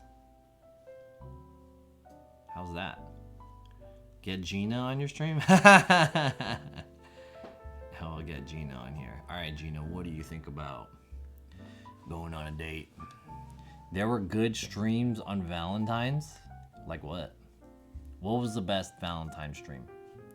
Lost Ark is good if you play Diablo. I never played Diablo before. I've never played any MMO. I actually have played Diablo 2 for like a week, but I didn't like it. I thought it looked dumb. I play Lost Ark. Vic, you play Lost Ark? Love the Diablo. Diablo 1 on the 51K mode. Yeah, exactly. Get cook on in a dress.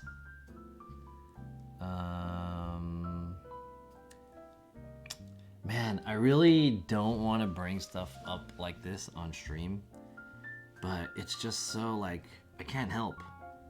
I can't help.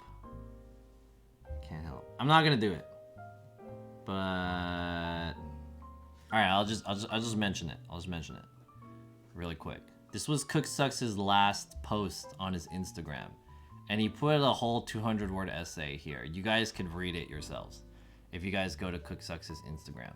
But when I read this, he made it so you can't comment it. But when I read this, I had a few thoughts about this, and I thought it was interesting, which is why I want to get him on my stream, and I want to talk to him about his his thoughts about streaming. I want a whole like interview. I read that before he took it down. He didn't take it down. It's right there. It's still there. Unless you mean he took it down and then he put it back up. I don't know if he did that. But it's basically him saying he is unsure about his IRL streaming career and like all the stuff that he's done. And I think this is a very interesting perspective as a streamer myself, who's experienced some struggle with streaming too.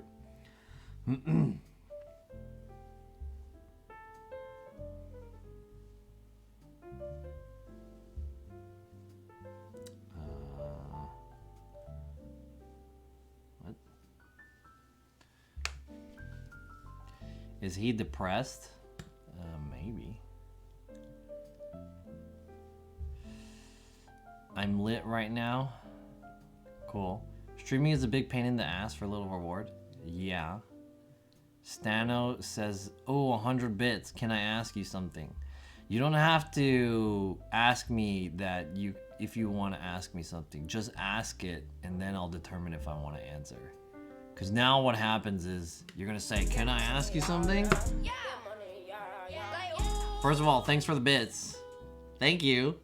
Secondly, now Can I ask you something? Now it's teeing up this whole like, oh man, what is he going to ask kind of thing.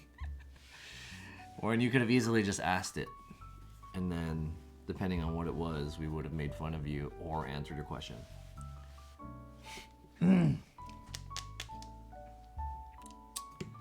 Anyways, thanks for the 100 bits. Just read it. He'll determine.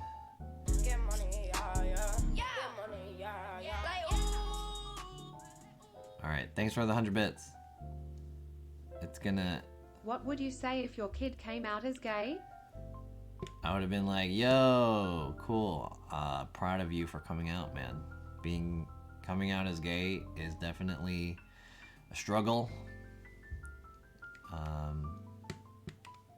And I'm here to support. That's what I would say. Is that a foldable phone? It is, yeah. Foldable phone.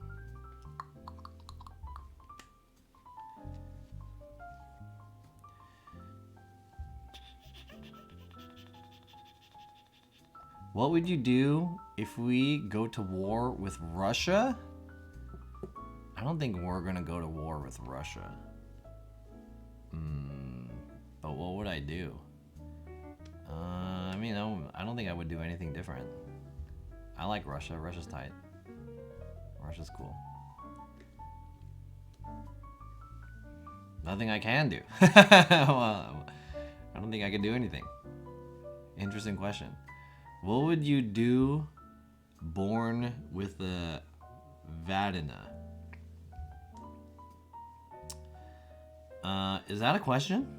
I know there's a question mark in there, but I think you're missing something. What would you... Oh, you said the same thing.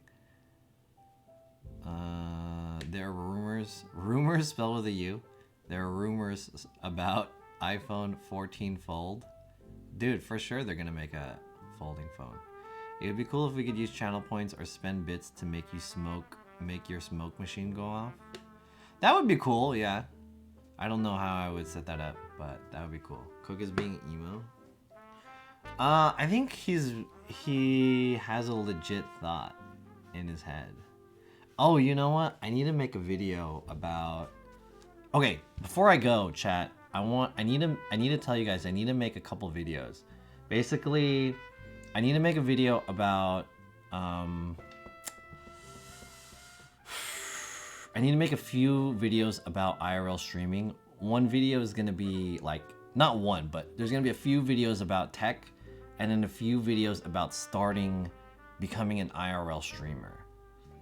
Because I think that in this year coming up and the next year, there's gonna be more new IRL streamers that I want to enter the space, and they want to know more about IRL streaming. There's not a lot of content on YouTube or even Twitch or there's not a lot of resources anywhere that help new people who want to get into IRL streaming. That's kind of something that I want to do for my YouTube channel.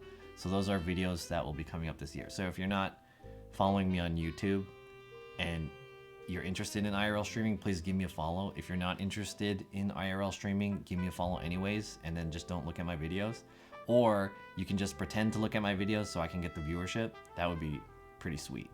But if you have questions about that, I'd be willing to answer, because I'm going to make videos about that content, trying to share my experience being an IRL streamer. That's kind of related to what Cook Sucks has written in his tweet, because I want to make a whole point about that in one of my video, maybe multiple points, points in my pants, about that topic. So I want to do that.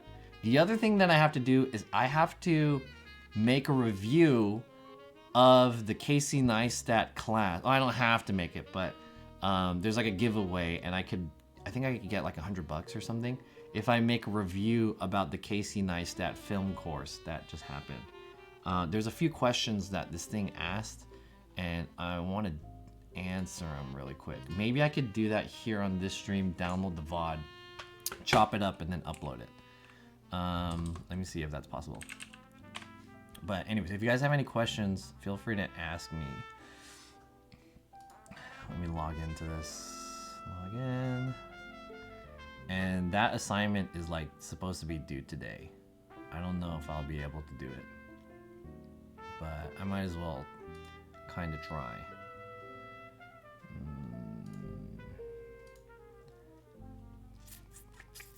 It's due today.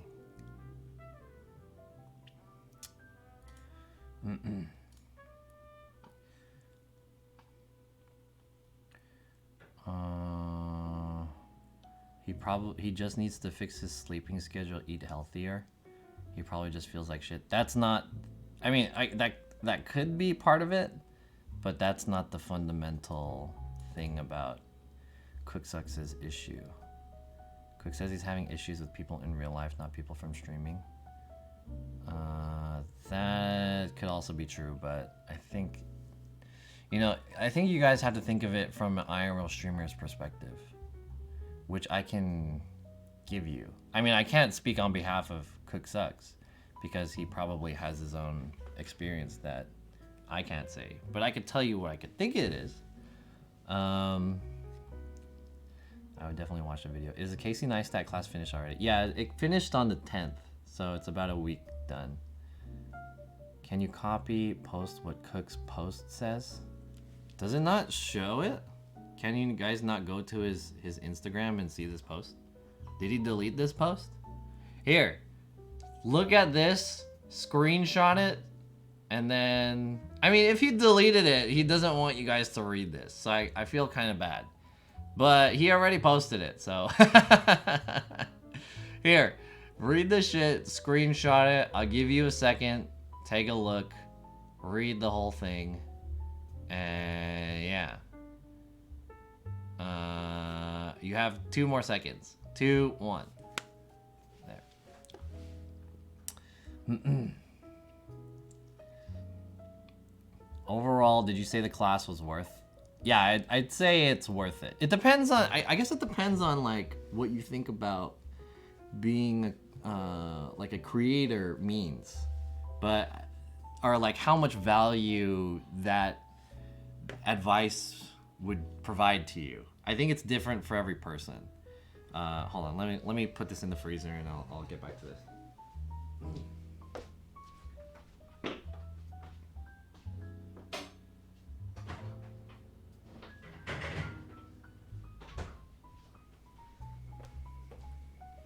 I think Casey Neistat's class is definitely worth something. I think $250, which is the price that I paid for it, is overpriced for what I learned in that class. However, I do think that the stuff that I learned in that class is worth paying something for it. I think $250 is a little too steep. Maybe I would have paid $150 or even $100. Either of those. If it was $100, for sure. But I think it really depends on like how much value that information is for you. If you're kind of up there on the ladder in terms of content creation, then it wouldn't be as valuable for you. It's like going to a buffet when you're already kind of full. Like the value goes down after a little bit. But I think that if you're like really, really new, then the value is like super high, right? For me, as someone who's in the middle, I'm not like that well versed, but I'm not a beginner. I'm like in the middle, then it would be worth it to me half that price, if that makes sense. But if you're really interested in creating content, especially for YouTube or just in general, just the concept of storytelling, I think that class is really good. And if you just want to practice, I would recommend it. And if you are thinking about doing it, I have a $10 discount coupon that you can use my coupon for, and I can hook you up. So yeah. Now I want melty ice cream. The flower is dying. It's already dead. I got it off the streets, and then I just put it in a beer bottle. Does Casey know about Twitch streaming? Yeah, he has a channel. I don't think he streams very much though. Mids? Yeah, I'm mid. I wonder why Cook feels stuck. Maybe his expectations were too high for the reality of a streamer.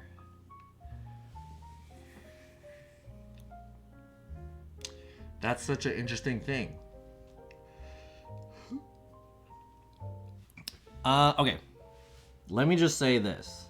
Since this is kind of like the end portion of my stream, I usually like talking about fun stuff because that's what everyone can get into, but I do have a lot of opinions on stuff like this. I can't speak on behalf of Cook Sucks himself, but I will say this. Definitely being a streamer to any degree, unless you're a top echelon 1,000+ streamer minimum, it's not sustainable. And if it's not sustainable, even if you are plus 1,000 viewers, it's not going to be sustainable for how long? It's like the model of being a Twitch streamer is in general not a sustainable thing, unless you've made just so much money that you can just hang on to that. So being an IRL streamer is probably the least sustainable because of all the overhead cost of us doing it. And in the end, this is the real important part. Once you've done all this stuff of being a streamer, it's very hard to pivot what you've built into something that is going to be sustainable to you, if that makes sense. So let me give you not an example. Let me give you an analogy.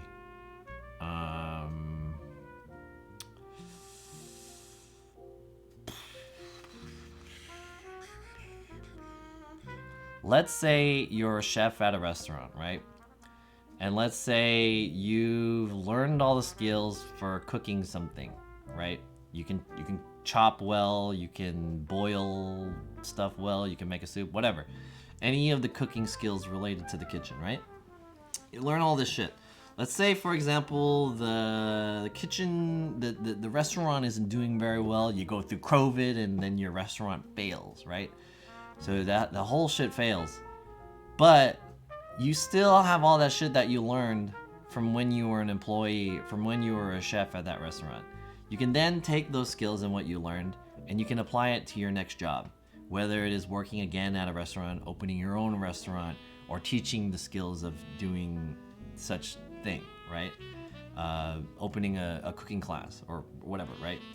So this is just an example of you pivoting the stuff that you've built from one thing that may or may not have failed to another thing. From IRL streaming, you can't really take what you've built from your not just IRL streaming, from your Twitch channel. You can't really take what you've built from your Twitch channel and present that as like these are skills that another thing wants to necessarily have. I'm sure there are a lot of companies that are like starting to turn towards that, and this idea might change later on in the future. But like if you have been doing streaming for such a long time and you've built your community, your channel, your Discord, that stuff, the sad thing about Twitch is that all of that stays on Twitch. You can't really pivot this into another thing unless you are hugely successful, like a huge thing. And the only people that really get out of Twitch and they become another thing is like people that have built stuff on other platforms and they are widely successful on Twitch. I think that's the issue that a lot of Twitch streamers are having, is because like once you're done with Twitch, then it's like, what are you gonna do after that, right? Whereas if you look at this from, I think this is not different from a lot of content creator platforms, no matter what it is, whether it be TikTok, Instagram, YouTube, or whatever. But I think just like on other platforms such as YouTube, you have bigger chance that you can branch off to get sponsorship from other things. You learn a lot of skills like marketing. You learn how to like make a business. A lot of YouTubers, they start like a clothing line or a media company of some kind. So there's like so many other things that you can branch off into. I'm not saying you can't really do that with Twitch, but there hasn't been examples of people like, oh, I'm gonna branch off and do that. And I think that a lot of Twitch streamers kind of lack the foresight in which they want to build such an empire that works that way. So when I think of other streamers like him, for example, you ask him like, where is this gonna take you? Like, are you just gonna go around the world making content you want to do for a couple of years, and then what are you gonna do after that? I don't think, there are so many streamers that they're just like, I don't know where this is gonna take me, you know? And I think with that in your mind, you lack the motivation of like trying to get to whatever your goal, your finish line is. And I think that's really what the problem is being a streamer. I didn't read anything when saying all that stuff. So I hope that kind of explains the mind of a streamer like myself.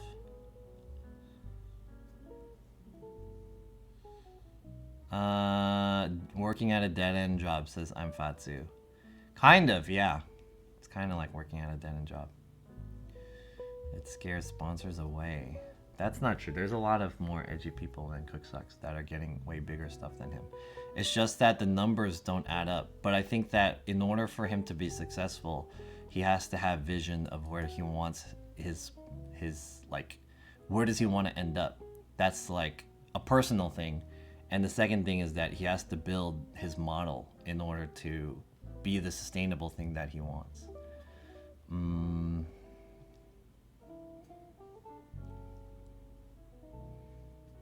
No real skills. I mean, you get a lot of skills, but not a lot of like sick ass skills. You know what I mean?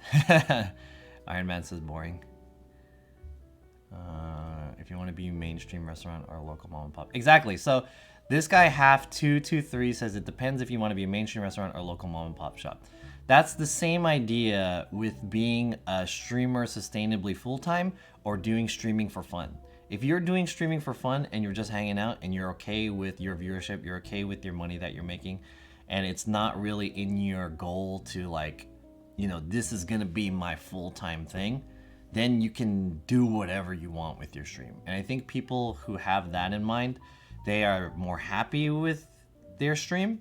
But if there's people with like, this stream is my life and I need to make this, like, I need to make this job, which is streaming, pay, I need to find the way that I can make this sustainable. Being a Twitch streamer, but just by itself is like not a sustainable thing. Non-transferable skills, yes.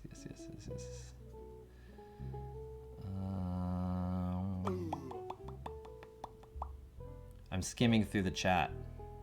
Creme de la Calvin, what's up? Most people don't learn, they pay people to edit. Yep. That is also true. Take me to Funking Town. You talk sense. I like that comment. You talk sense. I think DS Cooper did it right. He used Twitch to market his real business. Streaming has his content. Yeah. Nuclear Knight, what's up? Thanks for the follow. You funny and you are a pleaser to watch. Thank you. Okay, so Quan's had a good point. Quan says, I think DS Cooper did it right. He used Twitch to market his real business store and profits on both. Now he rolls in a 200K car. What a lot of us streamers do is like we put all of our eggs into Twitch, into the Twitch basket, right? And we ride that. But I realized this last year that that's not the right model to do. The reason why is because you're only building Twitch, and Twitch becomes your main thing. That's like your main horse, which is not a very strong horse. However, if you had two horses going in the right direction, right, you can switch off between them. I don't know if that makes any sense. I tried to go somewhere with that. Basically, what I'm saying is that I feel like the correct way to do Twitch is that you already have your idea, your goal, your content, whatever your goal is, and then you use Twitch to supplement what that is. You're using Twitch to share with everyone what you're doing. And I think a good example, like you said, DS Koopa is a good example. The guy Brox H is a good example. They're not like necessarily making content for Twitch. They are making something that they are passionate about, that they already have, and they're sharing it through a platform. And it's not like you're building on Twitch to be a Twitch streamer. You are an X, which is like a store owner. You make tikis or whatever. You do anything. You're a fisherman. You like outdoor stuff. You're a rock climber, etc., etc.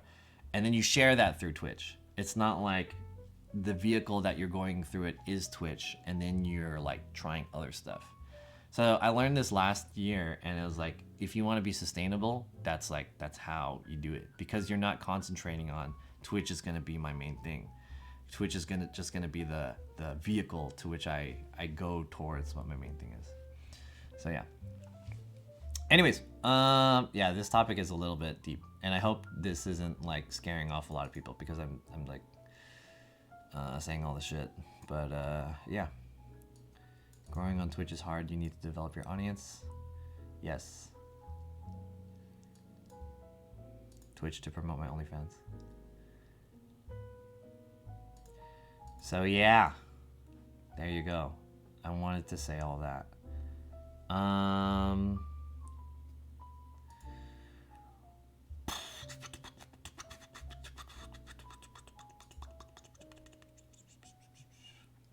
Is this real talk? I just tuned in now. I guess so. Yeah. I mean, I don't like. I mean, I like talking like this, but I feel like a lot of people don't like listening to me talk like this. So I try not to go into topics like this too much, but it's like, it's so interesting to me because I think about it a lot. It's like super interesting to me. Anyways, for everyone who's in here and just like listened to that whole like spiel that I just talked about streaming, I'm sorry if that's not interesting to you. I apologize. It's like really interesting to me, and I think about it a lot. That's why I like sharing it. Yeah. How long you gaunt to Twift Steram?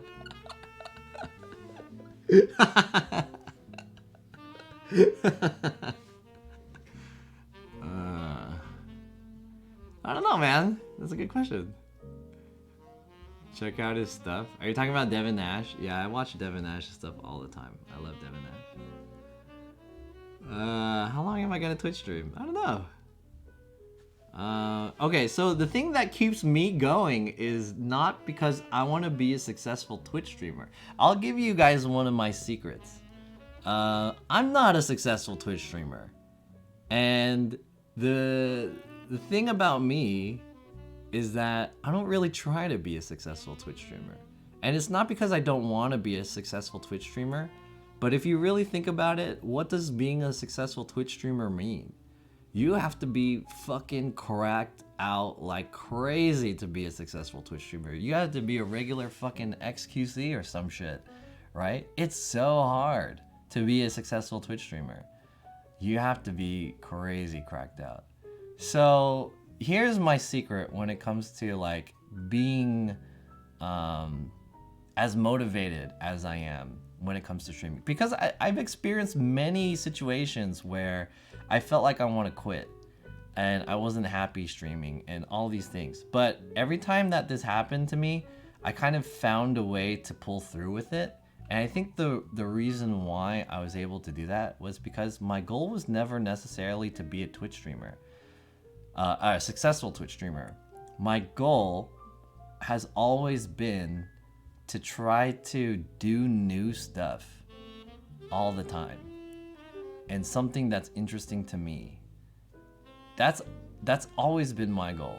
Finding a way to stream and it being like, yo, that's the future. Like I'm a fucking not gold mine. I'm like manifest destiny. Like, you know, we're exploring and shit. I'm a streaming explorer, right? I just want to try like new shit, and that's what's interesting to me.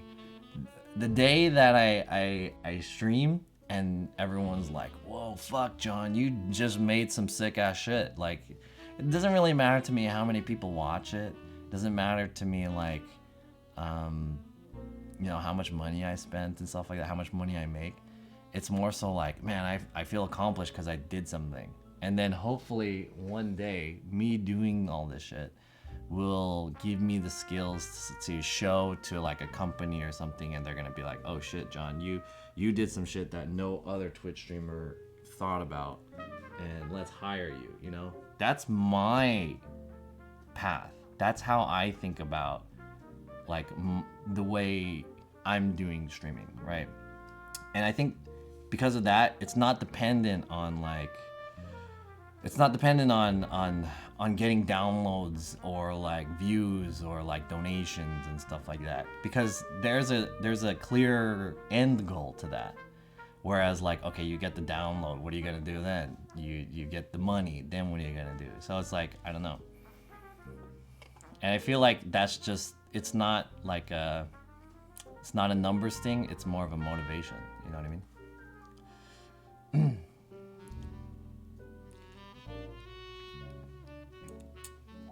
Snark says, I see something in IRL that I don't see in other categories. Is streamer talking about how much they dislike streaming? It's not apology, it's good shit. Too much self-doubt. I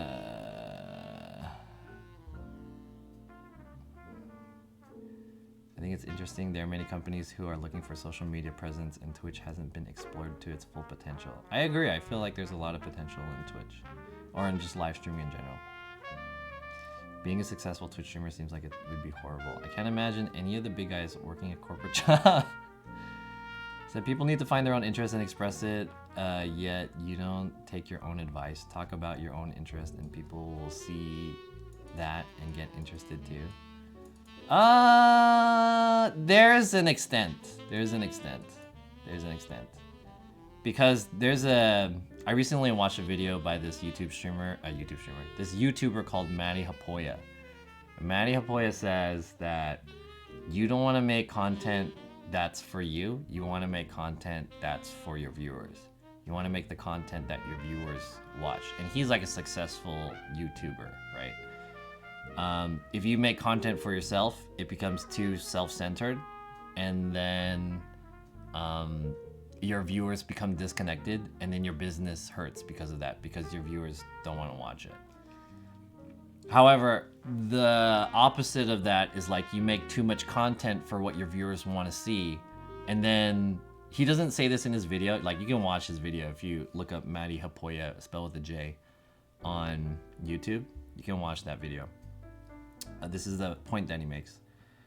And then he says, like, you want to make content for your viewers because it's gonna be, essentially your viewers are the ones that are gonna be supporting you and your channel, and that's gonna keep you going. I don't agree with what he says, because that is kind of two polar perspectives of the situation, where you're not making, like, once you make too much content of what your viewers want to watch, you're making a disconnection between your true self and just what you're just making stuff that people want to watch, right? Unless that's in line with what you want to do, then I guess that works out. But in most cases, I think it doesn't. So you need to find what's the middle ground between that. What's the content that you want to make that's the same as what your viewers want to see. And I think it does differ enough that you have to consider it. If you make too much content for yourself and you find the people who just want to watch your content, it's hard for you to grow. But at the same time, like, if you make too much content that's not authentic to yourself, then you are gonna get burned out. So there's this and that.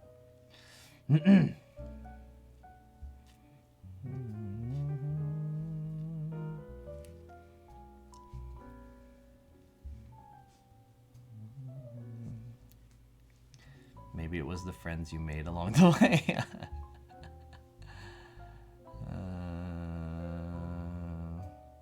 If Twitch lowers the required streaming hours, there will be better content. Twitch doesn't, I mean, if you're a partner to get paid, then true. But most of us are not contracted. Especially IRL streamers are not contracted.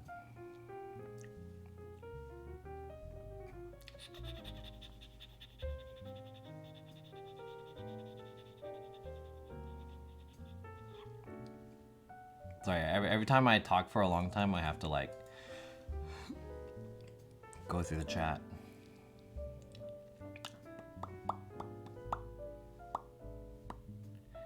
I live small streamers because they're easy to talk to. That's untrue. More and more people develop parasocial relationship. You need to first develop your own persona by sharing what interests you. This will foster a unique community for you.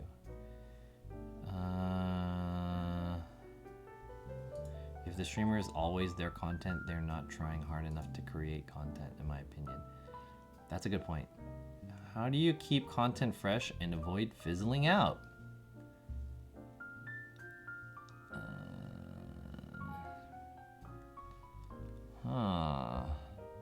That I can't answer. I can't answer that, because I don't think of it like that.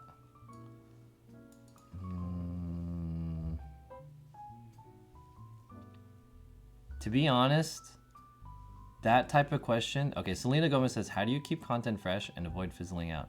That question is a perspective that you have to look from the viewer's point. Because if you are okay with your own content, you will always, like, do it, right? But the thing that's preventing you from doing it is you see that your numbers drop. And that is a question that I can't answer because my numbers are always low. So, yeah. Look at Ginny's stream. She always streamed herself, and when she got a BF, her viewers dropped. I don't know what that has to do with anything. You bringing Winnie on stream was refreshing. Hanging out with other streamers is always nice to see. Treat Twitch stream as a sitcom. Okay, guys. Interesting stuff that we talked about. It's 11:30. I wonder if I could do this really quick. If you guys have anything else to say, feel free to answer. But I want to do this like really quick video. Maybe I can show you guys. And we can talk about streaming another time. Let me show you guys what I got.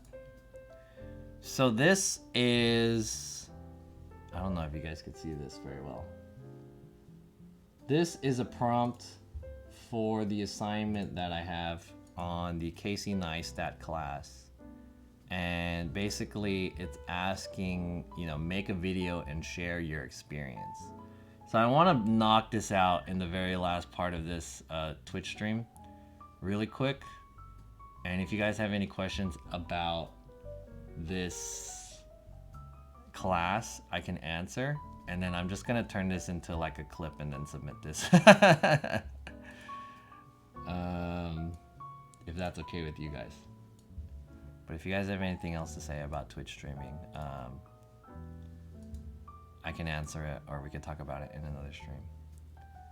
Did you ever edit the short movie from the Lunar New Year? I did not. No, I did not.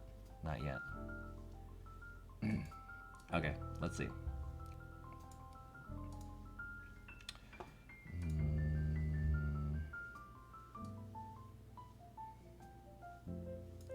All right. So let me read this for you guys really quick.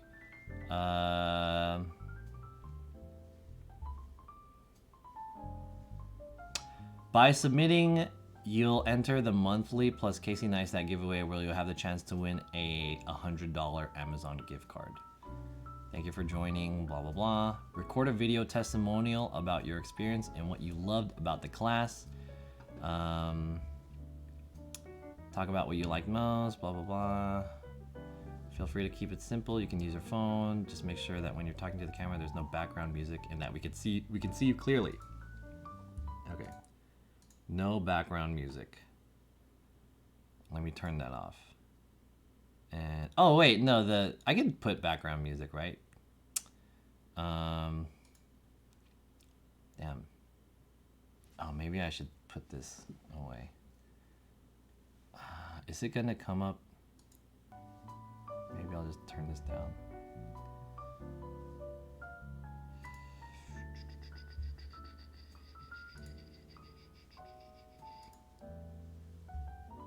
Okay. I can put on the background music because it doesn't save in the VOD, I think. I think it doesn't save in the VOD. All right, let me answer a few of these questions. And then maybe I can win this $100 gift card. I feel like they'll ask for your footage if you win the contest. Yeah, for sure. It's for like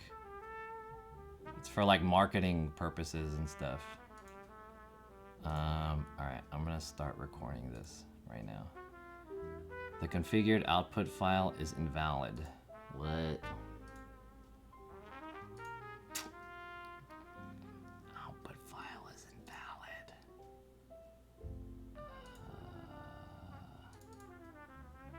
Recording path.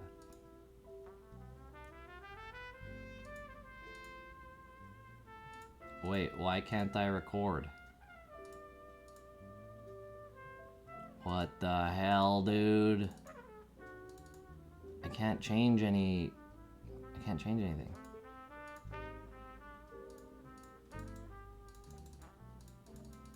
My recording is what?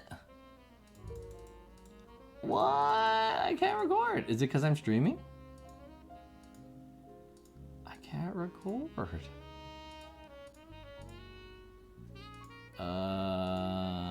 Alright, I'll just download the VOD, I guess. You have unsaved changes. No. When are you gonna stream on YouTube? I'll probably stream maybe next week on YouTube. Okay. It says here, record a video testimonial about your experience and what you loved about the class. For some ideas to get you started, you can talk about what you liked the most about the experience, what you learned, how you feel about your finished films, what the projects were like, how you connected with your peers, how you found the 30-day structure, Who would you recommend this class to? How would you think this class is different from other online classes? Just keep it simple. All right, here's the thing. Okay, so let me just record this video really quick about the Casey Neistat class.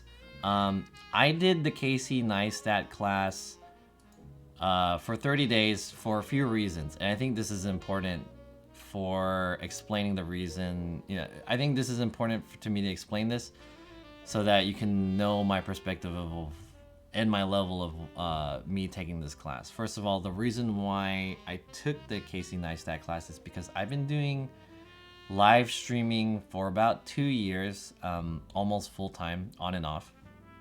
I've been doing live streaming for 2 years on Twitch.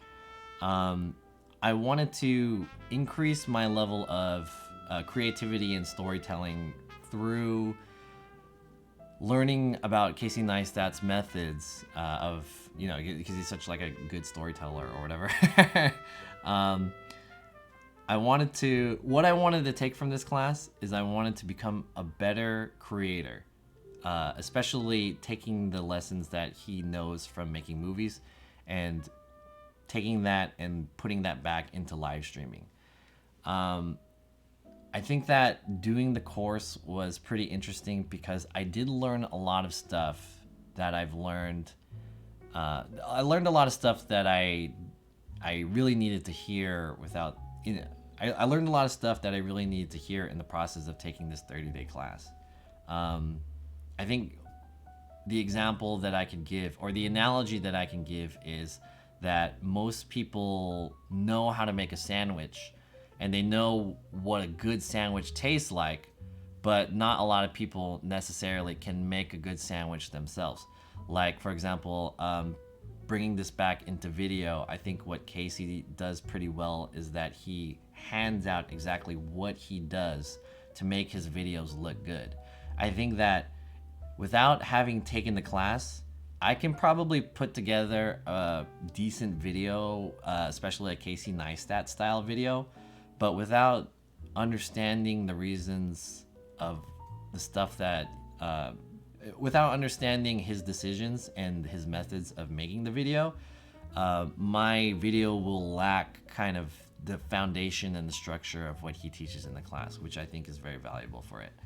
I think that he explains it really well, and it's pretty good for all levels. I think any level of filmmaker, whether you're a beginner or a seasoned vet, can get some type of value out of this. Whether or not that value is worth the full price of this course can be different.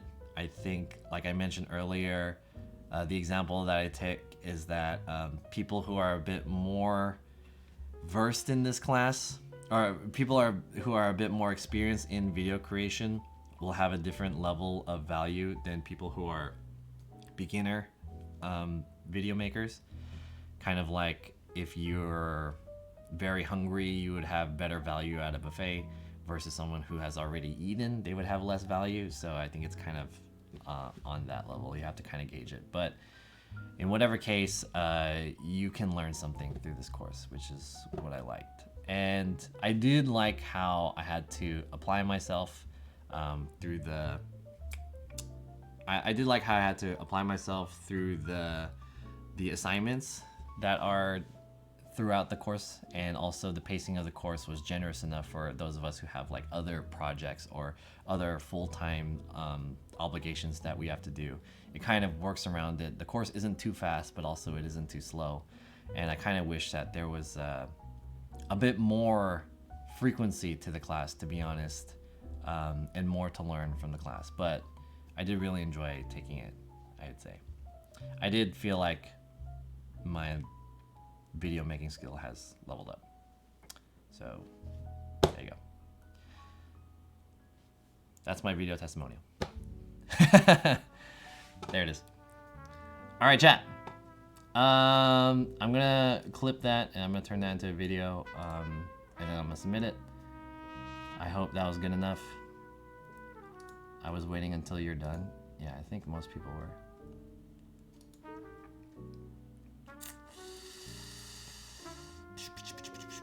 How much did you pay for the class? I paid $250 for the class. It was 250 bucks.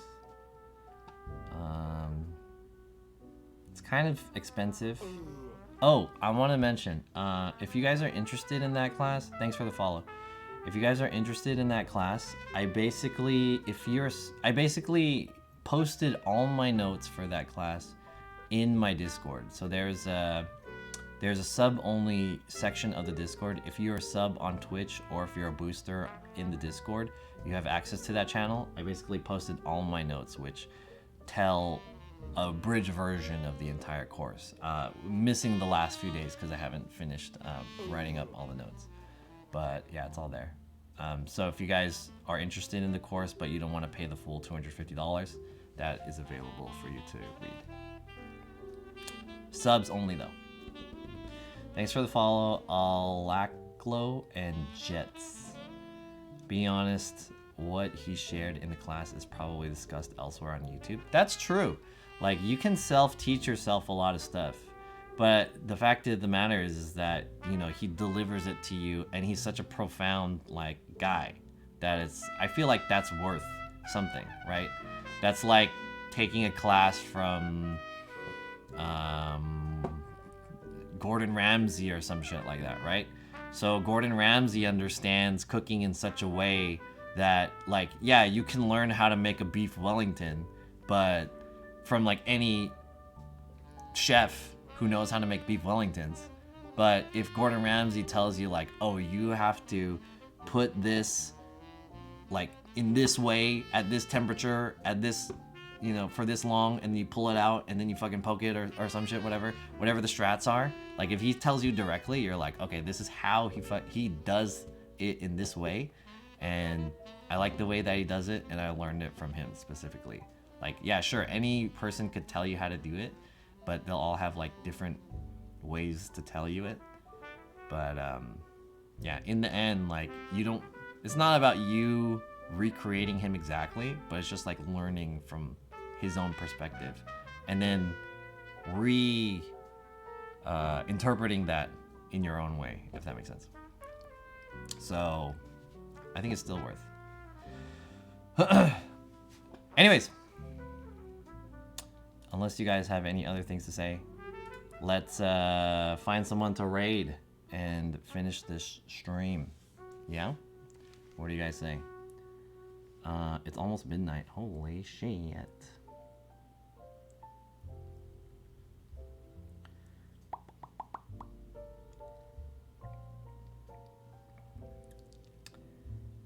Do you guys have any other things you want to mention to me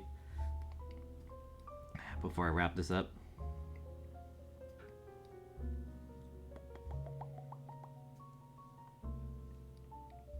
Who do I want to raid? What's up, Beal? Beal is playing Vagina. Fair.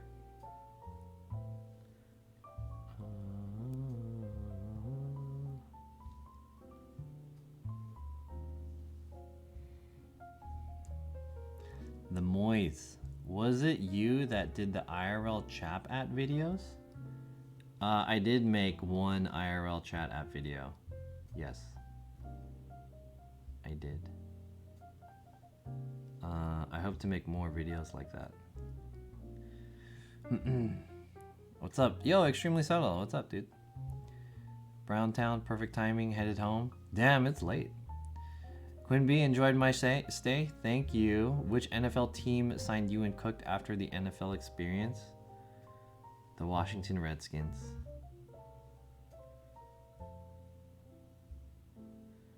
Washington Redskins.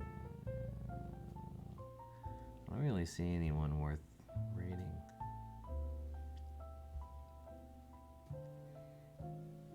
Everyone is doing like a... Whoa. Everyone is doing like a, you know, home just chatting stream. Markman is streaming? Yo, Markman. Oh shit, Beal is streaming. Vajante. What's up, Beal? Is that why you came into my stream? You want me to raid you? So Beal. Hey guys, I'm not gonna raid Beal because Beal is playing a game. But if you guys want to check out Beal, check his channel out. Beal, B-L, B-L-B-E-E-L. And he's playing Vajant.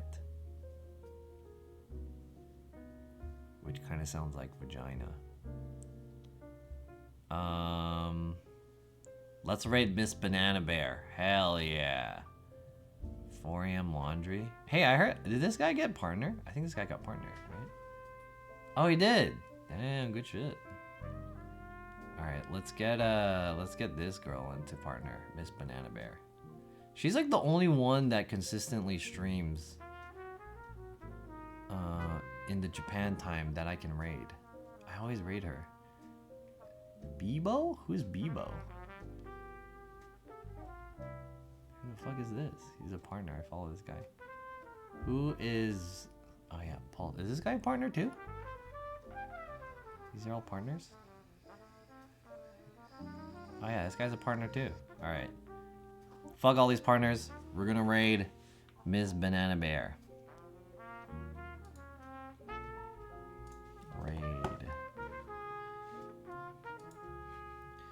Miss Banana Bear. Let's go. Start the raid. Alright guys. I had a good stream. I appreciate it, everyone.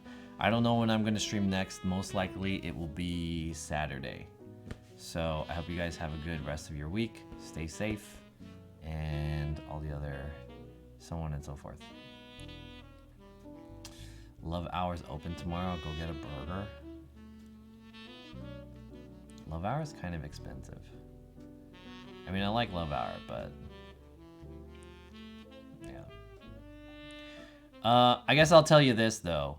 Love Hour is really good and it's worth, but it's like, I know. It's alright. I have work tomorrow. I'll say this though.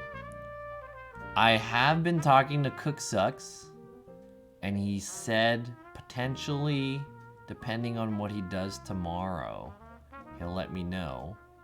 We might have a special stream tomorrow with Cook Sucks. It depends on him though. Maybe. Most likely won't happen because the odds are against us. I'll let you guys know. The odds between Cook Sucks and I having a stream are against us. But there's a slim chance that it might happen. Slim. Anyways. Have a good one. Bye, everyone. See ya.